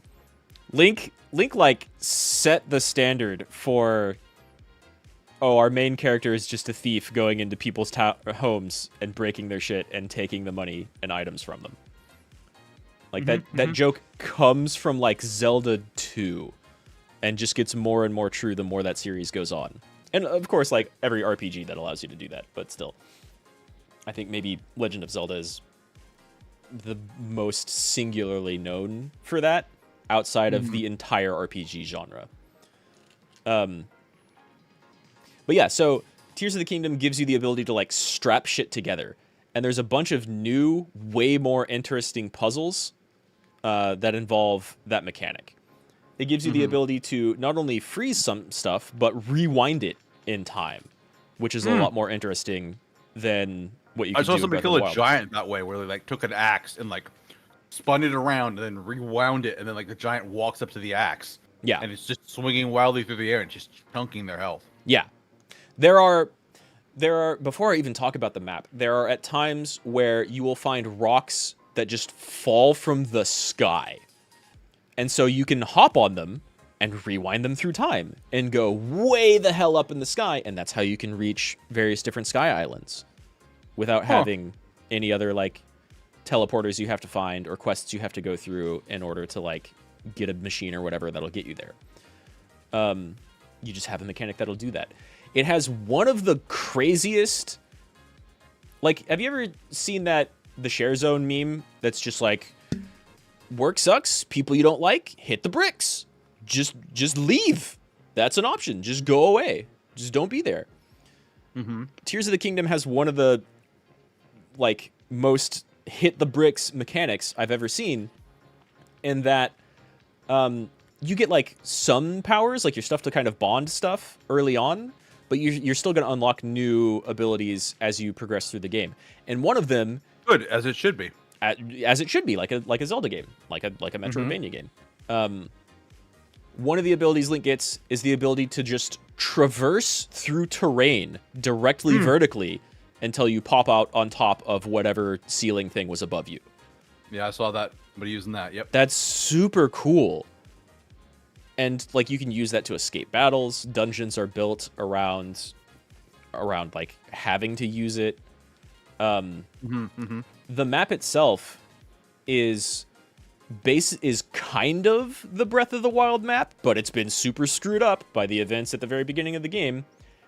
And kind of like a Skyward Sword thing where you have a bunch of islands way high up in the sky and they're still floating there. Some of them have kind of fall down, but there's still a bunch of like sky stuff to go do. And so you have that mass verticality, but you also have chasms, which lead into a vast underground that appears to be as big as the overworld map. And so the game like goes, like outdoes Elden Ring, and it's, my God, this place is huge type of design. Give it a fucking Underdark? Jesus. Yeah,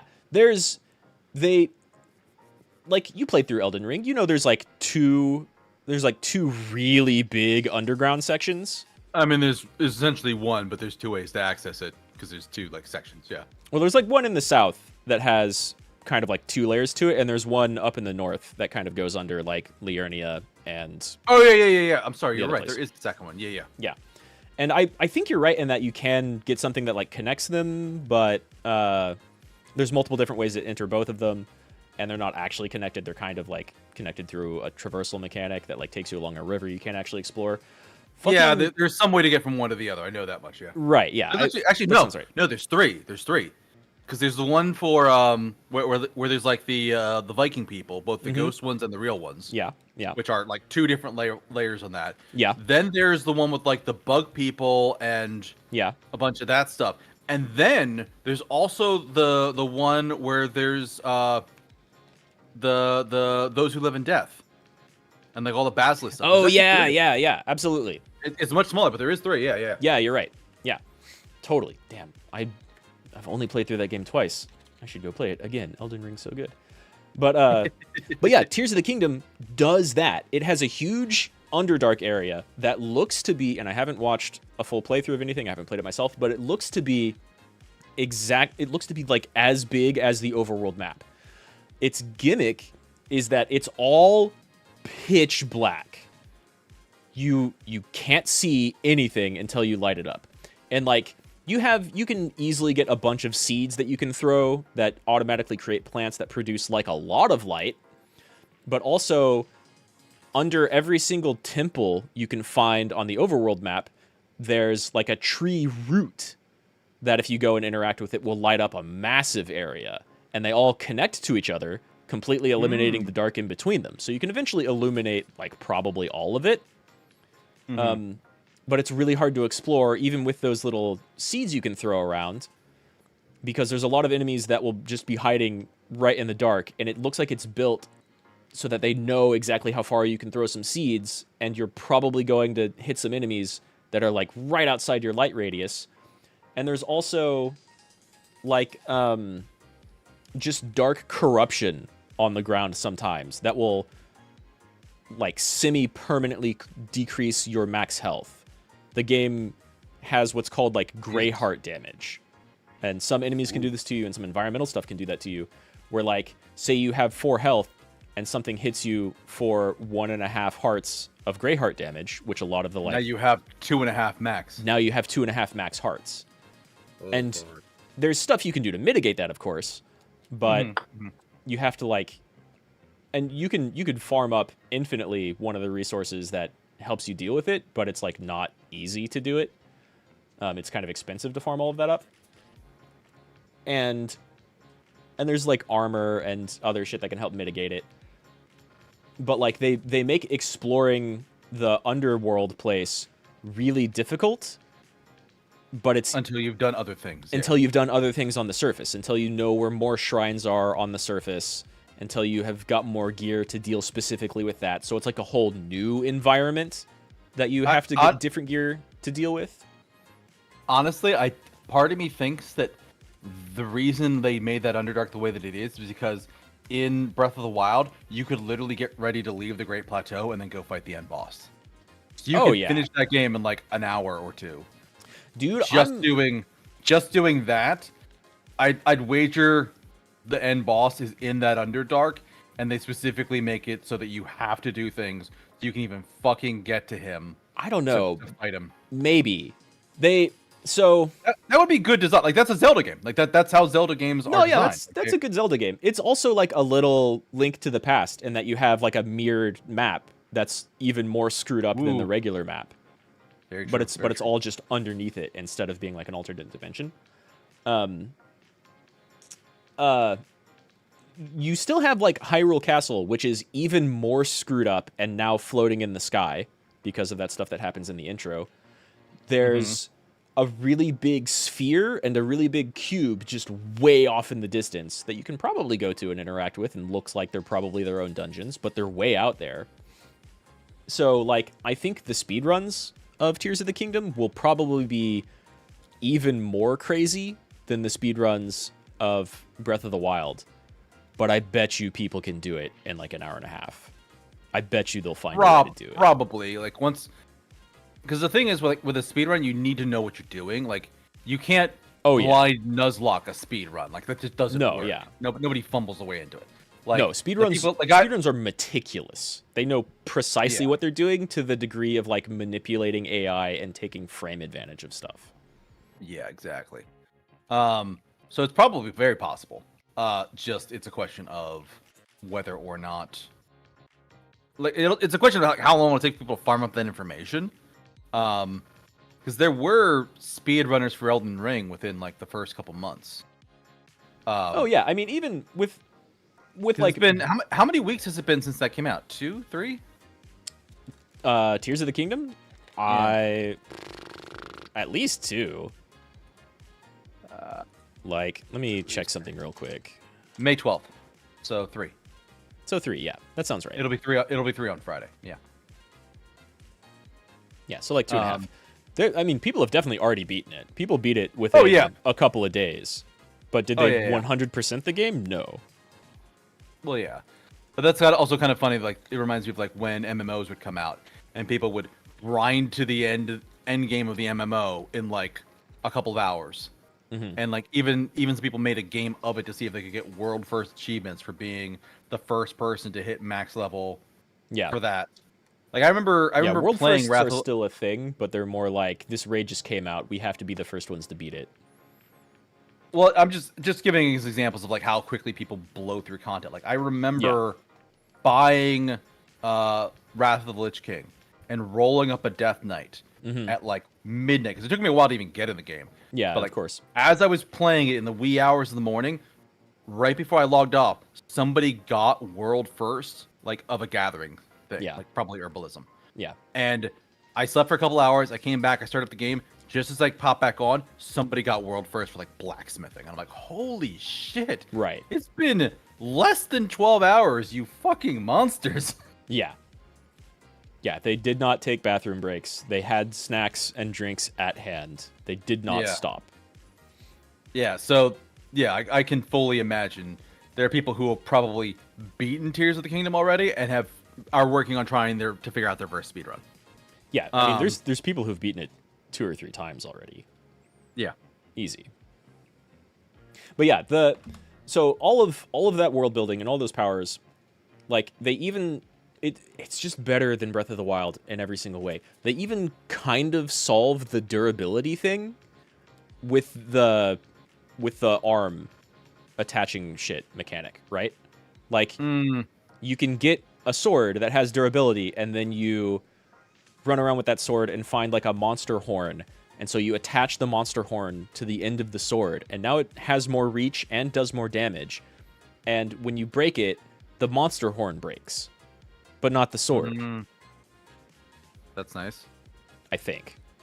It might still take some, but it like radically increases the durability of an item, and you can then attach more stuff on top of it later. Nice. So like everything... I don't know if like Tears of the Kingdom is what they originally wanted to do with Breath of the Wild, and they just couldn't because they had to develop the tech for it, and that's why we got Breath of the Wild in the way it was. But like maybe everything about that game, Tears of the Kingdom, is radically more cool than Breath of the Wild. The stuff people are building alone is way more than you could even dream of doing in Breath of the Wild. And that lends to like how you solve puzzles and explore geometry and abuse the physics of the game like even more. Yeah, because you got to figure like it's probably the same engine or a very similar engine. Yeah, but Breath of the Wild was probably the first game they made in that engine, or maybe maybe actually it probably was because I don't think they would have done Skyward Sword with that. It definitely not.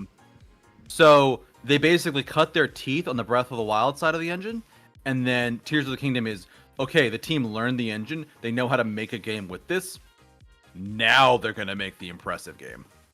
And people were like, "But we were impressed the first time." It's like, "No, you weren't." It's like, "Oh shit, we weren't." Yeah, in comparison, there's just so much more going on in Tears of the Kingdom. And like it's not perfect. They definitely refined that engine a whole lot. It's still like will struggle to maintain 30 FPS or just give up on maintaining it if there's a bunch of stuff going on the screen and you're whipping around the camera at the same time. But it runs most of the time just as good or better than Breath of the Wild, with way more detailed textures and way more pretty looking environments and a much bigger map visible at all times. Like, that's difficult. That's a lot to squeeze out of an engine that was already struggling in Breath of the Wild. But they did it.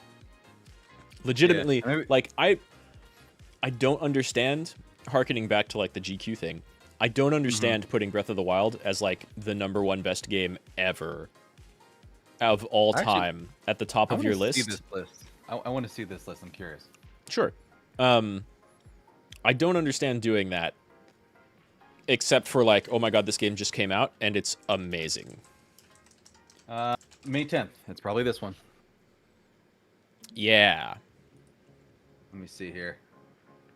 You want to go through this list? Yeah, I'm turning off cookies. I'm turning off all the cookies I can. All right. Give me a second to crop this better so I don't have any ads on the side. Yeah, good idea.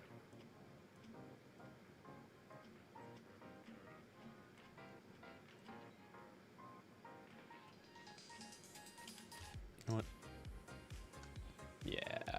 Yeah, we're definitely VTubers now. We're creating tier lists. We're going through tier lists. It's VTuber content. This is funny. Yeah. But yeah, so just because we've already talked about this, I don't understand putting Breath of the Wild as like the #1 best game ever of all time. Somebody's clearly biased. Yeah. People are clearly biased. It's great. People loved it. My problems with it aside, it probably belongs on the list, but not #1.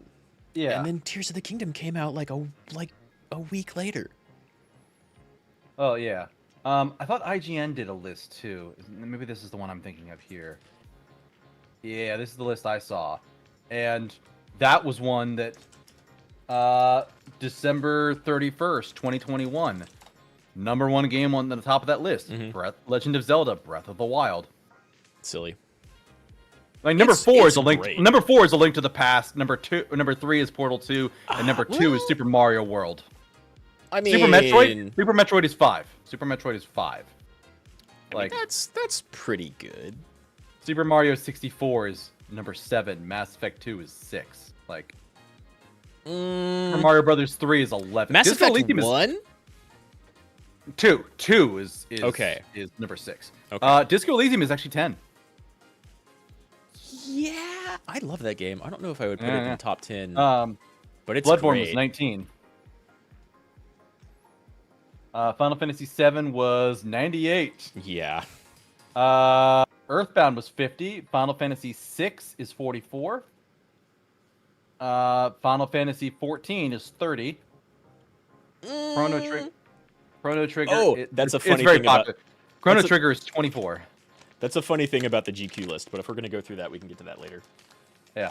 But yeah, let's do the GQ list because I know there was another one I looked at that I'm like, no, and there's another one I know that put Breath of the Wild up there. Yeah. People just really like that game. It has its fans, and its fans are very passionate and vocal. It's quite good. So GQ list number 100. Yeah. Star Wars: Knights of the Old Republic.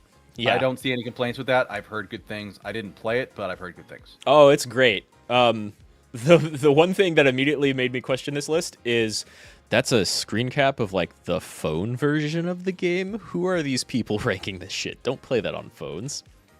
It even says Xbox and PC right there. That's not the Xbox or PC UI. I'm But not yeah, gonna give him but yeah, shit for that. I'd put that on the list. It's really good. Number 99, Rez. Dreamcast Sure. PlayStation 2 game. I love that game. I'm not familiar with it, but I would it's so probably put good. things on here that other people aren't familiar with. It's super good. If you liked Panzer Dragoon, you'll probably like Rez. Okay. 98, Age of Empires 2, Age of Kings. Age of Empires, I guess. recognize the brand. They're gonna put one on here somewhere. It's probably somebody's favorite game. Yeah, you know, that's a good guess. I think it might be on here. This one is clearly better than 1. I think people loved 2 a lot. Yeah. Number 97, Return of the Obra Dinn. Or Din. Oh, yeah, no J in there. Ghost Ship. That game's interesting. really super cool if you've never very seen it or artistically played looking. it. It's super cool. I don't know if it belongs on this list, but it's I'm fine with this pick. It's great. Again, there's going to be unique picks that I've never played that I don't necessarily agree with it. Sure. It's not like if that was number 10, I'd be like, what the fuck is this game? Sure, yeah. And actually, think of 20 there's a thing that deserve that more. Yeah, as we go through this list, one thing I was thinking about earlier, what makes something a good game? That's a good indicator, like, because it means different things to different people. For companies, obviously, if it sells well, it's a good game. Right, you have a lot of different metrics. Like the other list that you were just talking about, the IGN list, has Mario 64 way up there, and like you can probably think of a lot of platformers and other things, 3D games that play better and feel better, and like have just like every single thing you could measure Mario 64 by, you could think of some game that does it better. But also that game, like, so nostalgic. Well, even beyond nostalgic, that Trend game, setting, yeah. Even beyond nostalgia or trend setting, that game invented playing a game in a 3D environment. Mm-hmm. Like that's pretty important as far as ranking games goes. But yeah, number 96 on the GQ list. Mm-hmm. Super Mario Brothers, the original. Sure. Which I love the Good note pick. here. It said, if you ever find yourself questioning Shigeru Miyamoto's genius, know that he near on perfected the platforming genre in the space of a year, while also making the very first Legend of Zelda at the same time. Damned impressive. Very impressive. Not gonna argue with that. There are certainly Mario games I would put above this, but hey, we'll keep going. No, this is 96. Right, There might be others on the list. There might That's be a good more. 96 spot. Don't trash talk the list for not having something higher up than this. Like, we'll see. Yeah. Ultima, Underworld, The Stygian Abyss, 1992. Not familiar with it. Don't have a strong opinion. PC game. So this one, like, without this, we might not have stuff like Skyrim or the Oblivion series or even Knights of the Old Republic up top. It's super early. You can tell by that screenshot. Yeah. But it like laid the groundwork for a lot of fantasy adventure games, and not just like first person ones like Elder Scrolls stuff.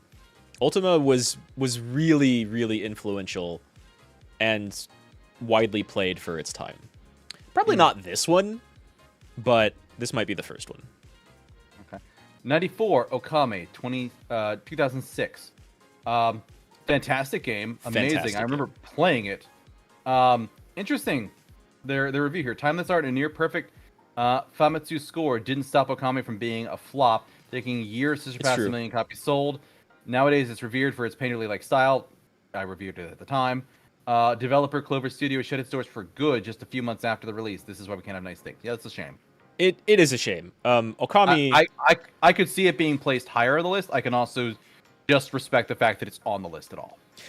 That's pretty much where I land as well. Like, Okami would be my favorite Zelda game, except it's a little too big.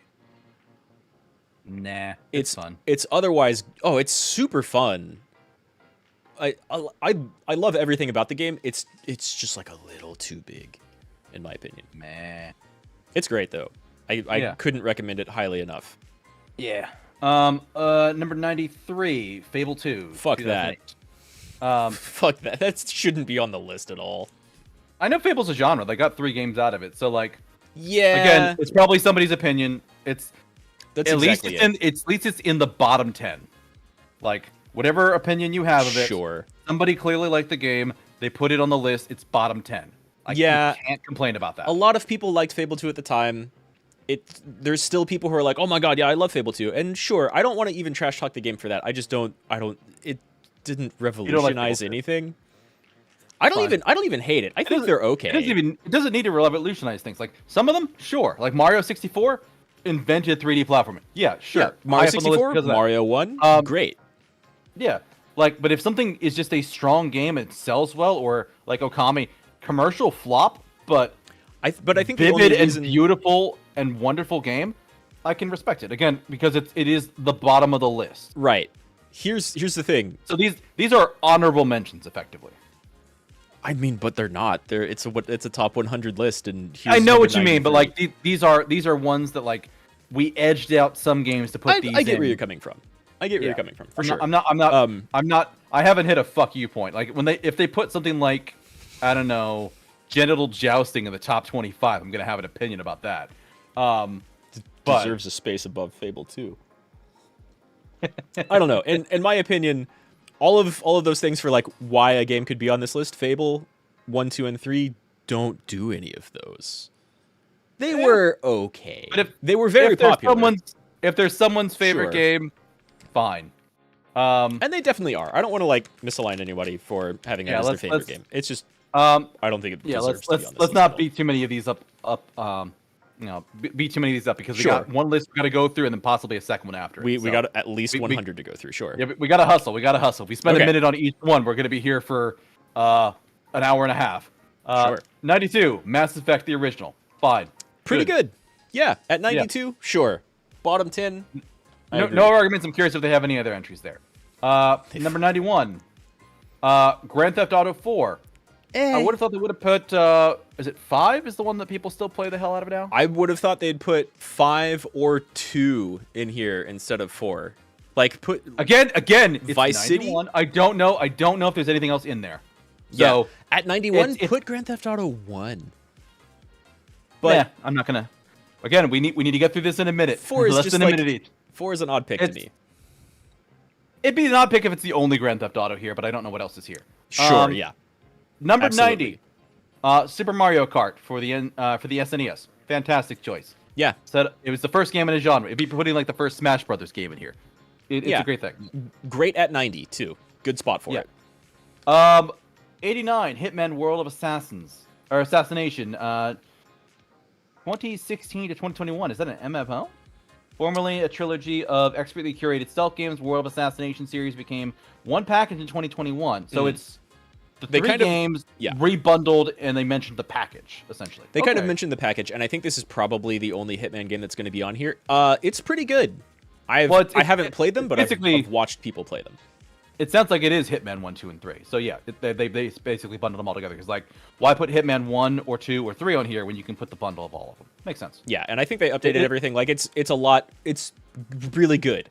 The Hitman series has a bunch of different games in it. This one is probably the best one to play if you're only going to play one. 88, The Last Guardian. Took me a sec to realize what it was. I'm like, oh, this looks very similar to. Oh, it's made by the same people who did Ico and Shadow of the Colossus. It is the sequel to Ico. It's not a game I'm going to complain about. Like, I didn't play it. I'm not familiar with it. It's done by the same people who did classic great games.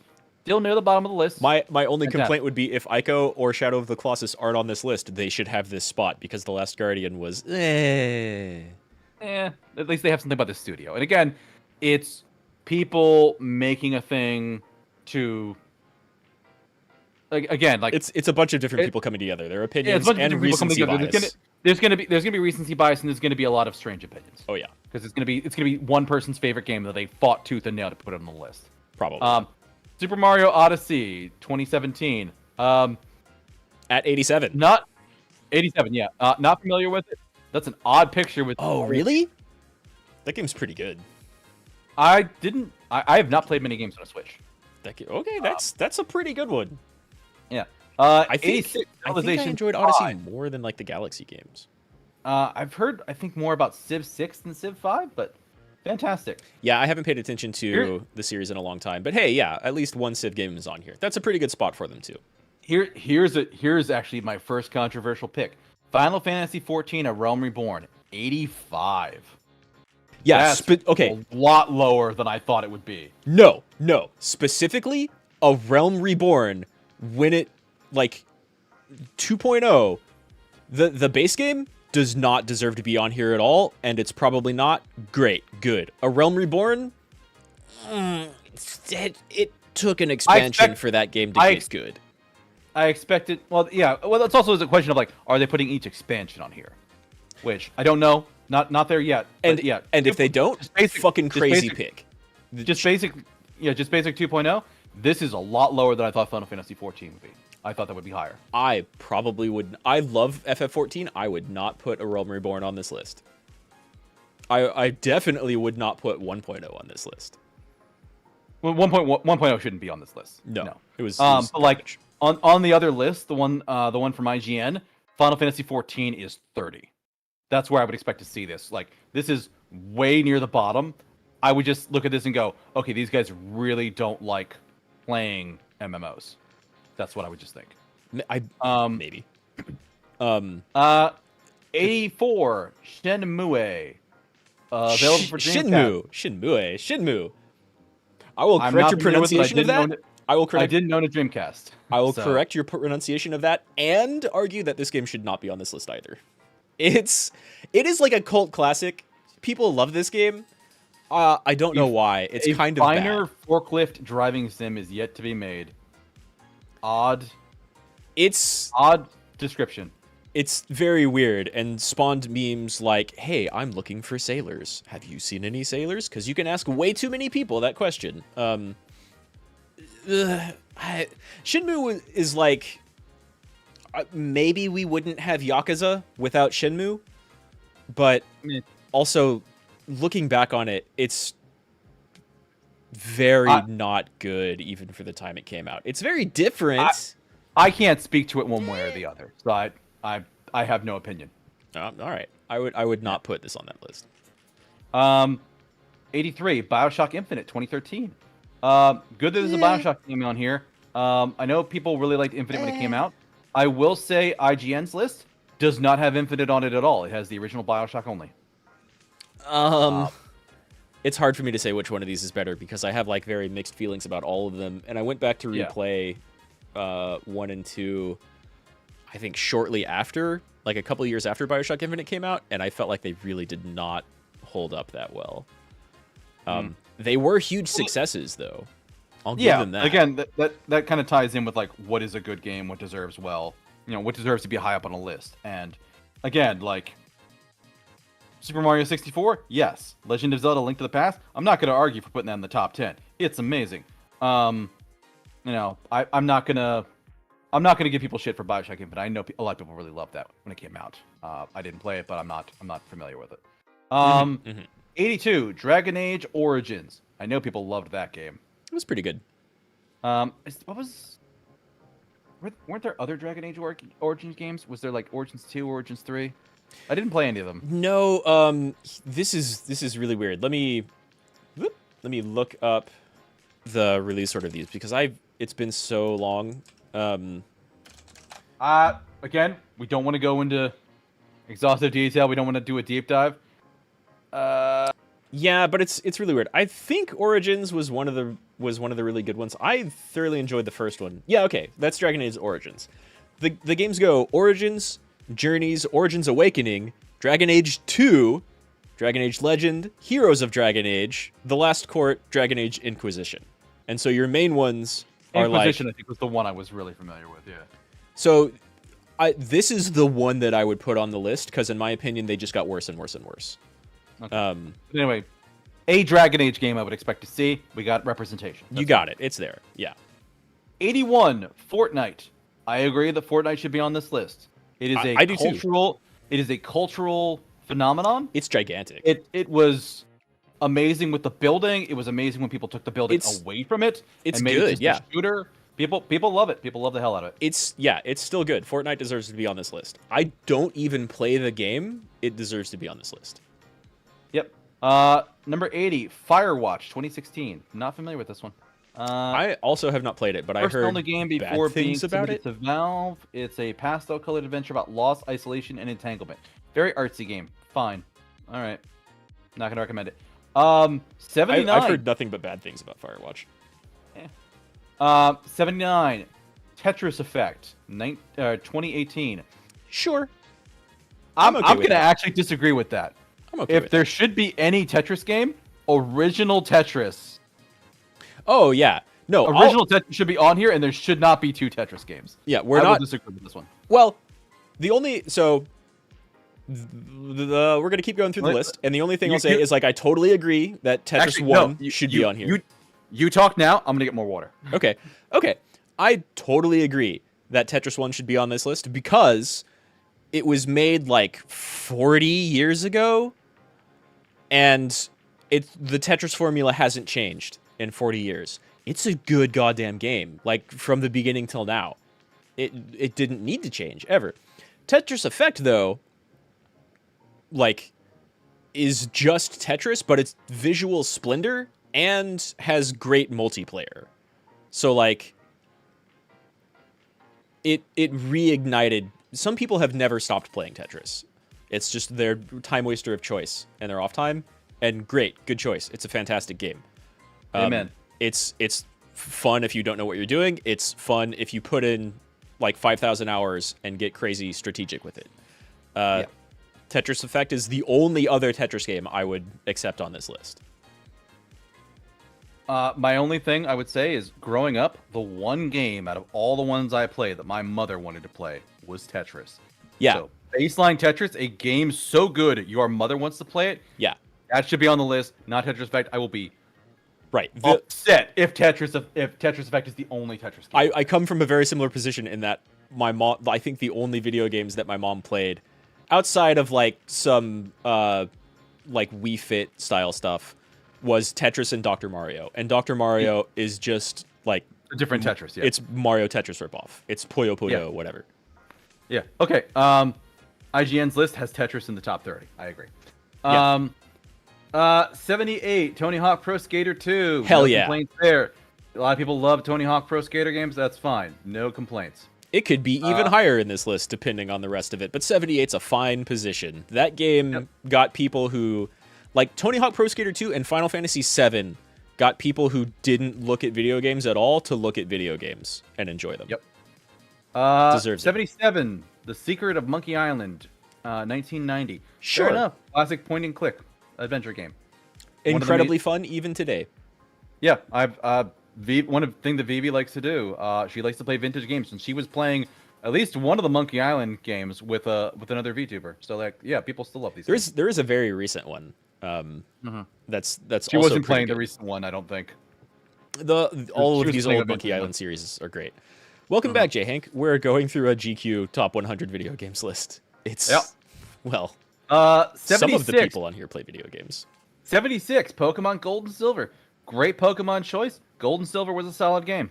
Yeah. I have no complaints. Added 2 new typing. I don't remember if that was the one that also added like the abilities and the passes for them, but good starters, good sequel. The legendaries were amazing. Well, and Lugia. also as the notes point out here, it's very notable and like deserves to be on this list because these games contain the entirety of Pokemon Red and Blue.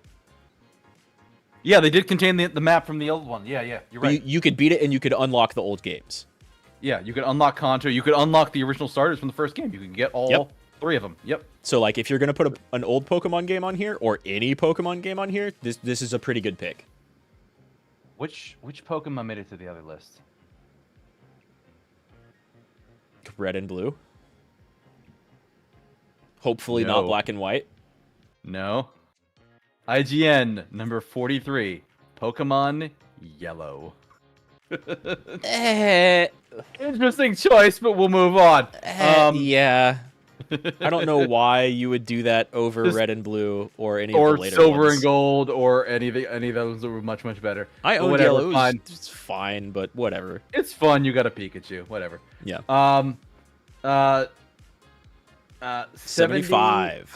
Metroid Prime. I know people love Metroid. I don't have an opinion about Prime. Oh man, people, this is a good spot for this game because it's like far from perfect, but the way it translated fucking like Ooh. Metroidvanias from 2D platformers into a 3D game was great. It's I could see it being higher in the list, but I'm happy with it at 75, to be honest. I really am. We're going to come up to some controversial ones here in a minute. You know what's coming. Oh, I know it's coming. 74, Undertale. Yeah, sure. Good. Honestly, a game I haven't played, but a game I expected to see on this list. Well, you should probably Don't give me shit about that. I don't have time to play every game. That's fine. That's fine. This should be pretty high on your list, to be honest. Save your sass, but yeah, people really like it, but the mechanics are strange and unusual. It is a very different type of game. If they don't like if enough people didn't like the playstyle of Undertale, I can see why it's low enough. Why it's this low. You never played Metroid Prime, a Metroidvania into an FPS? Dude, Prime is mwah. I like all of them, to be honest. 1, 2, and 3, great games. If you Number have the time, 73. Final Fantasy VI. Sure. The Lion, the Witch, and the audacity of these bitches. It's 44 on IGN's list. The only problem I have with IGN's list is Final Fantasy VI is one space behind Pokemon Yellow, which is the only travesty there. That's and pretty actually, whack. Metroid Prime beats out Pokemon Yellow for 42. Yeah. My complaint here is that there's gonna be other Final Fantasy games on this list. 100%, this deserves to be higher than A Realm Reborn. It probably should be way higher. I agree, J. Hank. Probably should be way higher. But I can see it go either way. Because it is of classic. It is nostalgic. It has a lot of great things in it. I would put both of them. I would put both 14 and 6 in the top 50 minimum. Top 50. Yeah, I probably would too. It's unusual. And 7. Like 7. Yeah, sure. 7 and 6 were where like big changes for the series started. Yeah. They were also ones that really brought people to those consoles too. Like they moved. Yeah, they were highly acclaimed.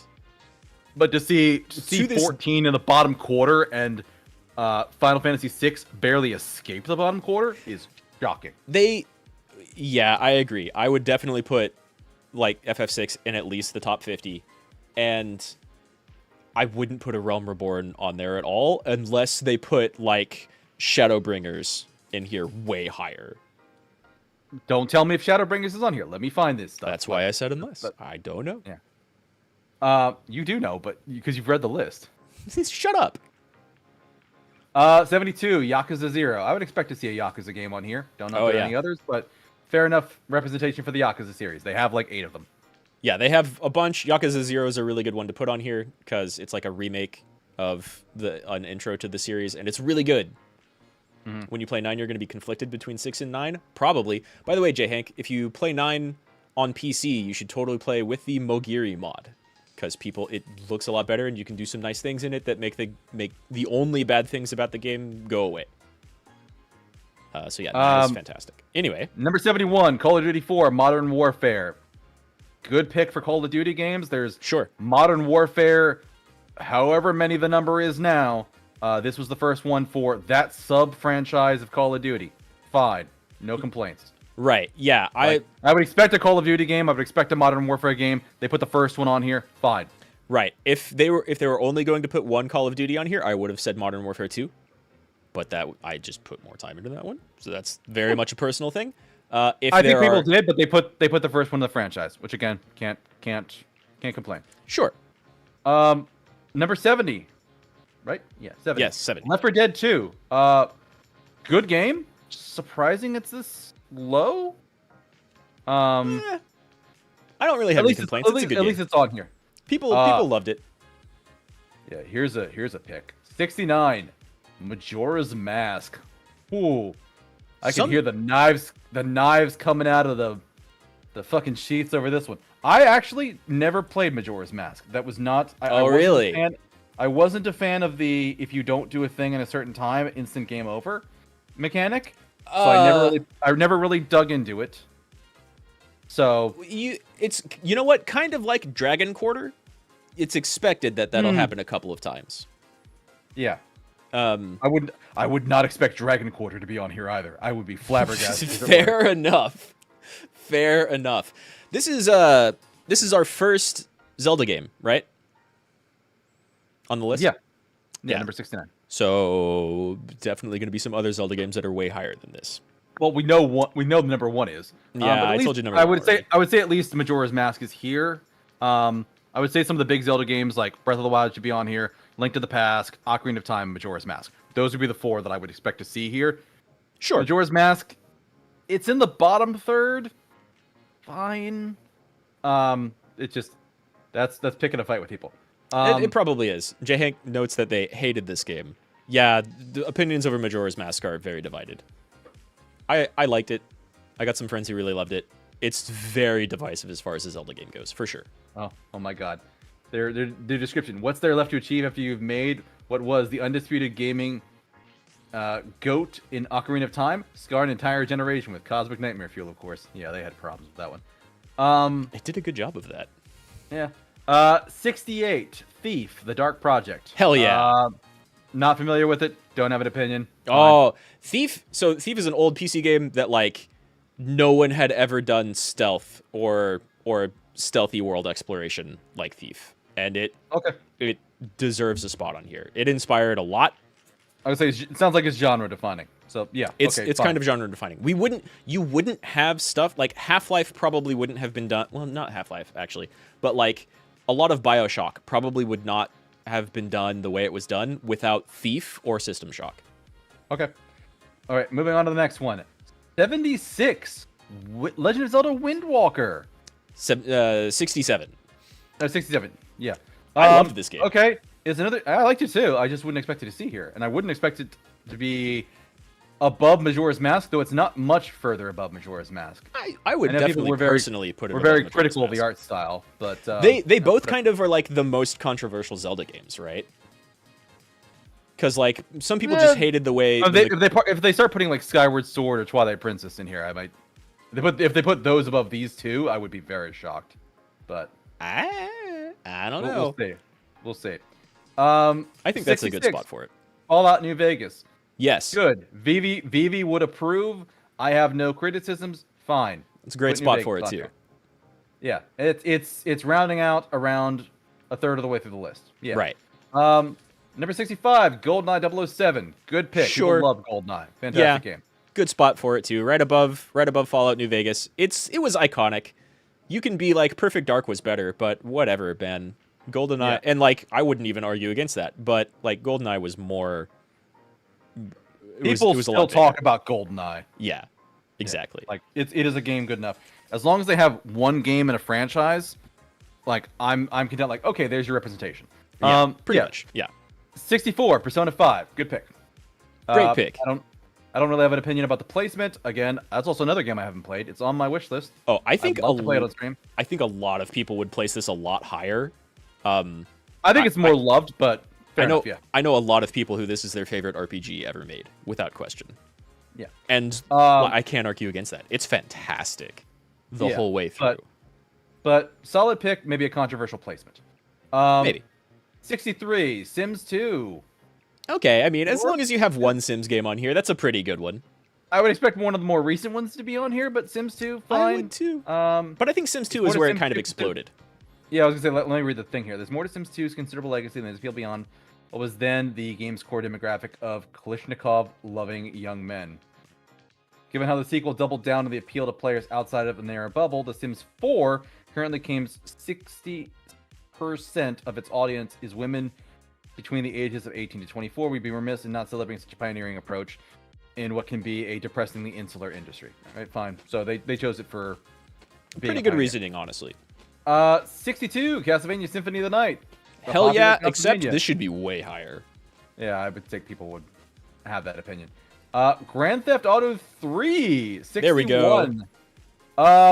Then that makes me really question Grand Theft Auto 4 later on, or earlier. Yeah, Why have 2? And I think 3 was popular. I'm trying to remember. 3 was really popular, especially, did they even talk about, 3 was really popular, especially if you want to talk about, like, Vice City and all of the other, like, immediate follow-ups.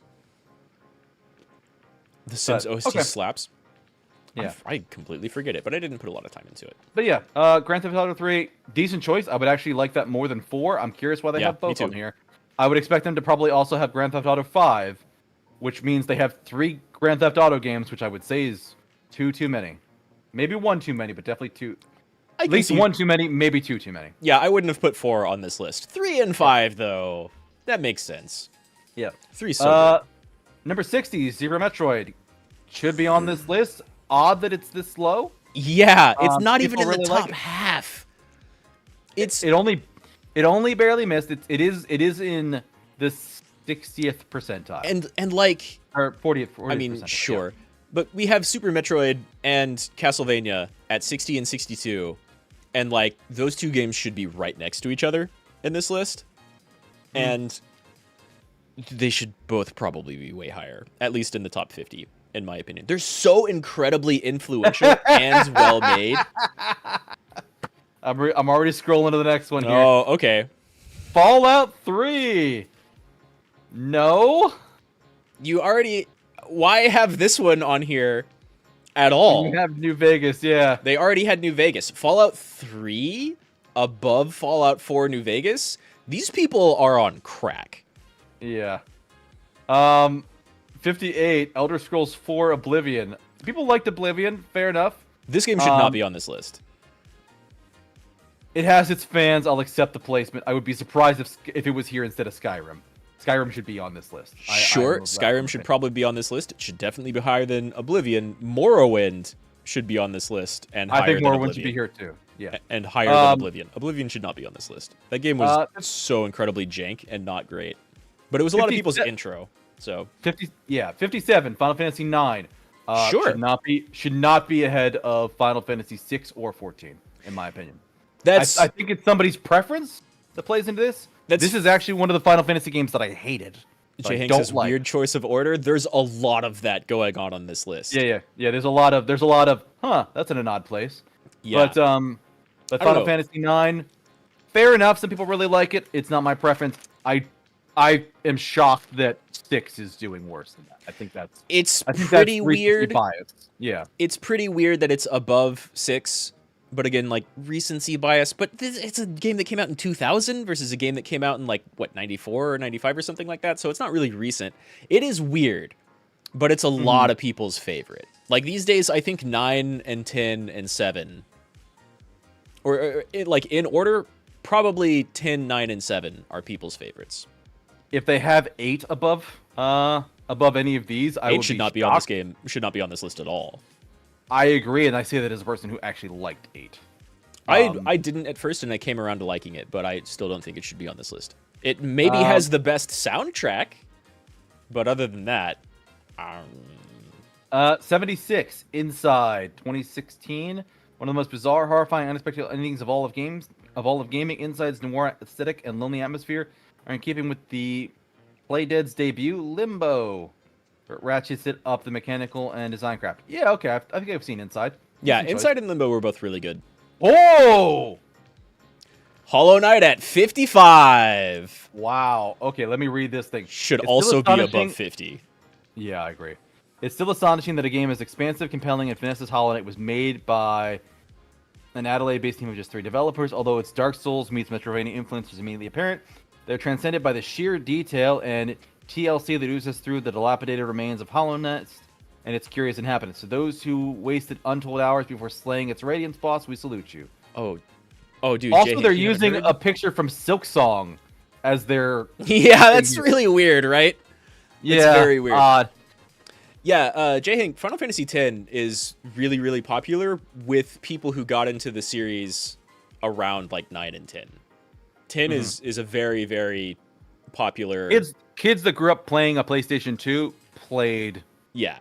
People whose first console was a PS2, people whose first Final Fantasy was Final Fantasy X. There's a lot of people who really, really like 10 more than any of the others. And definitely my bias is like towards 6, even though I would probably argue that like 7 or 9 are the best. My bias is towards 6. 54, Ico, 2001. Yay! Good. It should be on here, and it's higher up than the sequel, which you said was wasn't as good. Fine, no problems. Ico was a good game here. I have hope for Shadow of the Colossus. I doubt it's on here because this thing is weird. Sure, I could see Shadow of the Colossus being above that. I wouldn't have any complaints. Ico deserves to be on there for sure. Yeah, 53, Dishonored 2. Good pick. Good game. Okay. I liked it. All right. I liked I thought it was okay. I don't know. I Eh. have weird gripes with Dishonored 2, but that'd take too long. 52, Half-Life. Yeah, The original. absolutely. It's a classic. It's a classic. I would have expected Half-Life 2. I almost said higher Half-Life than 3, it and should then I be. remembered that I can't say that without making people cry. Yeah, Valve cannot count to 3, actually. Yeah. 51, rounding out the bottom half. Final Fantasy X. There it is. Expected it to be on here. I would expect it to be higher than 9. It certainly is for me. Bottom half, though.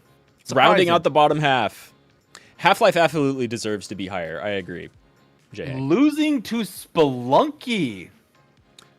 Bez and the Binding of Isaac. Spelunky leads Naughty's charge for a new breed of low-budget, big-brained indie games that know.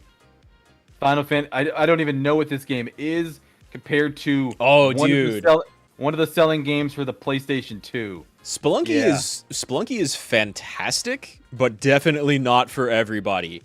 I kind of agree with its place at 50, but like there's a lot of games that should be above this.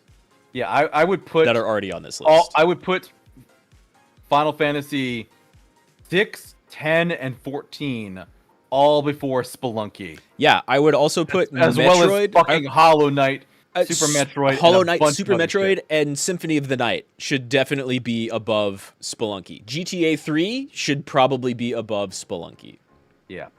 Spelunky's 49. amazing, but I almost don't know why it's on this list. I'm pretty okay with it at 50, but You know why it's on this list. It's somebody's favorite. That's Yeah, why. There's sure. a lot of personal bias here. We're starting to see it. there's a 49 crazy amount of personal bias. 49, Stardew Valley. Good game. Should be on the list. Middle of the pack. I'm happy with that. I'm pretty happy with its placement at 49. I think that's okay. Grand- I'm not even a big fan of Stardew Valley or any of those type of games, but that's a really good one to place right here, I think. Yeah. 48, Grand Theft Auto 5. Good placement for the game. Number 4 should not have been on this list then. Number Like, yeah. Now Number 4 should Theft Auto definitely 3, not have been on this list. Yeah, And- but Grand Theft Auto 3 and 5, great. 4, no. and 3 should probably be a lot closer to this one. It depends on what all is here. We'll see. They've had some questionable picks. Oh yeah. 47, God of War 2018. Surprising to be in the middle of the pack. People liked that game a lot more. I would see it a little higher up, but I'm not surprised it's on the list. I would just expect it to be a little bit higher. I guess. I don't know. Ragnarok just came out, so like I'm a little surprised that either this isn't higher on the list or that it's on here at all. Middle of the road is weird. It's greatest games of all time. Something has to be middle of the road. That's true. Fine. At least it didn't place in the top 10 because of recency bias. Yeah, that's fair. I really liked it. You didn't like GTA 5 at all? I kind of liked it. I thought it was fun. 46, Destiny. Original Destiny game. They made a sequel. Is Fine. it a sequel? I guess it's kind Whatever, of a man. sequel. I ain't talking. I don't. Shit. I mean, at least it's below all the Halo games, I guess. No, it's Because not. we haven't seen any of those yet. 45, Halo 3. Hey, it's Halo 3, which Yep. should probably be higher. This people again, played the multiplayer on this game was True. crazy Like strong. So I can't speak too heavily to Halo because I have never owned an Xbox console at all. So I've never played a Halo game. I don't know anything about them, other than they are wildly popular, and Halo 3 was. They're I wildly would expect popular it on the list. and influential. Yeah. And So, Halo no. 3 may be the most of all of them, except for like 1, but I would still put 3 above them. Yeah, Jay Hank over here says, Destiny? Like, I don't know that Destiny, either of them deserve to be on this list. They're okay. Halo 3 should be way higher. I agree. What scares me is we're in the top half and League of Legends hasn't shown up yet, and I'm half expecting it. I mean, League of Legends better than from your favorite Final Fantasy? from a commercial success, well, my favorite Final Fantasy hasn't shown up yet. It's 4. Okay, fine. Oh, yeah, that's fair. 44, Elder Scrolls 3 Morrowind. Decent pick. Fine. Halo 3 made history? I agree. It was crazy. Yeah, Morrowind should be on here above Oblivion. Oblivion shouldn't be on here at all. But that's a fine spot for it. 43, Nier Automata. Okay, great, fine. I would also place this a little bit higher, but that's okay. People would, but again, master list, we're at least in the top half. I would have been shocked to find this in the bottom 10. Yeah. Top half, I don't have a problem with it. It's I have a problem with the rough, fucking next one. It's a rough thing to think of like 80 or 90 games better than Nier Automata. Yeah. But 42, Chrono Trigger. You fucking pieces of shit. You telling me there is a man I knew years ago who made web comics. I didn't know him, but I followed him online. Whose opinion about gaming I disagreed with strongly, but his opinion was Chrono Trigger was peak game design, and everything since then has been downhill. And I can respect the passion. I don't agree with it, but I can respect the passion, and at least he has good taste in the game. It's not like he's saying everything after Halo 3 has been downhill. At least he picked a good game to base that on. Yeah. 42. I don't know about that take, but like this should be top 20 at least. Top quarter. I'll give it 25. Sure. Jay at least says top 10. I don't have a problem with that either, to be honest. Personal list top 10? Fine. Yeah, do it. At least the one positive here is we got a funny number with it being 42. I suppose. 41, The Sims 2000. What, the first one? Why did you put two Sims games on here? Yeah. That's bizarre. And why is the first one way above Sims 2? Like, way above.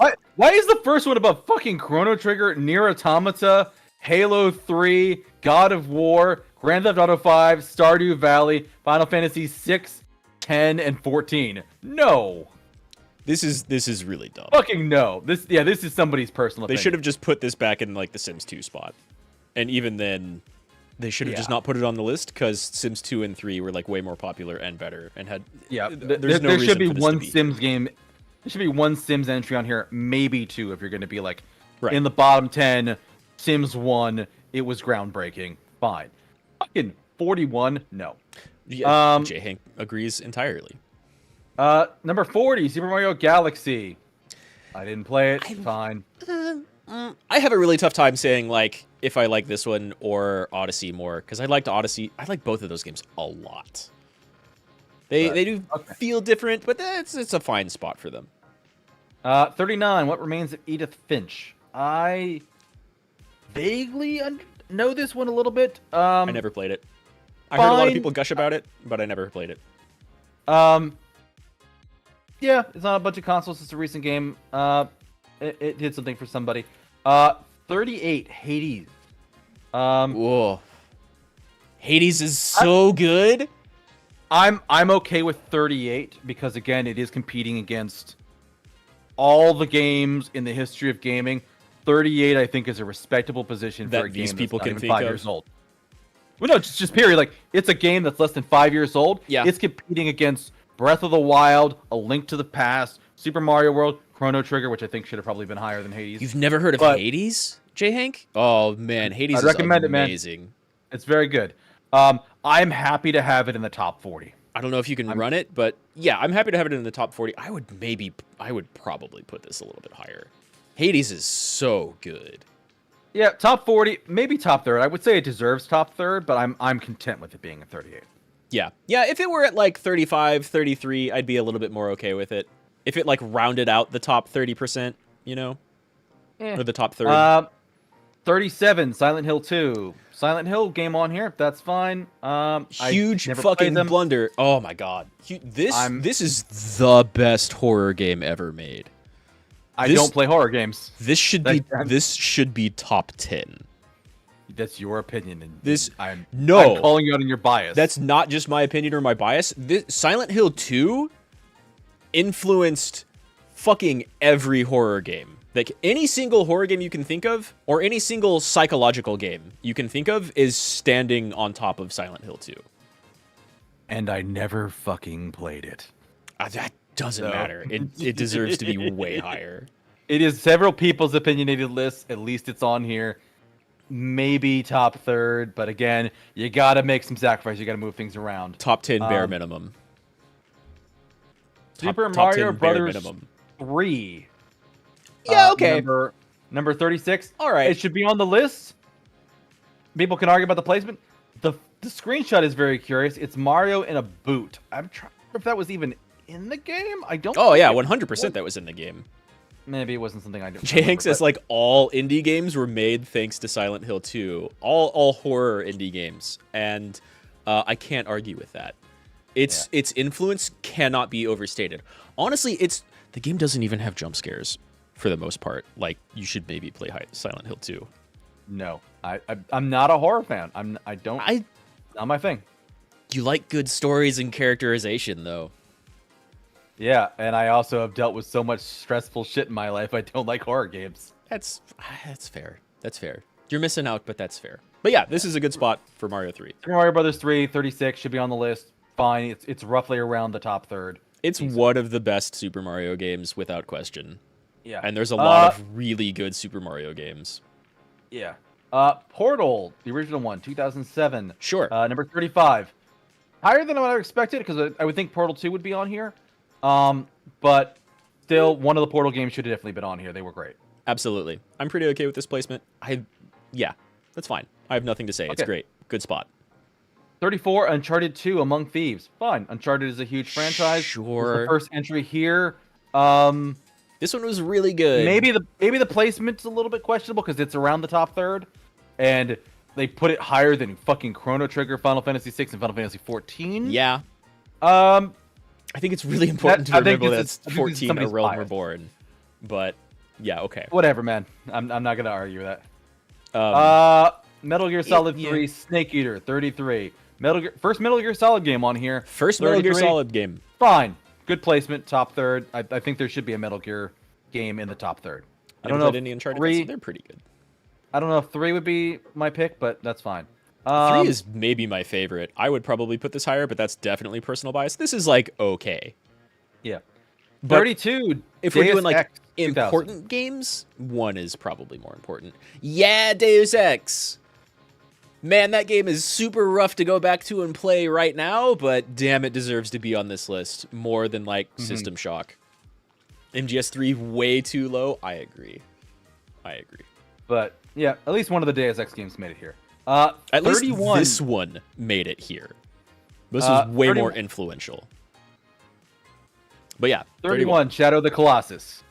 Great. They put 3 games by that studio on here. I am super happy about that. Shadow of the Colossus, the highest listed of the 3. Great pick, great choice. I don't have a problem with this. Some people might put it higher. I don't know about that, but it's pretty good. I really like that game. Yeah, Shadow of the Colossus is 31, solid pick. It's near the top 30. I think that's a respectable position. Solid pick. To me, this cements that Last Guardian should probably not be on this list. Because you've got Eco and Shadow of the Colossus right here. Fair enough. It's near the bottom. I don't. It's way down there. The last like 10 or 20 are always like, we put them on here before something else, but it is whatever it is. 30, Outer Wilds. Sure. Rounding out top 30, Outer Wilds is fantastic. Never played it. Oh my god, Outer Wilds. Do you like? 2019. Interesting pick. It's so good though. I will have an opinion about this when I see the 5 games that come in front of it to see like. Actually, more than that. The 5 games that came behind it. No. Oh man, I think you'd really enjoy it. It's almost purely like a puzzle exploration game. Okay. It's super good. And 29 Journey. Ooh, good pick for top 30. Number 29 Journey. Fantastic game. I loved this game. I really like that game. I don't even know if I would put this on the list. It is a personal favorite of mine. I acknowledge bias here. I'm happy to see it in the top 30. I think it deserves to be on the list. Maybe not this high, but I'm happy to see it here. Yeah, I think this studio has done other similar really fantastic games. If I put Journey on this list, it would definitely be in the bottom 50. Number 28, The Last of Us Part 2, 2020. I'm curious to see if The Last of Us Part 1 will be here, but yeah. This is fine. Clock Weeks had a huge player backlash. The game won 7 of 11 nominations at the Game Awards. Fair enough. I think that's fine. Uh, Last of Us Part 2 is pretty good. yeah. 27, Street Fighter 2, good placement. The only fighting game on this list, the most important fighting game ever made. Yeah. So definitely deserves to be on this list. I probably would have put it like a little bit higher, but Ooh, here's a controversial one. nah, I'm not a big Legend of Zelda: A Link to the Past, 1991 at position 26. Last of Us 2 is pretty okay. J-Hank, it's I wouldn't put it that high on the list, but people fucking loved that game. I honestly expect to see The Last of Us Part 1 a little bit higher, but Sure, that's fair. A Link to the Past is 26. 26. Oh no, Street Fighter 3 is way better. Like Street Fighter Third Strike is way better. 5 is probably better. Street Fighter 2 is maybe the most important fighting game ever made. It exploded the scene. Yeah. Link to the Past, surprising it's this high. I'm curious what's above it. That's a pretty solid Zelda game. 25, Pokemon Red and Blue. You know what? Why is this even on the fucking list? I mean, it's the first Pokemon game. I can see why it's on the list. My question would be, why is Red and Blue on in addition to Silver and Gold? No, yeah, that's okay. That's exactly what I was saying. That's the better thing. But having a Pokemon game on here and having, honestly, the original one as 25, I think that's why it's on respectable. Here. I think that's respectable. I guess. I don't necessarily agree with.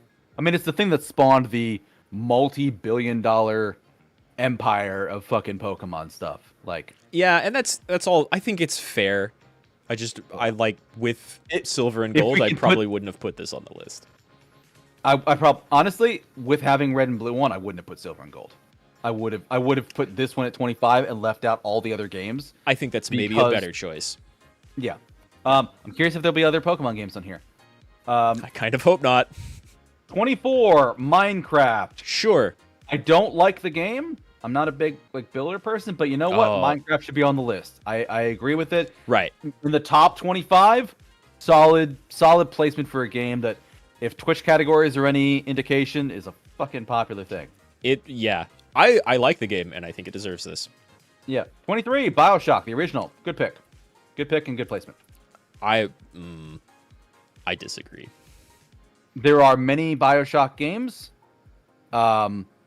It is the one that started a franchise. People liked it. I'm not unhappy with seeing about it. Was BioShock Infinite on this one? Yeah, BioShock Infinite was already on the list, like way down. So this one's way bigger and better than BioShock Infinite, which I don't really know that I agree with. And also, having gone back to play this game, I feel it really doesn't hold up that well. But nostalgia, then probably, yeah. I mean, it's maybe even more like influence, but yeah, it's hard to say whoever made this list, what they were thinking. Yeah. I would probably put System Shock 2 right here. Meh. But I don't think that's even on the list. Probably not. Do 22, Minecraft World of be Warcraft. In, top 10 because of what it did to gaming? That's fair. Minecraft's fair enough. Gigantic. Yeah, anything in the top, anything on this list could honestly be moved around. Top 25 is essentially super fluid. It's all fluid. It's all personal. It is what it is. 22 is World of Warcraft. Good placement for it, I think. Sure. It's. I mean, they all said here, we all know somebody who was hooked on World of Warcraft almost 20 years from its debut. It's still the most played MMO ever. We've moved on, though, promise. And unlike FF14, they're not specifying any specific expansion or year. Just in general. I feel like they specified A Realm Reborn so that the people would not think they meant the original release. Then just put on Shadowbreakers. No. Get over it. No. I disagree. Those 20 A Realm Reborn and 1.0 don't deserve it to be on this list. 21, Halo Combat Evolved. Yeah. Let's say it. Catapulted into launch game status mid-development, Bungie's first-person shooter would reframe how we saw single-player shooting campaigns and multiplayer arena modes. Despite its frenzy creation, we saw multiple changes to its fundamental concept. Halo's impact changed the genre forever. I feel like this is like a Street Fighter 2 thing. I'm content with seeing Halo 3. I kind and of do Halo too. on here. I think Halo 3 should be above this, but like, their argument is not without merit. They have a solid argument. Yeah. Number 20. It's on here for the same reason that like GoldenEye is on here and as high as it is. Yeah. Halo is even more influential. But yeah, I would have put 3 above 1 easily. Number 20, Elden Ring. Fine. Okay. As like a staple for the top 20, you want to put Elden Ring right there? That's okay. That's fine. That's a fine decision. Honestly, it sold more in the first like 3 months it was out than all of the Dark Souls games did in their entire run combined. Like, yeah, the game it's true. is a monster. It's true. It's true. It swept like a year and a half of award shows. Mm-hmm. And deserved it, in my opinion. Number 19, Doom. Fine. All right. Good, fine, good classic pick. game, top 20, decent pick. Number Hello, 18. Normality. Welcome to the stream. We're going through a GQ 100 list. Hello. I don't know why, but it's funny. Yeah. Number 18, Super Mario 64. Good. It should be on the list. I'm content with top 20. Again, very curious what's going to be above it. Precisely. I agree exactly. Everything at this point is very fluid. Final Fantasy VII, number 17. Good. Sure. They finally put one in a good position. I would probably put it at 15 instead of 17, but all right. We're going through GQ's top 100 games here. I'll list it or link it real quick. Yeah. Just because I saw this the other day. Just to like mark out, if we're going to use Elden Ring to mark out the top 20, putting Final Fantasy VII to mark out like the top 15, it was, I don't think it can be understated how incredibly influential and like how many people it got. Final Fantasy VII was, as much as like Tony Hawk Pro Skater 2, which is on this list way down there, got a bunch of people into video games to be like, oh yeah, that's cool. I recognize this music. This is a lot of fun. Like this is a fine spot, but I would have put it just a little bit higher because this is the game that got people who thought RPGs were for like weeb weirdos to look at RPGs and be like, damn, that's cool actually. Yeah, fair enough. But I already said that the top 20 is very fluid. Minecraft at least top 5. I think we had Minecraft at what, 20? It was in top 25 at 24. Yeah, it's 24. Yeah. But like I don't even argue with that, right? FF7 made PlayStation into a success. Yeah, exactly. Yeah, basically. But having a top 20, I'm fine with that. Again, these are games of all time. We've seen stuff as far back as 1990 or even the 1980s. I'm content with having Final Fantasy 17 yeah, like Ultima in the top was on 20 here. comparing to that. Yeah. 16, Elder Scrolls 5 Skyrim. Nope. I have no problems with this. It's just not as good as Commercial success. They've done well enough to remake this thing 10 fucking times, and they're still selling new copies 10 years later. But they shouldn't have. I agree, but they shouldn't have. Like Chris Rock says, if the beat's all right, we will dance all night. And some people like this beat. I don't like Skyrim. Oh no, like a ton of people like it. I bought it. It should be on this list. Way out. Yeah, it should be on the list. I can respect that one of the most popular Elder Scrolls games ever. You do have a problem with this? I agree. I do too. Is top 20 and top 16. Should be a lot lower. I agree. I totally 15, agree. Red Dead Redemption 2. Never played the Red Dead Redemption games. I know some people really like to. Fine. It's say 19, so still top 20? Maybe. Yeah, I don't know. Red Dead Redemption 2. It's odd that Red Dead Redemption 2 is higher than Final Fantasy 7.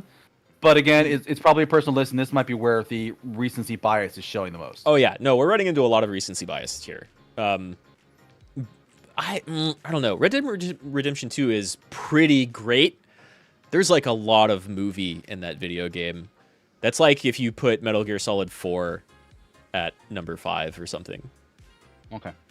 That's how I feel. I'm not really mad at this, but like, it's okay. Number 14, Super Mario World. Good. Sure. Top 15, Super Mario World. Great game, great placement, decent. Yep. You know, I think the IGN list put it as like number 2. Well, we'll go through that one too. It's like, but it's top 15. It is launch title for the SNES. It is iconic. It's iconic. Actually, the first thing they said here is there are a whole bunch of reasons why this thing's iconic status. Yeah. It's true. I agree. It's one of the best Super Mario games, unquestionably. Just like 3. Yeah. Number 13, Legend of Zelda: Ocarina of Time. Good for top 15. Sure. Surprised it's this low, considering how many people loved it and how much it just was a force of nature on the 64. I would put Super Mario World above Super Mario 3, yeah. But still, put them closer together. But still, yeah, respectable place for Ocarina of Time. I agree. I think it's decent. I agree. It deserves top 15. It's not even like one of my favorite Zelda games, but yeah, everything it did, the huge like following it had, people played it for years and years and years. The speedrunning community, yeah, like Ocarina of Time deserves it. It does. Number 12, Disco Elysium. Good pick. Good pick. God damn, that game's so good. IGN put it as number 10. That's fair too. Oh, good placement. It's one of my favorite games. I don't know if I would put it in the top 10, but like, I'm glad to see this represented. Damn good game though. Yeah. It's too bad that you can't like actually give the people who made it any money, because a game about, among so many things, but one of them being capitalism completely fucking over an entire region, got completely bought out and fucked over by capitalism. So I saw some recent news. It was actually trending when I went to bed last night, and somebody put like a video out about talking about it. It's like 2.5 hours long. Oh yeah. I did not watch it, but the general consensus I read from the comments is everybody's a bit of a prick. Everybody did something wrong, and you know, this is just sort of a shame overall. And that's it. It is. Yeah. They're like, there's talks to make a second one, and I think even like a show of some sort, whether that's a cartoon or a Netflix special or something like that. I don't know. Ooh, I don't want to see a show of Disco. Like, let it be what it is. It's perfect. Agreed. Sadly, the capitalists backing it stole it from the creators, and so they're going to try and milk it because, well, Disco taught us why. Yeah. So I can't recommend pirating a game, but you know, this would. Anyway, number 11, Resident Evil 4, the original one, 2005. Sure. Good pick. Great spot. Is this our first Resident Evil game? I think so, actually. Yeah. Yeah. You know what? Decent place for a very popular Resident Evil game. That people love this one. Yep. There better not be any later Resident Evils on this list. We're entering the top 10. We're entering the top 10. Number 10, Number 10, Half-Life 2. What the fuck? Half-Life 2 is not better than Half-Life 1. It's not more influential than Half-Life 1. It's not. It's, at this point, it is people's opinions. Oh yeah. Oh yeah. At this point, it's people's opinions and recency bias. Half-Life 1.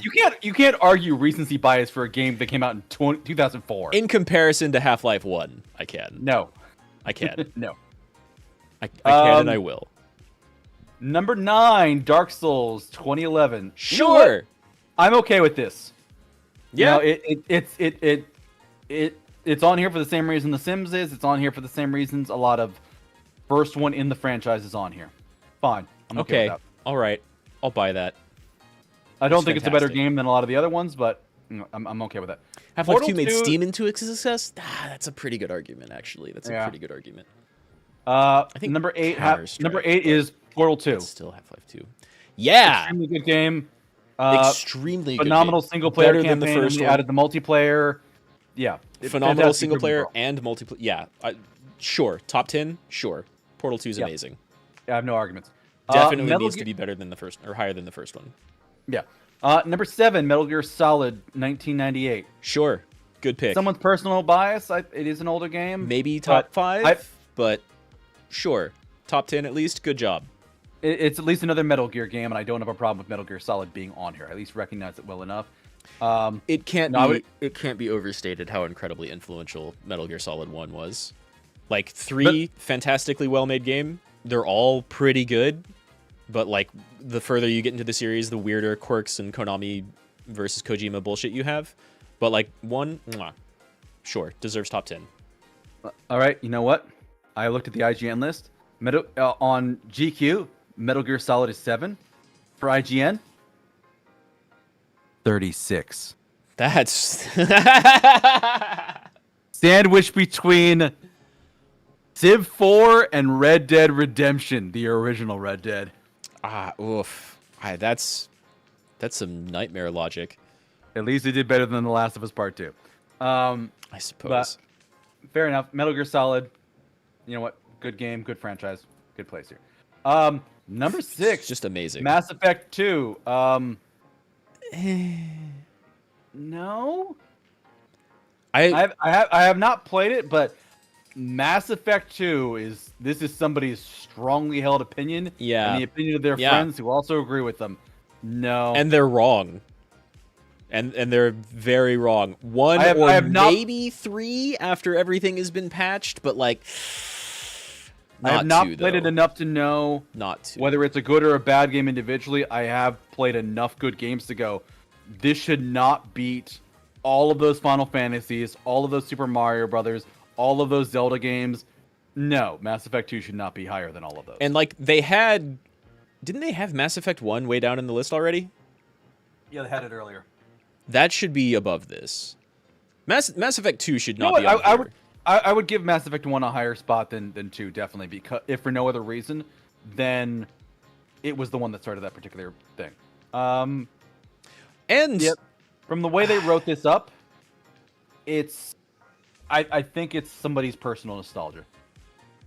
Perhaps. Yeah, I mean, the final mission is pretty good.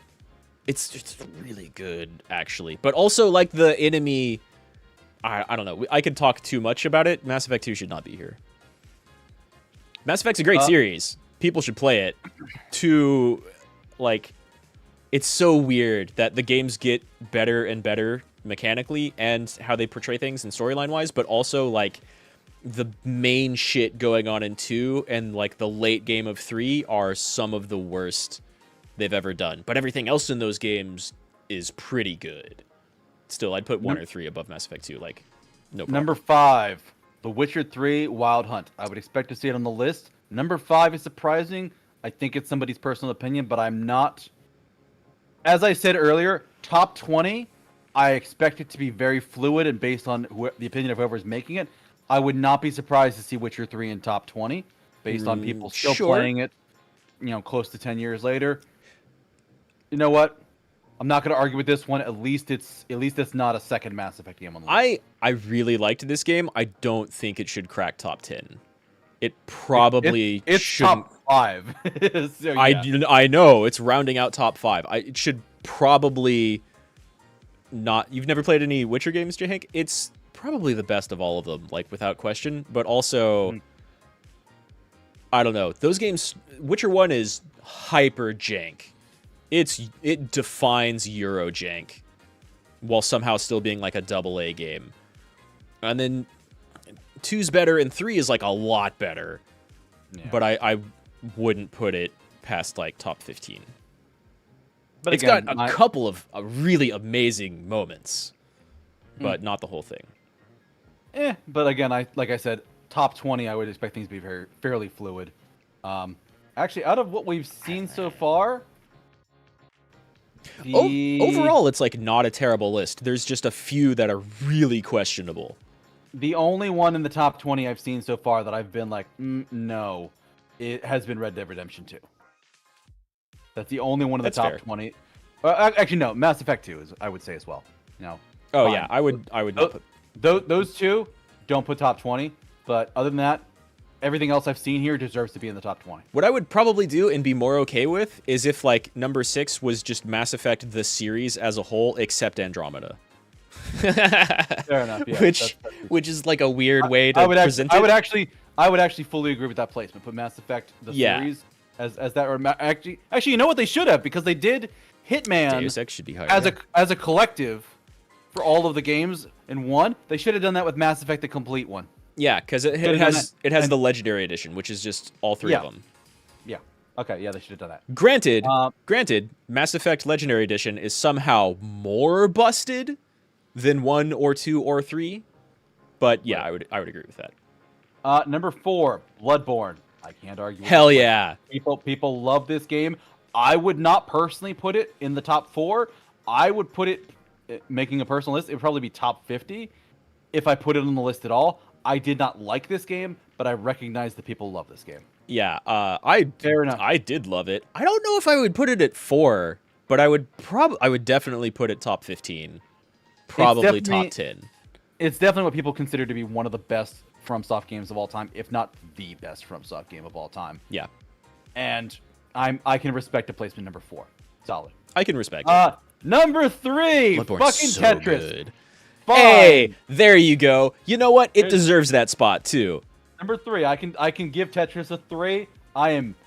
That is probably the least controversial position they got. One of the least controversial picks in the entire list. Like I was saying earlier, this game has not changed in 40 this is years. a game so good, my mother would play it.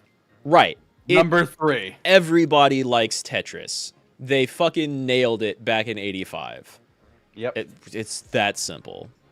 Number 2, The Last of Us Part 1. There's your Last of Us 1 pick. I don't know about number 2, but hey, there's your Last of Us 1 pick. Well, number 2 wasn't in the top 20, so again, I would expect The Last of Us being what it was to be in the top 20. It wouldn't be number 2 for me, but That's why I wasn't so shit on Last of Us 2, because I knew this was here. Yeah. And number 1, Legend of Zelda Breath of the Wild, we both agreed, like that's bias, but it's also number 1 on the other list, so fine, fuck. That's fucking wild. This came out like a week before Tetris is Mechanically Perfect? Exactly. This came out like a week before Tears of the Kingdom. A week. A game that's easily better than Breath of the Wild in every single way. It's crazy. They knew it too. These are games journalists. They had already played Tears of the Kingdom, and they still made this list. Let me just check something here. I think Last of Us is overrated at number 2. I kind of think so too. No, Breath of the Wild specifically at number 1 is a wild pick, right, J. Hank? Tears of the Kingdom came out so soon after this. Some of these people... Is Gene on this list?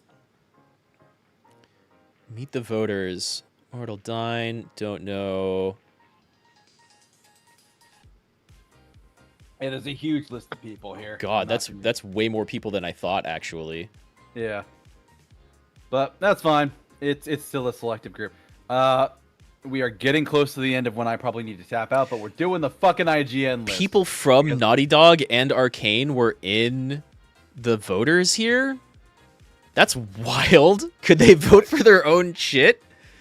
Did Probably Joe did. Blackfirm from Bungie just like argue for a couple of hours that Destiny should be on the list? Probably. Wow. J. I'm Hank gonna asks put what our top 5 is. Dude, I don't know. It probably includes Super Metroid and Hollow Knight and maybe MGS1. And that's 3. I've talked with that to people. I also sent you the link to the IGN one, which like I said, I do want to go through. I would say top 5, in no particular order. Final Fantasy IV. A Link to the top Past. 5, really? It's my favorite Final Fantasy game. I love it. I used to own that on every platform before they made it available on cell phones, and I realized I shouldn't have that game within such short reach, and then I stopped collecting editions. It is a personal list. I'm allowed to have my personal thing for that. But I mean, I love that game too. Yeah. All right. But Final Fantasy IV, Legend of Zelda: Link to the Past. Sure, can't argue that. Mega Man X, the original.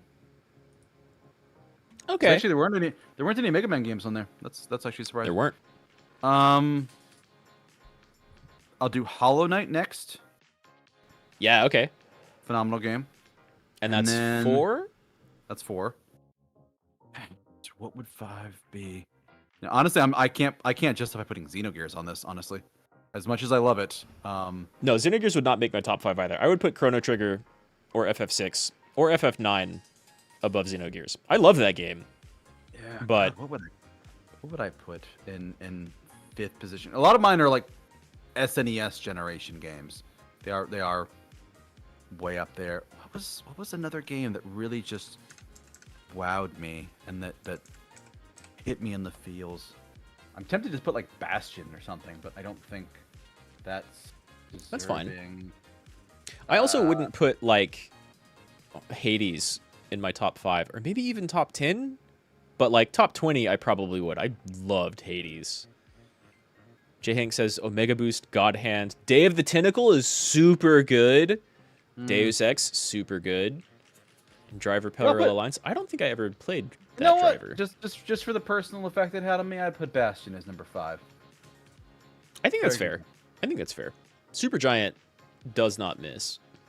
Yeah, they missed a couple times from me. Oh, you know what? That's true. I haven't played all their games. There's like 2 or 3 I haven't played. I would probably put Transistor above Bastion in mine. I actually didn't like Transition that much. I didn't like the combat I system know. that much, and it ended very abruptly. Yeah, I guess.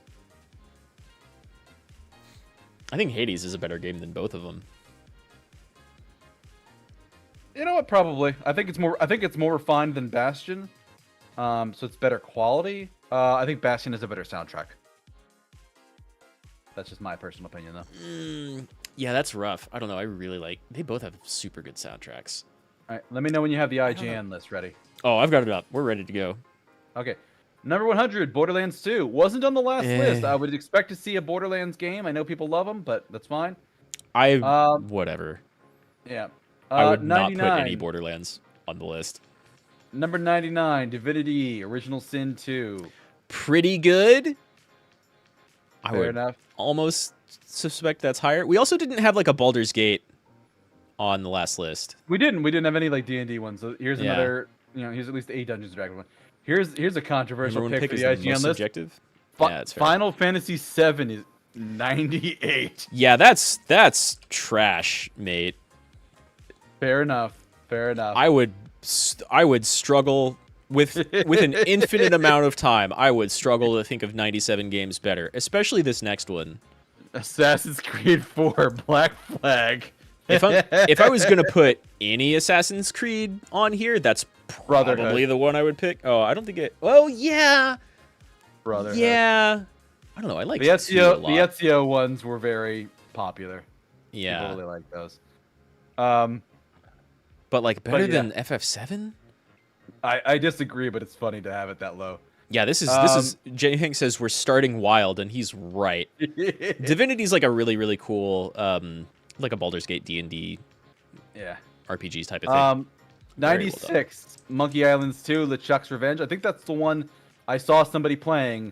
At least it's another Monkey Island game. I'm unsurprised to see it here because of stuff. That's okay. I would almost put the first one on there and then just leave it, but yeah, okay. 95 Burnout 3 Takedown. Racing game. People like Burnout. Not surprising. Also, it reminds me, we didn't see any racing games other than Mario Kart on the other list. It was only Mario Kart on IGN's list. Yeah. Yeah. They don't care. 94 Fallout 2. Yeah, you know what? Sure. I'd put it higher. It shouldn't be above Final Fantasy 7, I don't think, but you know what? Yeah, it shouldn't. Bottom 10? Fine. Nah. Fallout. Well, okay, no, wait. Which one are they talking about? Fallout 2. Which Fallout 2? I don't know. Because starting the journey of Fallout 2 as a tribesman with nothing more than a loincloth and a spear to my name, and gradually fighting my way up to a power-armored, DOS-gunning killing machine is a fantastic and surprising natural feeling of progression. One of the few games have been able to match. Why don't you have fucking images, IGN? Oh no, okay, yeah. The 98 old school Fallout 2. I loved those first two games more than I liked Fallout 3 or 4. Though I would probably put New Vegas above them. It might still be. Because I actually don't know this list off the top of my head. 93 League of Legends. I'm content with this. Sure. I'm surprised it wasn't in the other game. It is a. I'm also surprised. It's a wildly popular game that catches a lot of well-deserved shit. But you know what? People fucking love it. It's still going strong. It's not going anywhere. It basically deserves to be on the list for the exact same reason that Fortnite deserves to be on the list. I think Fortnite's more popular. Yeah. 92 Mega Man 3. Agreed. It was the Mega Man that really got me into Mega Man. Yeah. And also, points out, I don't remember there being any Mega Man games on the other list. No, there weren't. Which For is crazy shame. because For shame. yeah, because Mega Man 2 and 3 really, really got people into gaming. Yeah. Arcane was neat. Yeah, I liked it. 91, Animal Crossing New Horizons. You know what? For I guess. for recency bias, fine. But at the same time, I know a bunch of people who talked about this being their pandemic game. Oh, This yeah. is what they used at the beginning of the pandemic to deal with everything that was happening. Absolutely. And People, fine. even before that, people loved Animal Crossing. It's like it deserves to be on the list for the same reason Stardew Valley was on the other list. Yeah. Also, funny story about me. I've seen people reference the game with ACNH, and for the longest time, whenever I saw that, I kept reading it as Assassin's Creed New Horizons, and that just always made me laugh. I think the first time someone mentioned it in my chat, they also said that. This was like a year or so ago. Someone was like, "Oh, I really love ACNH," and I was like, "I don't know that Assassin's Creed game." And they were like, "No, Animal Crossing. You gotta go, Jay Hank. Hey, thanks for coming back in. I appreciate it, man. We will see you next time." Number 90, Thief 2. We got a Thief game. We got a Thief game. They deserve to be on here, for sure. Number 89, SimCity 2000. Agree. There was no SimCity. There was actually the only Sims game on the other list was 2 editions of The Sims. SimCity 2000? No, Fantastic SimCity vintage 4 game. was on the other list. Was it? SimCity 4 was on the other list. It was pretty low. Or 4 or 5, I forget. SimCity was not on the list. The Sims was on it. The Sims 2 was on it. What am I thinking of? There was a world managing game. You're right. It wasn't. Fuck. What was it? It was It was Civ 4.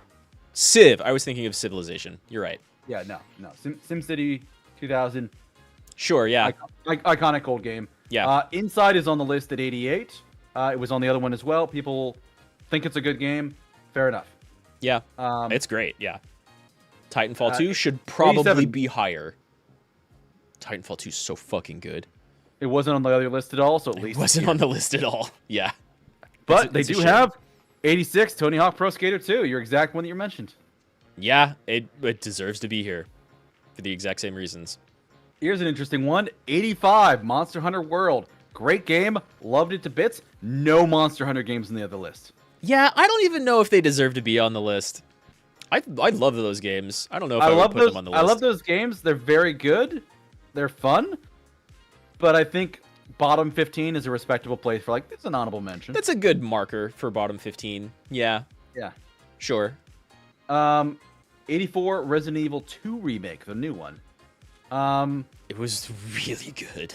It was really good. Again, let's see what's on the list above it. But it said it redefined what a remake could be. Meticulously crafted, that felt completely in step with the genre. Did FF7 Remake come before Resident Evil 2? Okay, actually, you know what? Never mind. That's not a valid argument because 7 Remake is not actually... That's a completely different game. Whereas Resident Evil 2 Remake is, like, actually a remake. Yeah, I think 7 came afterwards, actually. Okay. Because it says something about felt completely in step with the genre in 2019. Final Fantasy Remake was like 21 or 22, right? 20 at the latest. I don't know. I feel like it's been a while, but that's probably just because I can't wait for the second edition. So it feels like it's been longer. It might have been because it also was a PlayStation release initially. Let me see something here. I can't get a perfect answer, but it is on my wish list. Release date for Final Fantasy Remake Intergrade on PC was 22. That's Intergrade. June of 20. Which I want to say came like 3 to 6 months later. But it's still 21, 22. So yeah. Resident Evil Absolutely. Remake would have been later. Yeah, so. 83 System Shock 2. Paved the way for genre first-person games. Sure. System Shock 2 deserves... System Shock 2 is... Okay. Going back to play it is a little bit like Deus Ex. That it's one of those early PC FPS games that, like, they do not have a good control scheme down. But goddamn, you wouldn't have BioShock games without System Shock 2. You probably wouldn't have Mass Effect games without System Shock 2. Probably not. System Shock 2 is so good. Like, Half-Life, System Shock 2, Deus Ex, all deserve to be on any one of these lists. Absolutely. 82 Mortal Kombat 11. No Mortal Kombat games on the other list. The only fighting game is Yeah, Street Fighter. whatever. So I like fighting games a lot. I couldn't care less about Mortal Kombat. But if you're gonna put one of them on this list, 10 or 11 is probably the one to do. Eh. People really like that one. Here's an Both of interesting those. pick. 81 Persona 5 Royal. This It should puts Persona 5 even worse. oh, God, that should definitely be higher on the list. Persona 5 Royal is so fucking good. Well, It's speaking of things that should be crazy. higher on the list, number 80, Dark Souls. Okay, I said the people on the last list were smoking crack. IGN. I don't know what you're on, and I don't want any of it. Number 79 is Fortnite. What also just Fortnite is better than Dark Souls. IGN. is that what is this image right above Dark Souls? We have Dark Souls, Fortnite girl, Control Lady, and Pyramid Head from Silent Hill 2. Uh-huh. But like looking ahead, Fortnite, and then it takes a while to get to the other ones. Silent Hill 2 should definitely be way higher on the list. I don't know if it is or not. Don't scroll up too much more. It's not. We're not there yet. But yeah, 80 is Dark Souls. 79 is Fortnite. Here's That's your favorite game at fucking 78. weird. Fable 2. It's not better than any of the games on the list so far. It's really not. According Get that to shit out this, of Fable here. 2 is almost 20 ranks better than Final Fantasy 7. That's the dumbest shit imaginable. The next one is GoldenEye. Fable 2 right next to GoldenEye? Like, what are we doing? What? This is I'm tempted to say words that'll get me canceled. What is going on here? 76, Super Smash Bros. Ultimate. There should be a Smash Fine. Bros. Game on here. There wasn't in the last list. At least there's representation. Yeah, honestly, Melee or Ultimate should be on any top 100 games list. Yeah. Easy. 75, Spelunky 2. Spelunky 1 was in the last one, so there's something for... I would also put Spelunky 1 above Spelunky 2 probably in a list like this. It might be, but I- Spelunky 2 is what we saw here. I don't know. Yeah, I would put Spelunky 1 here. And 74, Return of the Obra Dinn Obra again. Dinn. That game's super so, good. Yeah, good reference. Dota 2. Dota 2 Okay. is 73. Interesting. Okay. There's more personal bias going on this list than the GQ one. I You know like know Dota what? 2 a lot more than League of Legends. It probably should not be higher in any of these lists. 72, Mario Kart 8 Deluxe. I think that's the Switch version. I guess. I think because it says it might be a re-release of the original Wii U kart racer. So I think it's the Wii U version ported to the Switch. I think that's what it is. This is just like your favorite finely tuned version of I guess. I would Maybe. literally I would put like the first Mario Kart or Double Dash or the most recent Mario Kart and just call it there as far as Mario Kart games go. We still got almost 70 more games to go. I Here's an know. interesting one. It's 71, Donkey Kong. No Donkey Kong games in the other one. Yeah. I would at least expect some representation I with don't know. Nintendo. He's an iconic character. He's an iconic character, and they're Actually, really good games. wait. Actually, They're really good games. this is the arcade game. This isn't Donkey Kong Country. Oh. This is Donkey Kong. Yeah. Yes, this should be on the list. That's more deserving of being on the list than a Donkey Kong Country game. And I I'm like gonna the say country it- games it- even more, but like Yeah, but that deserves it. It's 30 ranks higher than Final Fantasy VII. That I'm gonna twist that knife as much as I can, as much as we get it's higher higher up. than- And we, it's higher than FF7 and it's higher than Persona 5. Like all of the shit that people give IGN for not knowing what the fuck they're talking about is now intrinsically valid. but Donkey Kong is not nearly as high as number 70, The Sims 3. Fucking whatever. I mean, I guess as long as you're going to have a Sims game on here, pick 2 or 3 and don't put 2 of them on the list. I don't know what's coming up, but we might have more of them. 69, Splinter Cell, Chaos Theory. Splinter Cell, I recognize the franchise. I think something from it should probably be on the A list. Wasn't on the last one. With all the shooter games they had, there was no Splinter Cell. Well, Splinter Cell is very much like a... How do you even put it? It's kind of trying to be Metal Gear Solid, kind of not. There's more... I don't know. I think, like, sure, this is... I don't know. I would put this lower in the list by a lot. I liked those games. So there's some controversial stuff, and I might need to take my headphones off for one of these. 68 Super Mario World 2 Yoshi's Island, decent pick for that. You know, yeah, I liked Yoshi's Island. It's a popular game. People really liked it. The one I'm going to take my headphones off for. I'm not going to scream. I see it already. Silent Hill 2. Again, these people are dumb and bad at video games, and games journalism is not a real career, kids. This should easily be top 10. These people don't know what the fuck they're talking about. At least it's 30 ranks higher than Final Fantasy VII. I mean, sure, I'm okay with that. I know. I'm fine with that. Imagine if they put this at 97 in Final Fantasy here, and you...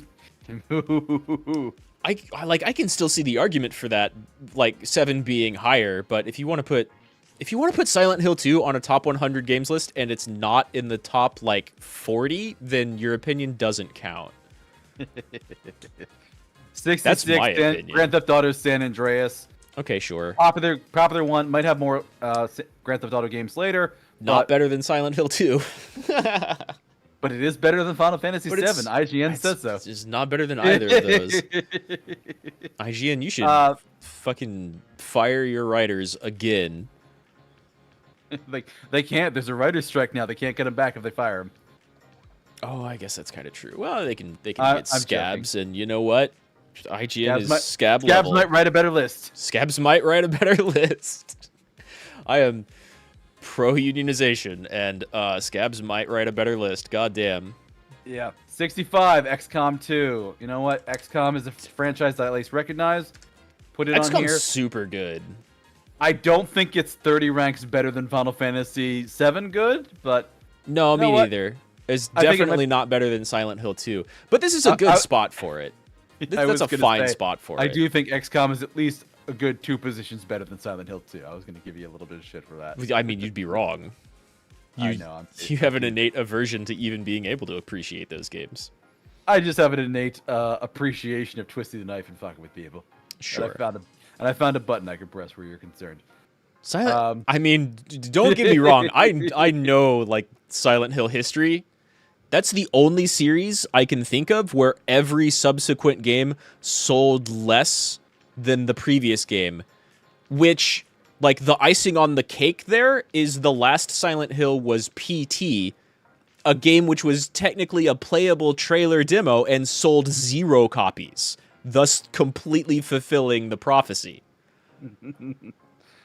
But Silent Hill 2 is immaculate. 64, Control. Actually, an interesting game. That game rules. Yeah, I fucking love that game. I haven't played it, but I watched some streamers play it, and it looks really neat. It's so good.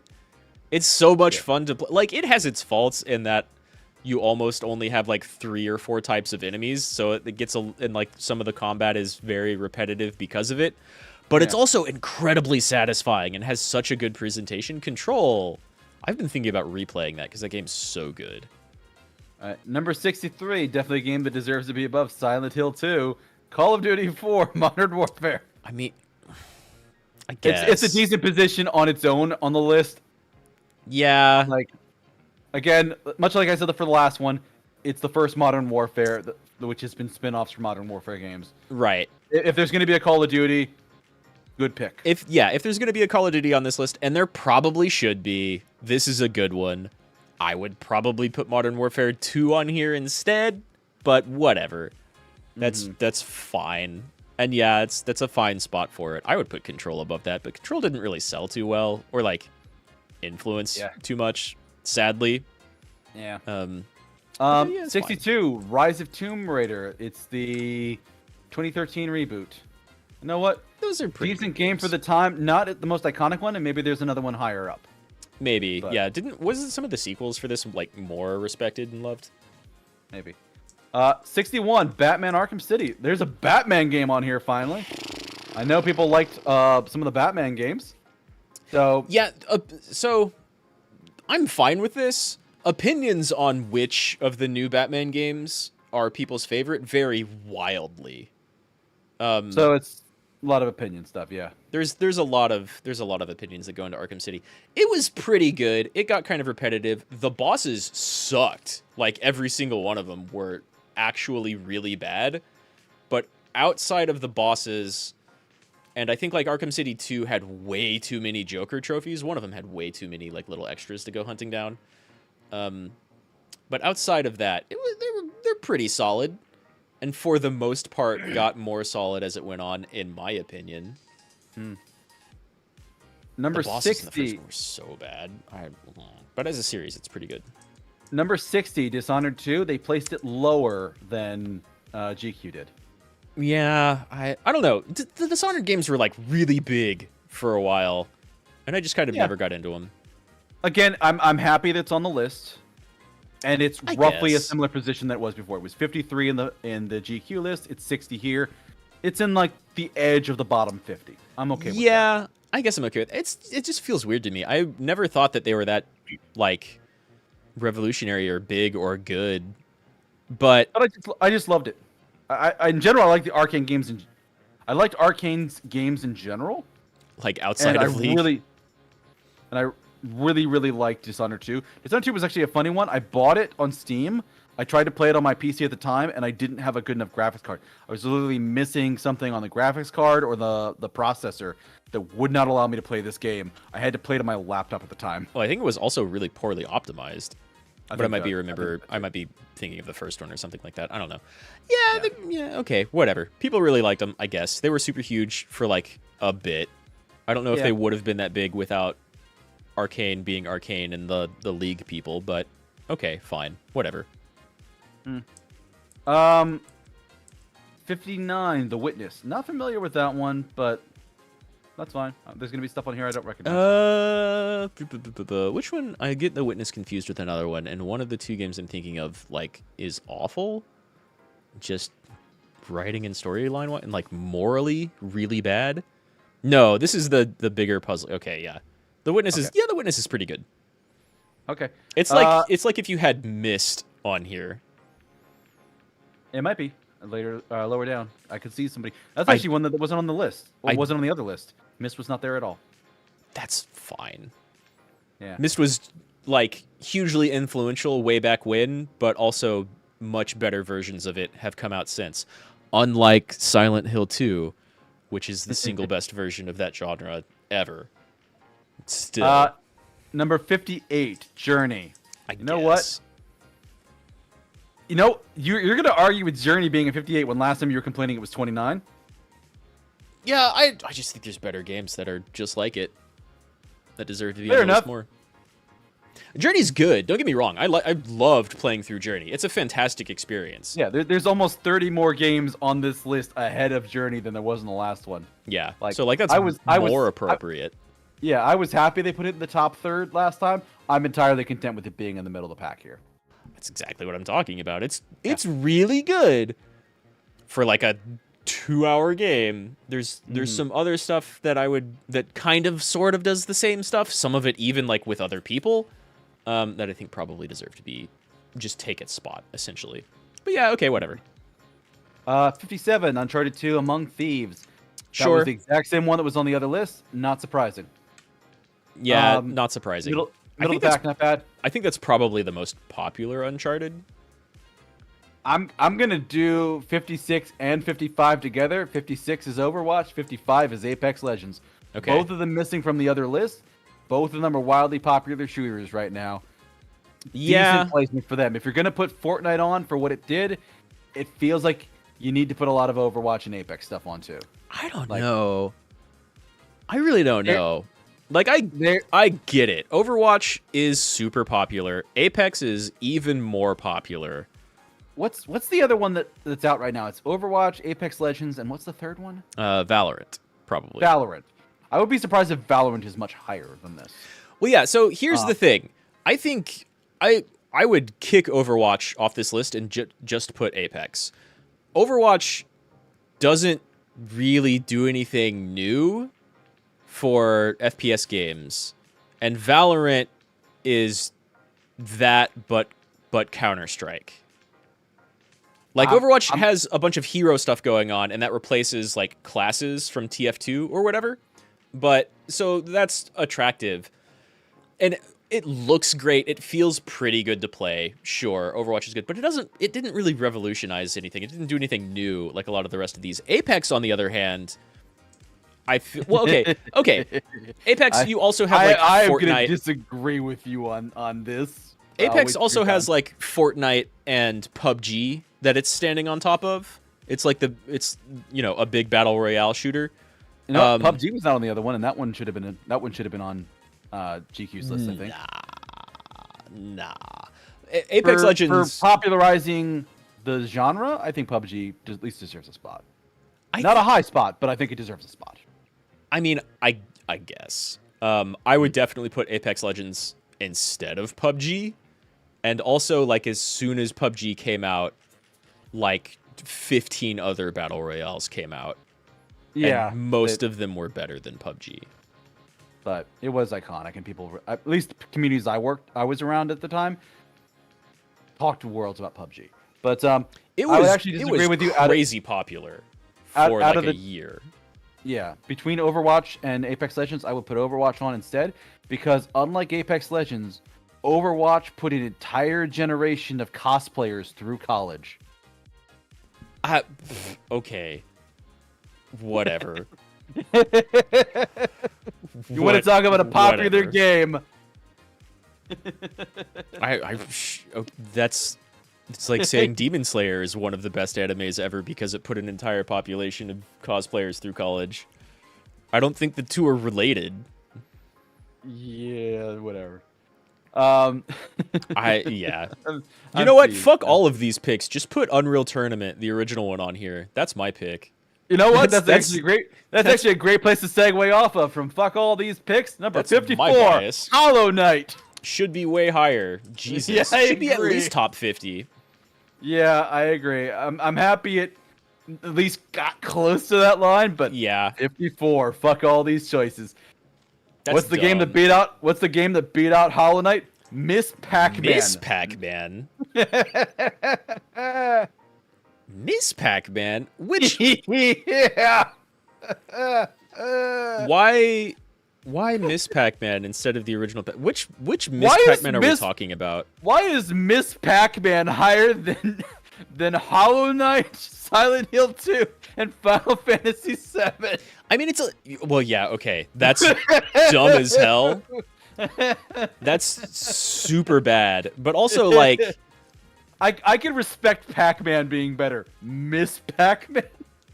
What? Well, they're the same fucking game, so it doesn't. They are, but like putting the original iconic one, like Donkey Kong's on here, and I can be like, okay, Donkey Kong's on here. Sure. Retro arcade game, major one that people remember from ages and ages. Sure. When I think of arcade games, I think of Pac-Man, not Miss Pac-Man. Yeah, I mean, they're the same game, so it doesn't... Like, what is their argument here? Rebuilt monitor, restored art, speed chip that makes it many times faster? I guess, maybe. Okay, that's probably true. Personal thing. They straight up say, it made a popular addition to my homecade. Yeah, sure it did. Yeah, I mean, I bet that's not a lie. We run an occasional high score competition at IGN, so I thought it'd be cool to put this on the list. Yeah. I don't know. I think...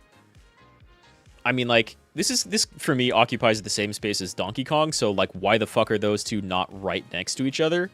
And also, when I think of, like, ultra classics, kick both of those off the list and just have Tetris. I'm pretty sure Tetris is here and it's much higher up. Yeah.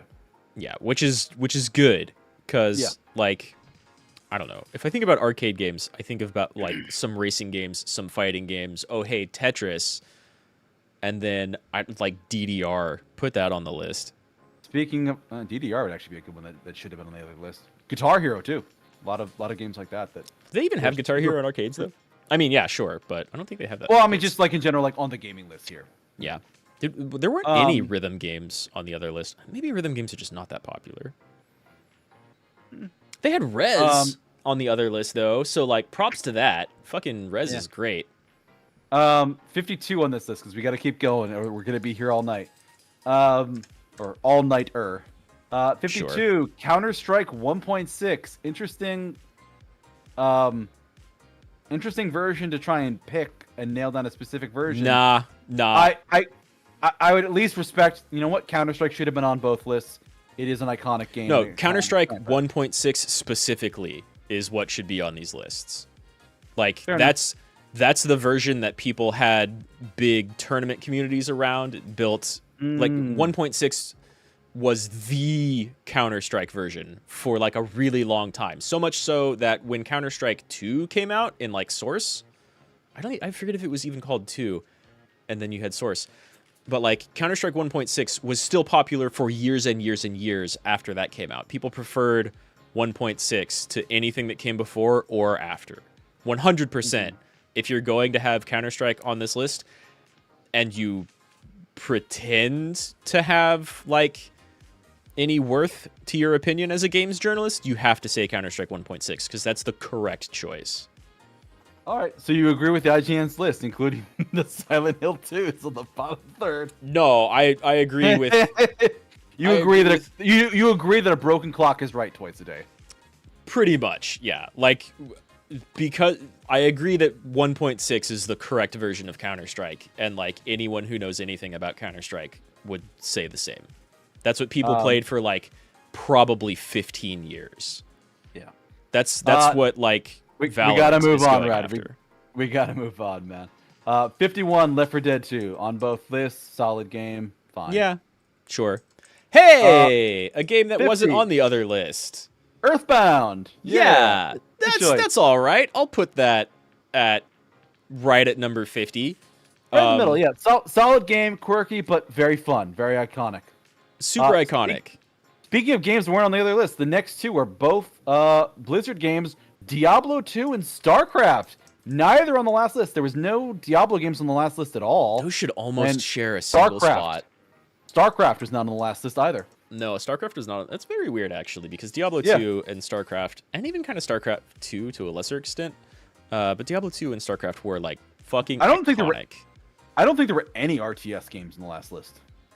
No, probably not. Well, no, there was Civ. Yeah, that's they had, like, very Civ 4. different than StarCraft. It is, but that was the only like RTS like Yeah, building game there. But that's fine. I think these two deserve to be on here. I think they deserve to be Those are on fine here. spots for them. It's interesting that they were excluded from the other list. Because 47, It is. another Blizzard It game, is. World of Warcraft. Sure. Middle of the pack, you know what? Whatever. Decent. Yeah, it deserves to be on a list. Final Fantasy 14 is still not bigger than WoW. I don't think. Maybe it is, but like, WoW. I don't think it is, but it's very for popular 2 these decades. days. Yeah, it was. 46, Star Wars: The KOTOR. Old Republic. You know what? Sure. Different, Yeah. very good. very different position than the last one because I think that put it as dead last on GQ's list. Yeah, it was Yeah. like number 100. Yeah, dead last. Just different opinions and different people played games, but you know what? Fine. Yeah, It's fine. it's In my on opinion, both. It's on both lists. in my opinion, probably the best BioWare game. Number 45, Fallout New Vegas. Good Sure. pick. Sure. Good pick. Fine. Good pick. Better than all the rest they've been. All the other. We like, don't Fallouts know they've where done. what else is coming, but Yeah, Fallout New they Vegas could is put on both Fallout lists. 3 or Fallout 4 above this, which would be wild. GQ. They could put the fucking cell phone game on here for all we know. Yeah. Number 44, Final Fantasy 6. Good placement. Good Yeah. game, good placement. Great placement. 7 should be way closer to this. I agree. Well, wasn't 7 was like 50 entries ago. That's so wild. where was 6 on the list for the other one? Before 7, 9, and 10. It was like in the 70s, I think. 73. Yeah. Yeah, I thought it was lower. I thought it was in the top like the bottom 10. So, you know, decent placement for this. I think so. Yeah. 6 and 7 fucking skyrocketed that series. Yeah, notice they're both on both lists. Oh yeah, they deserve. We disagree about the placement, but they're both on both lists. radically disagree. Speaking of about things to placement. disagree about, 43, Pokemon Yellow. No. Yeah, I mean, if there's only one Pokemon game on here, I guess. But like, probably put Red and Blue. What's their element here? The game takes all of the best elements of Red and Blue and upgrades it. Not really. What was? I mean, that can be said of any game that's a sequel to an earlier game. I mean, some sequels are trash, but like, I remember. I guess I'm not a big enough Pokemon fan to like have played through all of them multiple times.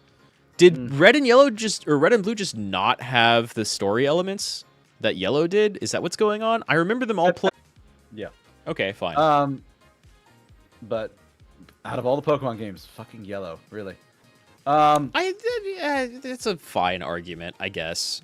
If you're only going to put one Pokemon game on there, like Red and Blue as a package, or Yellow, I guess, or Silver and Gold.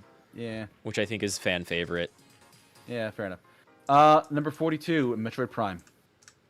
Yeah, I mean, it's way better than a lot of the games that we just listed. Here's a potentially controversial one. 41, Elder Scrolls 5, Skyrim. Like, as popular as it is, that's a real low placement. I don't know. I think this is a better placement for it than the previous list, than the GQ list. Like, it definitely deserves to be on here because, yeah, it was crazy popular and probably has the most mods of any Elder Scrolls game.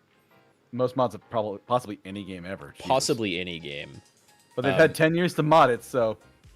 Well, and there were just a billion within the first year or two. Yeah. I don't know. Moving on, number 40. I guess at the very least, it doesn't have like Oblivion on here yet. Number 40, Resident Evil 4.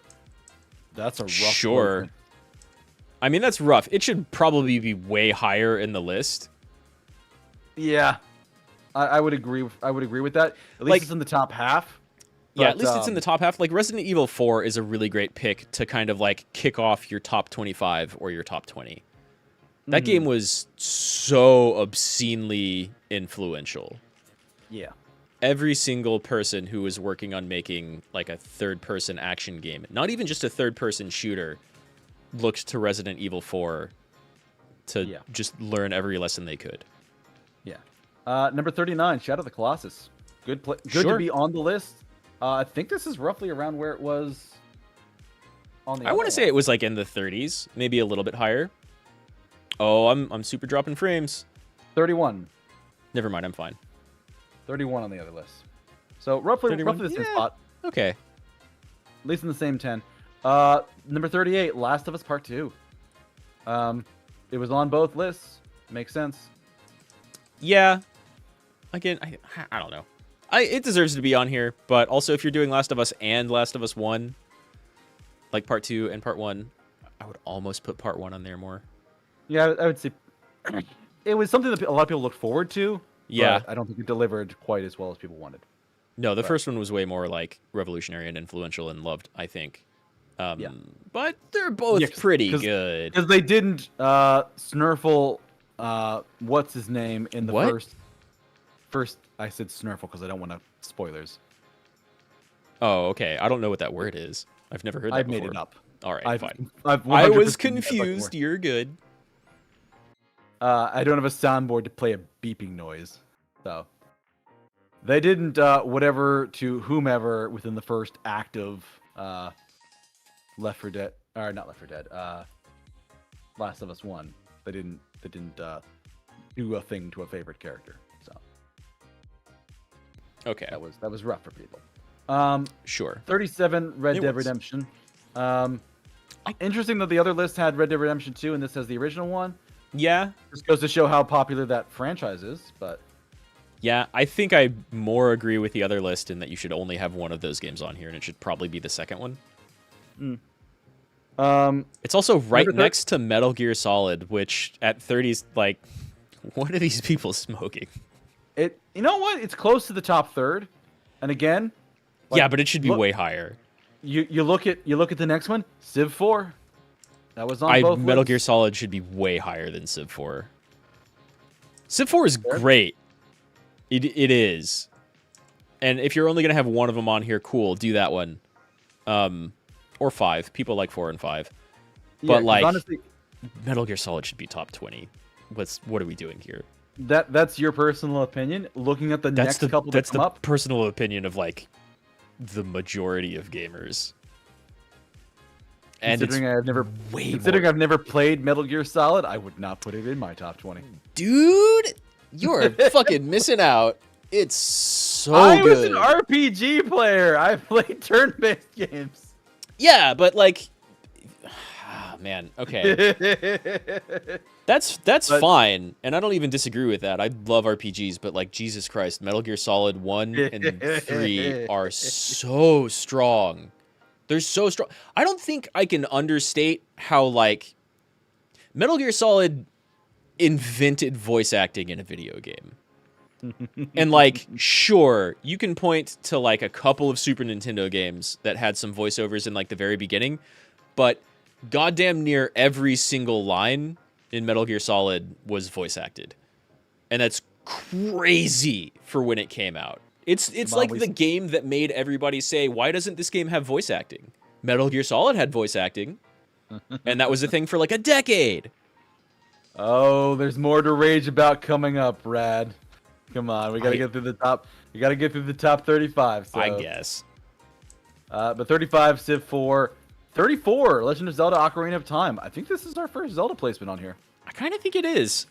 Should probably be higher. The other list, though, had, like, 5 Zelda games on it. Yeah. 4 or 5 Zelda games. So if you're gonna, like, reduce that to only having 1 or 2, yeah, this is a pretty good one to do. Yeah, it was 13 on the other one. Again, Yeah. much like I said before, when you start ranking every game ever, it gets really hard to put stuff in an order. Oh, yeah. Oh, yeah. Totally. So I am content with Ocarina of Time just barely missing out on the top third. Because right above that, Minecraft. Same thing I said before. It is a... That should also probably be way higher. It is a huge, crazy son of a bitch. Yeah. Like, in terms of... Like, inarguably deserves to be on the list. That's not even a question. Should probably be higher.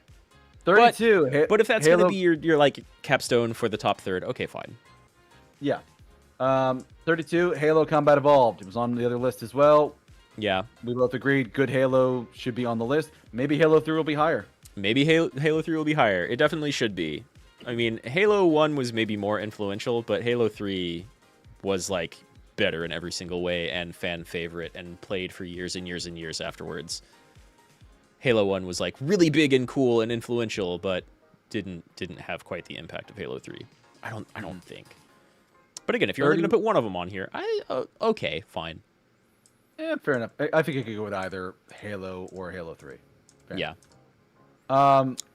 31, Half-Life. Yeah. Also deserves to be a little bit higher, but fine. Good that it's in the top third, almost in the top 30. Number 30 Half-Life itself. is, oh god, it's Yeah. also another game where it's impossible to state how incredibly influential it was. In fact, you should probably put Silent Hill 2 at like 32 or the top 10. Number 30, Final Fantasy 14.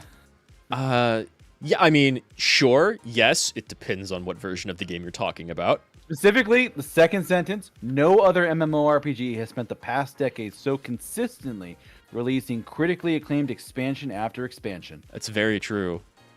It's very true. Valid placement. I think it was near the bottom of the list last time. It was much further down, but they also specified A Realm Reborn, and with that, I shouldn't even be on the list. But, like, as soon as Heaven's Word comes out, yeah, okay, put that on the list somewhere. Stormblood, sure, that was also pretty good. People have their varying opinions. Shadowbringers should be way higher than this. And Endwalker, that's also very opinionated, and it's what's currently going on now. So it'd be kind of hard to place, but, like, I would say you probably can't put Endwalker on here because it's not released yet. It is being released. It's not done. It's not done. You got my point. Yes. Well, okay, it's done, but not totally, because like the Endwalker, it has been released. It is not completed as an expansion. It is the current expansion which is getting content. it's getting nitpicky, but like the Endwalker part of Endwalker is done already. All of the other expansions that are coming after it are like wrapping up what's been going on in FF14 since the beginning and laying the seeds for a new story, which will be the next expansion. Okay, moving on. 29. Yeah. 29 is Doom. I would probably put that in the top 25, but sure, fine. It's at least close. 28, Tetris. The first line is Doom changed my life. And yeah, it had that effect on like a lot of people. 28 being Tetris, that should definitely be higher. That's crazy. Again, with everything that's on here, you know what? I'm looking ahead and I see some stuff coming. 27. Tetris. Snake Eater. Top, Snake Eater. But yeah, I'm fine with Tetris being in the top third. I think that's a good placement. Yeah, I guess like as long as it's just on the list, you could put it at number 100 and I'd have a problem, but I'd still be like, it deserves to be on the list, just kind of anywhere. At least they don't have 2 Tetris games on this list. Yeah, that's fair. Tetris Effect is really super fucking good, but it's also kind of baffling that you have 2 Tetris games in a top 100 list. I'll agree. Yeah. It's like the only other Tetris game I would recommend to people check out. Oh my god. 27, Metal Gear Solid 3, Snake Eater. I would agree. I like Metal Gear Solid 3 more than 1. 1 is probably more influential. In fact, 3 is almost missing some stuff that 1 had that was more revolutionary and cooler. But 3 also, I don't know, 3 is super good. It's probably my favorite, and I'm okay with that being a little bit higher on the list. They should be closer together, in my opinion, too. 26. What do you think about Half-Life Alyx? Her name is Alex. Alex. And also, why the fuck is that on the list at all? Why is it almost in the top 25? Yeah. But I think based on what it's saying here, it was like being one of the early VR games. But so the reason, the stated reason, I think this one is very biased, and I don't agree with it. I don't think this should be placed better than Hollow Knight. I'm going to agree with you. Remove this, put Silent Hill 2 here. Or just regular Half-Life. Like regular Half-Life was earlier or further back. No, that's what I'm saying. It was further back on the list. Just delete Half-Life Alyx and put regular Half-Life right here. Mm-hmm. Or a number of other games that were on the list. Hollow Knight, Silent Hill 2, FF6 or 7. The stated reason from Gabe as to why they haven't made a Half-Life 3 is that like Half-Life 1 fucking revolutionized FPS games that have a story and like a big world, right? Before that, you had like Quake and Doom and Unreal Tournament and a couple of others. Yeah, and Half-Life 2 was the physics engine. And right? Half-Life 2 was like the physics engine, so that's their statement for like revolutionizing gaming again. And so that's what they do with the Half-Life games. And Half-Life Alyx didn't really revolutionize VR. It tried. A little. It was just kind of like Half-Life 2 in VR. It like looked better than a lot of VR games that were out at the time. But I don't know. Half-Life Alyx should not be on this list. And it definitely should not be above Half-Life. There's no way it should be. It shouldn't be on the list at all. There's no way it should be this close. Let's move on though, because we're on time. Number 25, God of War. Reinvigorating. Which one? Reinventing a fan. So basically, since the first sentence said, didn't just pull off an impressive feat of reinvigorating and reinventing a franchise that. So yeah, 2016. So the new one. Yeah. The new one. Yeah, sure. I think it was a little bit lower on the other list. That's fine. It's a good metric for like top 25. Yeah, I think it definitely deserves to be on this list. And this list is too old to have Ragnarok. So okay, it won't be on here. Okay. I don't think it was on the other one either. But yeah, like both of those games are really, really, really good. Yeah. 24, Chrono Trigger. Good placement. I'm fine with that. I'm happy with top quarter. I'm fine with that. Chrono Trigger's fantastic. Anyone who hasn't played it, like, I get that there are people who look at pixel art and are like, old graphics, I can't stand it. Well, you're missing out on like a lot of really good shit. We're not asking you to stand it. In fact, I am. Don't. I am. Fucking get over yourself. Not everything has to be quadruple A to be good. Chrono Trigger is still excellent. Just put on that soundtrack. 23, Portal. Good placement. Yeah, also good placement. Top quarter for Portal? Yeah, decent. Yeah, I would still put Portal 2 above Portal. And it might still be here. Sure. Yeah. But we're getting to the point where like I would just put Portal 2 and be like, both of these games were great, Portal 2 was better. I can see Portal 2 being in the top 25 definitely. Both of them being up there is a little bit sketchy, but you know what, fine. Yeah, I don't agree, but it's their list, not ours. In fact, that'd be actually a good thing to put together for a collab in the future. We make our own top 100s lists, and I don't know, man. Are you okay with Silent Hill 2 being in the top 10? I'm fine. Oh, all right. Maybe then. Maybe. As long as you're okay with me also putting Breath of the Wild at number 1 just to fuck with you. Well, that's not a real list then. I know. That's not a real... No, I'm not. Good placement here, number 22, Street Fighter 2. Also, fine. Yeah. Yeah. Way the hell above the most recent Mortal Kombat. Again, probably the most important, almost certainly the most important fighting game ever released. Yeah. Yeah, that's good. And it's fine. right next to Super Mario Brothers. 1. Huh. Yeah, the original. Yep. Yeah, okay. We haven't seen like a ton of Mario Brothers games in this list yet. No, we have not. So I guess that's fair. So we're hitting the top 20, which, as I said in the last one, these are all amazing picks, and it's super hard to figure out what should be in what order. Or, they should be, but we just saw Half-Life Alyx at 26, so... Yeah, well. But, most of these, I'm like, if it's in the top 20, and I think it should be there, I agree with it, unless, like, they do something really fucking batshit crazy. But right. Number 20, Undertale. I don't disagree with this. I never played it, but people love it. It's an iconic game. It's so good. Like, it's so good. I can see Undertale in top 20. Yeah, me too. I would not put it there myself. I think it's good as number 20. Yeah. It's a good capstone. It's very hard to come up with games. And I'll even be the first one to be like, man, Undertale has some really wacky, crazy out there fans in its fandom. But like, yeah, that's legit a super good game. As sussy as we were being about their list earlier, next couple choices look real good. 20 was Undertale, 19's Bloodborne. I'd put it above Undertale. I know a lot of people wouldn't. You know what? Still, like I said, top 20 right there. Yeah. If they had them in reverse order, I would not blink an eye. I would not care. Have we had any other Soulsborne games on here yet? We have not yet. This list was in 2021, though. Wow. So this is not going to have Elden Ring. Okay. Which I imagine would have an effect on this. But that also means if there are any other Dark Souls games on here, they're going to be putting them above Bloodborne, which is... Actually, I would probably put Dark Souls 1. They had Dark Souls 1 at number 80. Oh, yeah, okay. That's dumb as fuck. That should be way higher.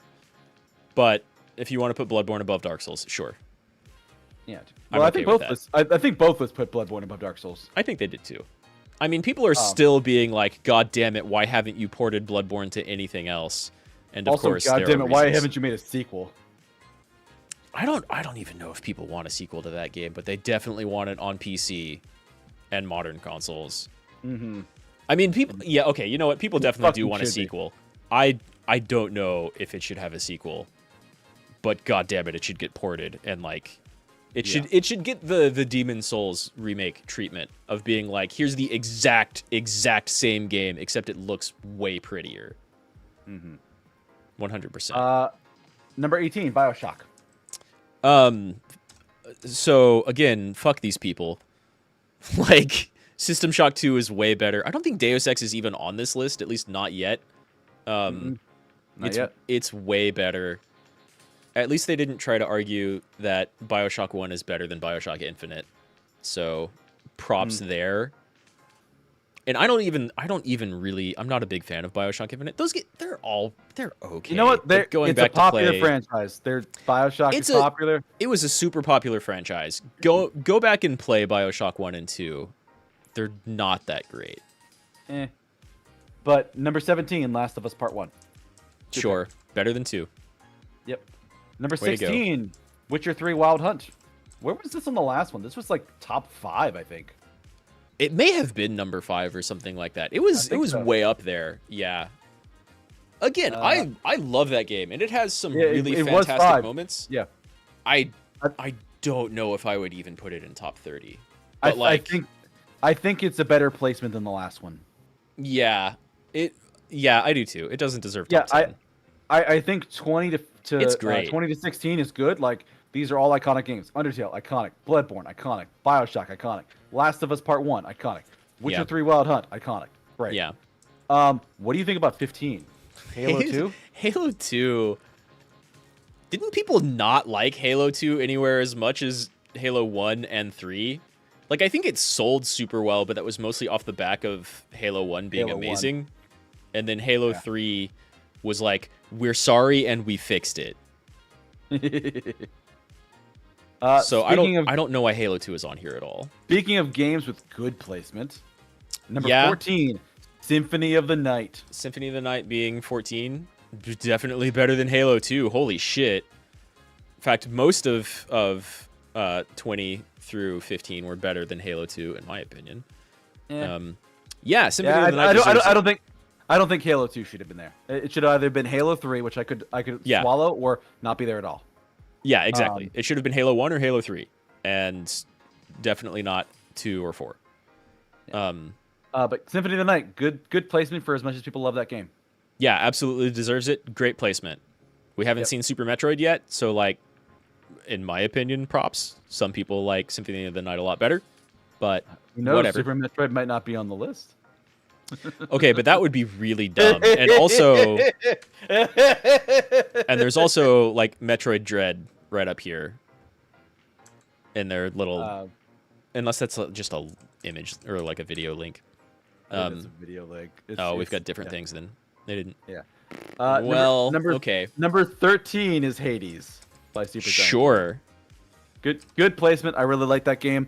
I think it was in like the top 30 or 40 last time. Fine. Yeah, and I did say I would place it way higher. Like, it is a very good game. I'm happy it's just in the top half. Yeah. Number 12, Grand Theft Auto 5. You know what? I didn't play it. It's not really my thing.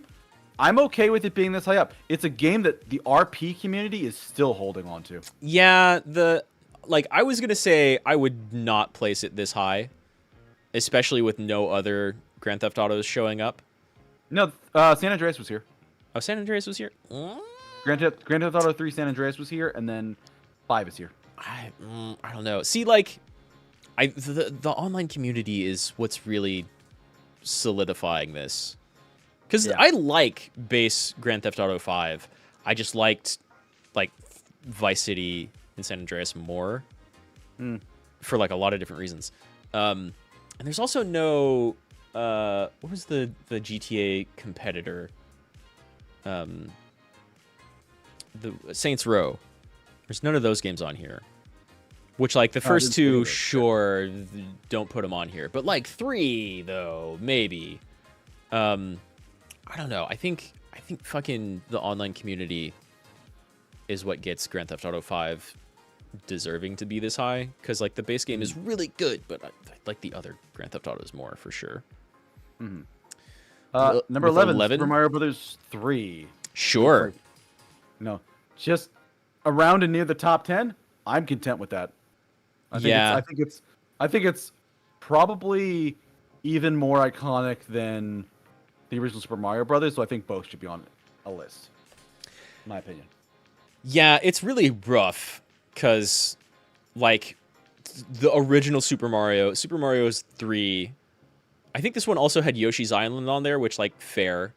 But then also Mario World and 64 and then you probably also want Odyssey or Galaxy on here as well. So like, Well, we still got 10 spots left. yeah. So unless like Mario and Zelda games eat up the entirety of the top 10, that's kind of odd. I can tell you the next 3 are not any of those. Okay, well, I mean, I see number 10 right now. Number and 10, fine. you know what that is because I said it earlier. Disco Elysium, solid pick. Both both lists put it very near the top.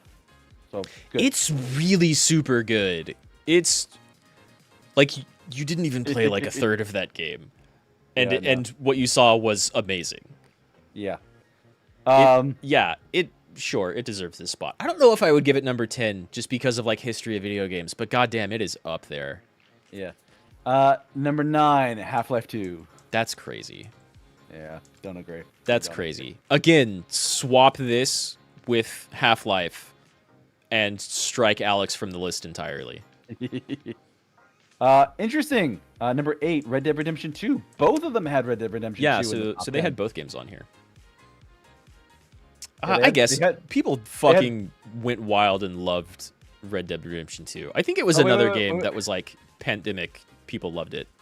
I'm wrong. Red Dead Redemption was top 15. It was number 15 in the other list, not top 10. But Yeah, I'm still super high. people wildly love it.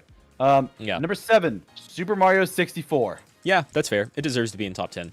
Yep. It does. They number also 6. went with Mass Effect 2 in like the same irony. spot.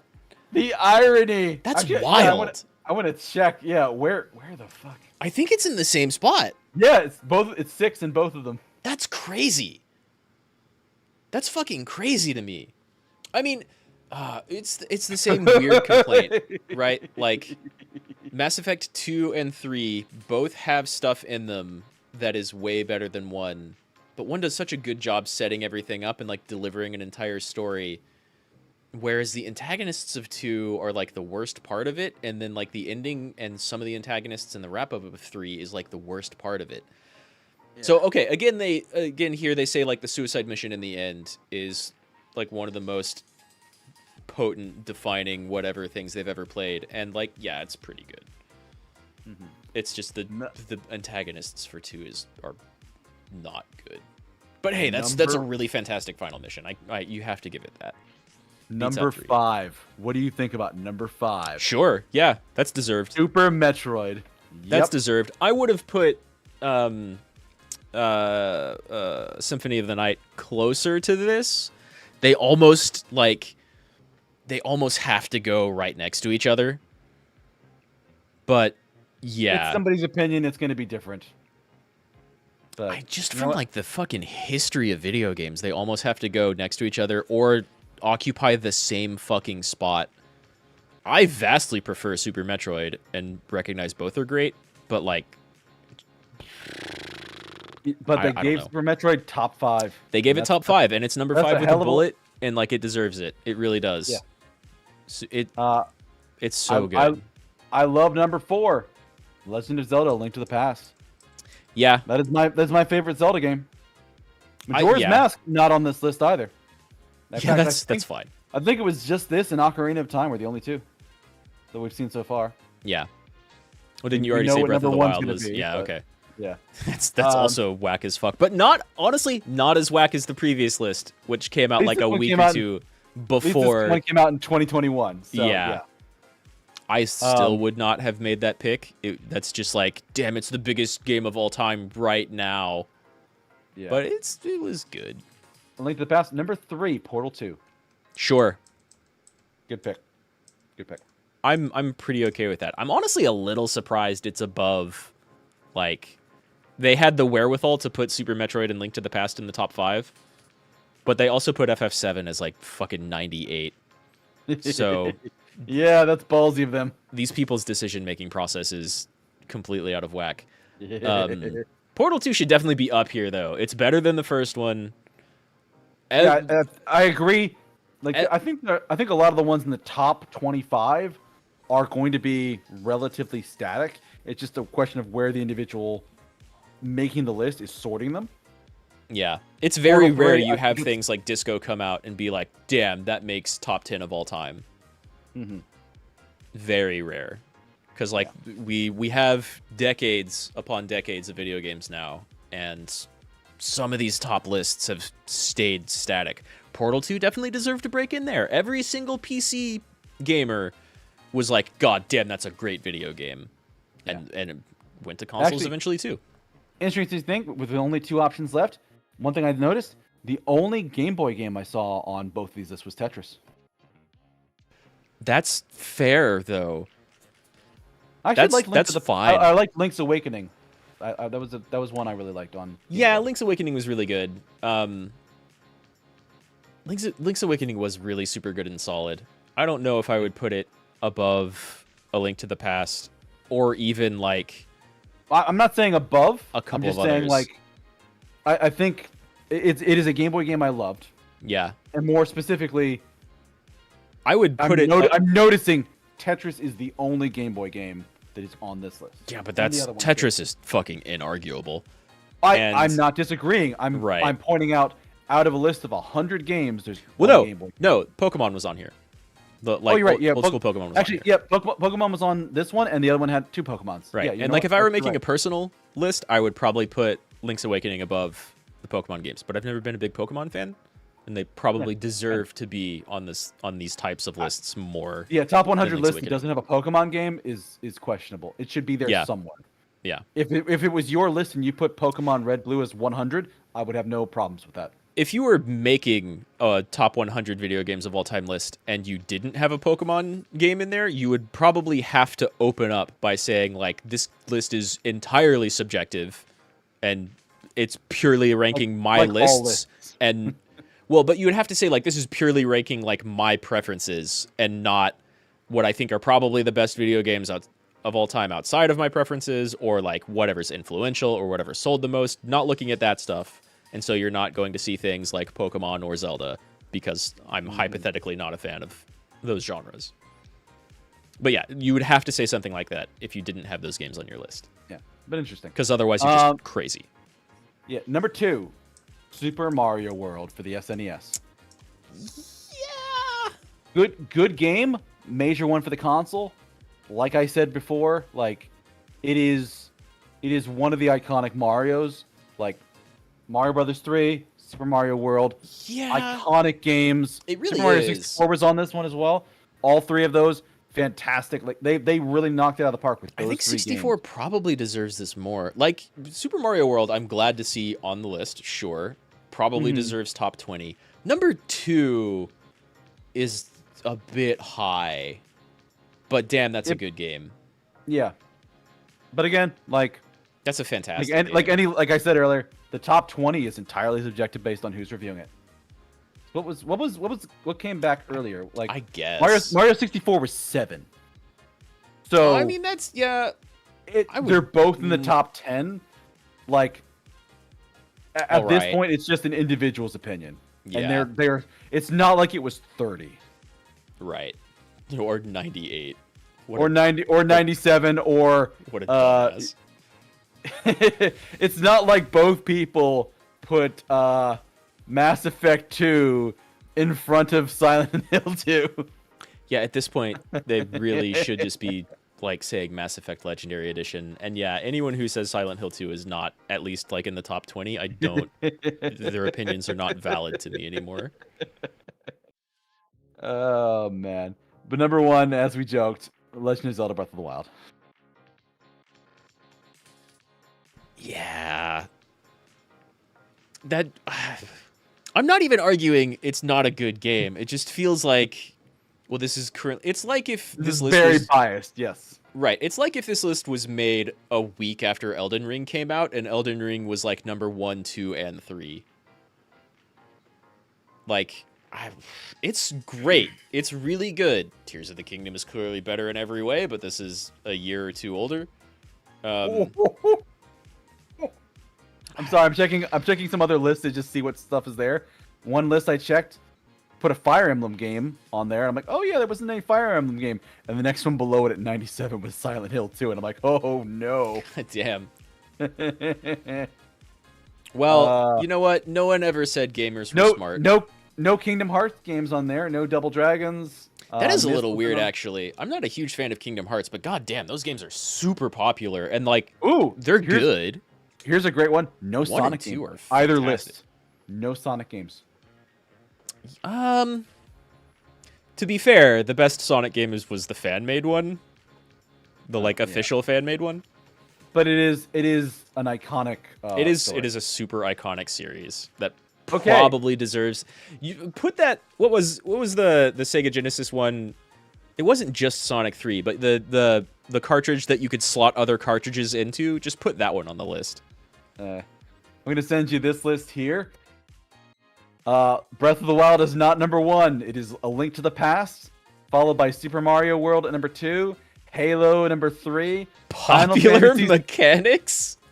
Popular what? mechanics made a fucking best video games of all time list. That's But their list is hysterical. solid. It's Link to the Past, number 1, Mario World, number 2, Halo Original, number 3, Final Fantasy 7, number 4, fucking Mrs. Pac-Man again at number 5. Okay. Street Fighter 2 is number 6. They got BioShock on here. You don't like that. These fuckers put Mass Effect 2 in the top 10! God damn. and Half-Life 2! And Half-Life 2. GoldenEye at number 10 is also questionable. They got Metal This Gear is a Solid. weird-ass list. Mother 3, Earthbound. Yeah, I just saw that. Mother 3, which is not Earthbound. Oh, yeah, you're right. Mother 3, or Earthbound is Mother 2. So that's really weird. I don't know. That's kind of odd, because that game was, like, basically not available in the West. But it was really good. They have Civ 2 on here. Red Dead Redemption finally falls out of the top super tight list. Super Smash Bros. Ultimate, they had Assassin's Creed 2. Last of Us was 27. Jesus. Metal Gear Solid at 14. Yeah, okay. Pokemon was 29. Knights of the Old Republic was 30. World of Warcraft was 31. Nice. They got Final Fantasy 6 and 7 in the top third. Good. Chrono Trigger at number 28, just above Pokemon Red and Blue. 29. Ooh. Mario okay. 64 was 37. Super Metroid was 39. Okay. And they put both of them above Skyrim. And Okay, Dark well Souls. that's correct. Ooh. That's not correct. Wii Sports was 44. Okay. They have Mortal Kombat Dark Souls 2 just below on here. Skyrim is invalidating. NBA Jam. Symphony of the Night was 53. Fallout 3 Mario is on here in the top 50. These people are nuts. Mario RPG. Breath of the Wild is 56.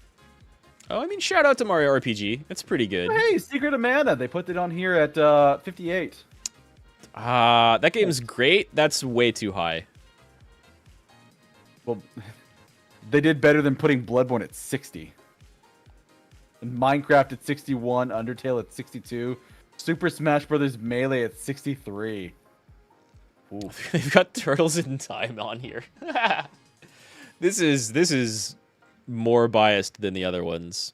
They have Persona 4 at 67, which is the higher Persona game. Journey pretty all right. 69, Stardew Valley 71. Grim Fandango, shout out. That game's pretty good. Pitfall! That's a good pick. Oregon Trail, good pick. I like those. Also missed. Yeah, those are kind of okay. Double Dragon is 80, above Mario Odyssey. Fucking popular mechanics. Stop writing about video games. Prince of Persia, Sands of Time, interesting. Gran Turismo, Cuphead is on here. Cuphead's on there. Should be higher. Twisted Metal should not be on the list. I like those games. They shouldn't be on the list. 88. This is the only list that's had Dead Space. Any Dead Space game. Yeah, that's kind of wild. Dead Space is, especially that first one, is really good. Soul Calibur. Time Splitters. Interesting pick. Soul Calibur 2 specifically. Hey, you know what? Shoutouts to fighting games. I like the Soul Calibur games. Mega Man 2, good pick. Fucking Star Fox 64. Dungeon Master? Fuck Zork. off. Day of the Tentacle. Zork? Okay, I mean, Zork kind of should go on a list. They put Zork above Silent Hill 2 at its 97th position. Well, these people's opinions don't matter. They don't count. Day of the Tentacle's on there, though. That's pretty good. Metacritic is listed as number 1 Ocarina of Time. Sure. On that one. Ocarina of Time, Tony Hawk Pro Skater 2, number 2. Number 3, Grand Theft Auto 4. Soul Calibur's number 4. Wait. Oh, interesting. So they do platform specific stuff. So Grand Theft Auto 4 is number 3 for the PlayStation 3, number 5 for Xbox 360. Mario Galaxy 2, Red Dead Redemption. Wow, 2. even in like all platforms, Disco Elysium Disco still hits number Elysium 11 is 11 amongst all platforms. That's pretty good. Nice. Grand Theft Auto 5, Pro Skater, Breath of the Wild is 14. There's another Pro Skater. It's Pro Skater 3. Oh wait, was it? Different list. It's the Metacritic one. Yeah, I'm looking at Metacritic right now. Oh right. Shit. Wait. You Did I linked put it. that in the Discord too? Yeah. Yeah. I shared it with you, but not the rest of the Discord. Mm-mm. Um. The orange box is on here twice, right next to each other. That's silly. Breath of the Wild is on here twice. It's the Switch and the Wii U version. Resident Evil 4 at 30. The Orange House in Box. Phantom Morgana is on here. That's a good Elden- pull Elden Ring is 35. Interesting. on Metacritic. Oh wait. No. Xbox version of Elden Ring is 35. This list is jank. The PlayStation 5 version is 39. Resident Evil 4, Half-Life. That's Windwalker. super weird. Yeah, because they split it by platforms. They don't combine the platforms. Tears of the Kingdom is on here at This 49. is dumb. I think it's live data probably. Yeah, it's Metacritic. Yeah. So like, Baldur's Gate number 50. Baldur's Gate 2 specifically. I'm pretty okay with that. But again, this is Metacritic. Like, if you ever wanted to attack a scientific paper for like having really whack data that they based conclusions off of, then that's what we're looking at. All right. Yeah, Persona 5, highest placement I've seen so far at 58. A Legend of Zelda: A Link to the Past, specifically the Game Boy Advance version, 59. Yeah, Also, most there's of a those bundle deserve of to be Zelda higher. games. Portal 2 at 67, way too low. And 69 and 71. This is dumb. Well, again, it's the combination. So the PC version was 67, the Xbox 360 was 69, and then the PlayStation 3 was 71. Yeah. Oh, it's not even... This isn't like the first page is top 100, but there's fucking 204 pages. Hey, Devil May Cry is 80. That's the first Devil May Cry game we saw in here. I think this list is not valid. Fair enough. Like if you're going... You know what? Not only is this not only a... This is not a top 100 games list, because it's just everything they've ever rated. But like, if you're going to make any list at all that's top whatever, you don't get to be like the Xbox version of this game, but then also the PlayStation version of this game a few steps down. Shut up. No, it's not great. Civ 2. Quake's on here. Quake was not on any of the other lists. I don't think so. I don't think so either, but they would put like Doom, and that's kind of the same thing. Yeah. Quake definitely did a lot more, but it was standing on top of Doom. It was revolutionary for the time, for sure. Yeah. Well, I think that's enough lists. Yeah, it is midnight my time. I should go to bed. But Well, this I is had fun. fun with this. I would love to do a top 100 list with you where we each do ours and go through them. I think that would be fun. Maybe that's an idea. I'm gonna start putting together my list. I'm gonna have Silent Hill 2. I'm gonna have fucking trouble doing that. I know, it's fine. But You need to play Silent Hill 2 before you make that list.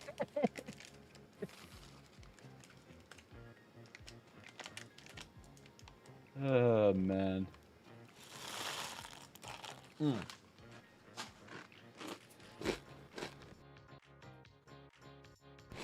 But yeah, that was good. Mm-hmm. I'm glad we got to talk about random bullshit. Yeah. This is why just chatting streams work, because you sit here and you chat about stuff you're passionate about, and it's fun. Mm-hmm. Like how we're both passionate about Mass Effect 2 not deserving to be specifically in the number 6 position. It really doesn't. That's crazy How to did me. 2 lists? 2 lists. Like I can see Breath of the Wild being 1 and 2 lists because like it is wildly popular, but Mass Effect 2 And recency bias. But like, yeah. yeah, Mass Effect 2 being top 10, like not even talking about number 6 in both, top 10. The series as a whole, minus Andromeda, sure.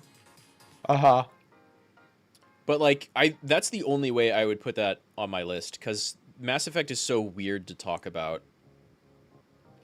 Mass Effect is one of the only game series I can think of where it's like super, super good and bafflingly awful at the same time. It's crazy. I do think we need to say goodbye to the lovely streaming community. I was checking for somebody to raid now. I see a few people. Entertainingly enough, one of them is playing System Shock.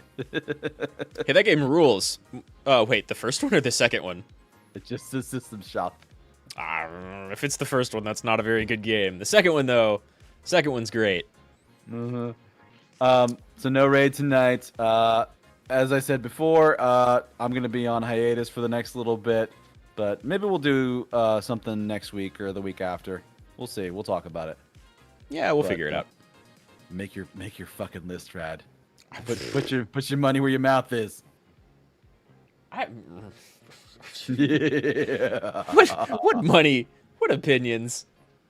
We have no money. That's why we can talk so big. We've got nothing to lose. Yeah, full preemptive disclaimer. It'll be subjective, even though I'll try not to, probably. But I think it'll be fun. It could be fun. That could be fun, for sure. Yeah. Well, all right. Then thanks for joining us. Thanks for joining us for this chaos and rage 7-hour adventure. YouTube and Twitch. Yeah, thanks to both of you. Atsumaho Twitch. I'll see you next time. Atsumaho YouTube. I'll see you next time. Oh, Master of Doge is here, and they were chatting. Sorry, I was off another thing. Before I tab out. In Oh, hey. Discord. Welcome back. Leaving a message for Master of Doge, who hopefully was checking the Discord and seeing us put this stuff here. Because, yes. But anyway, take care, Twitch, YouTube if you're still there, and I will see you later. Bye-bye.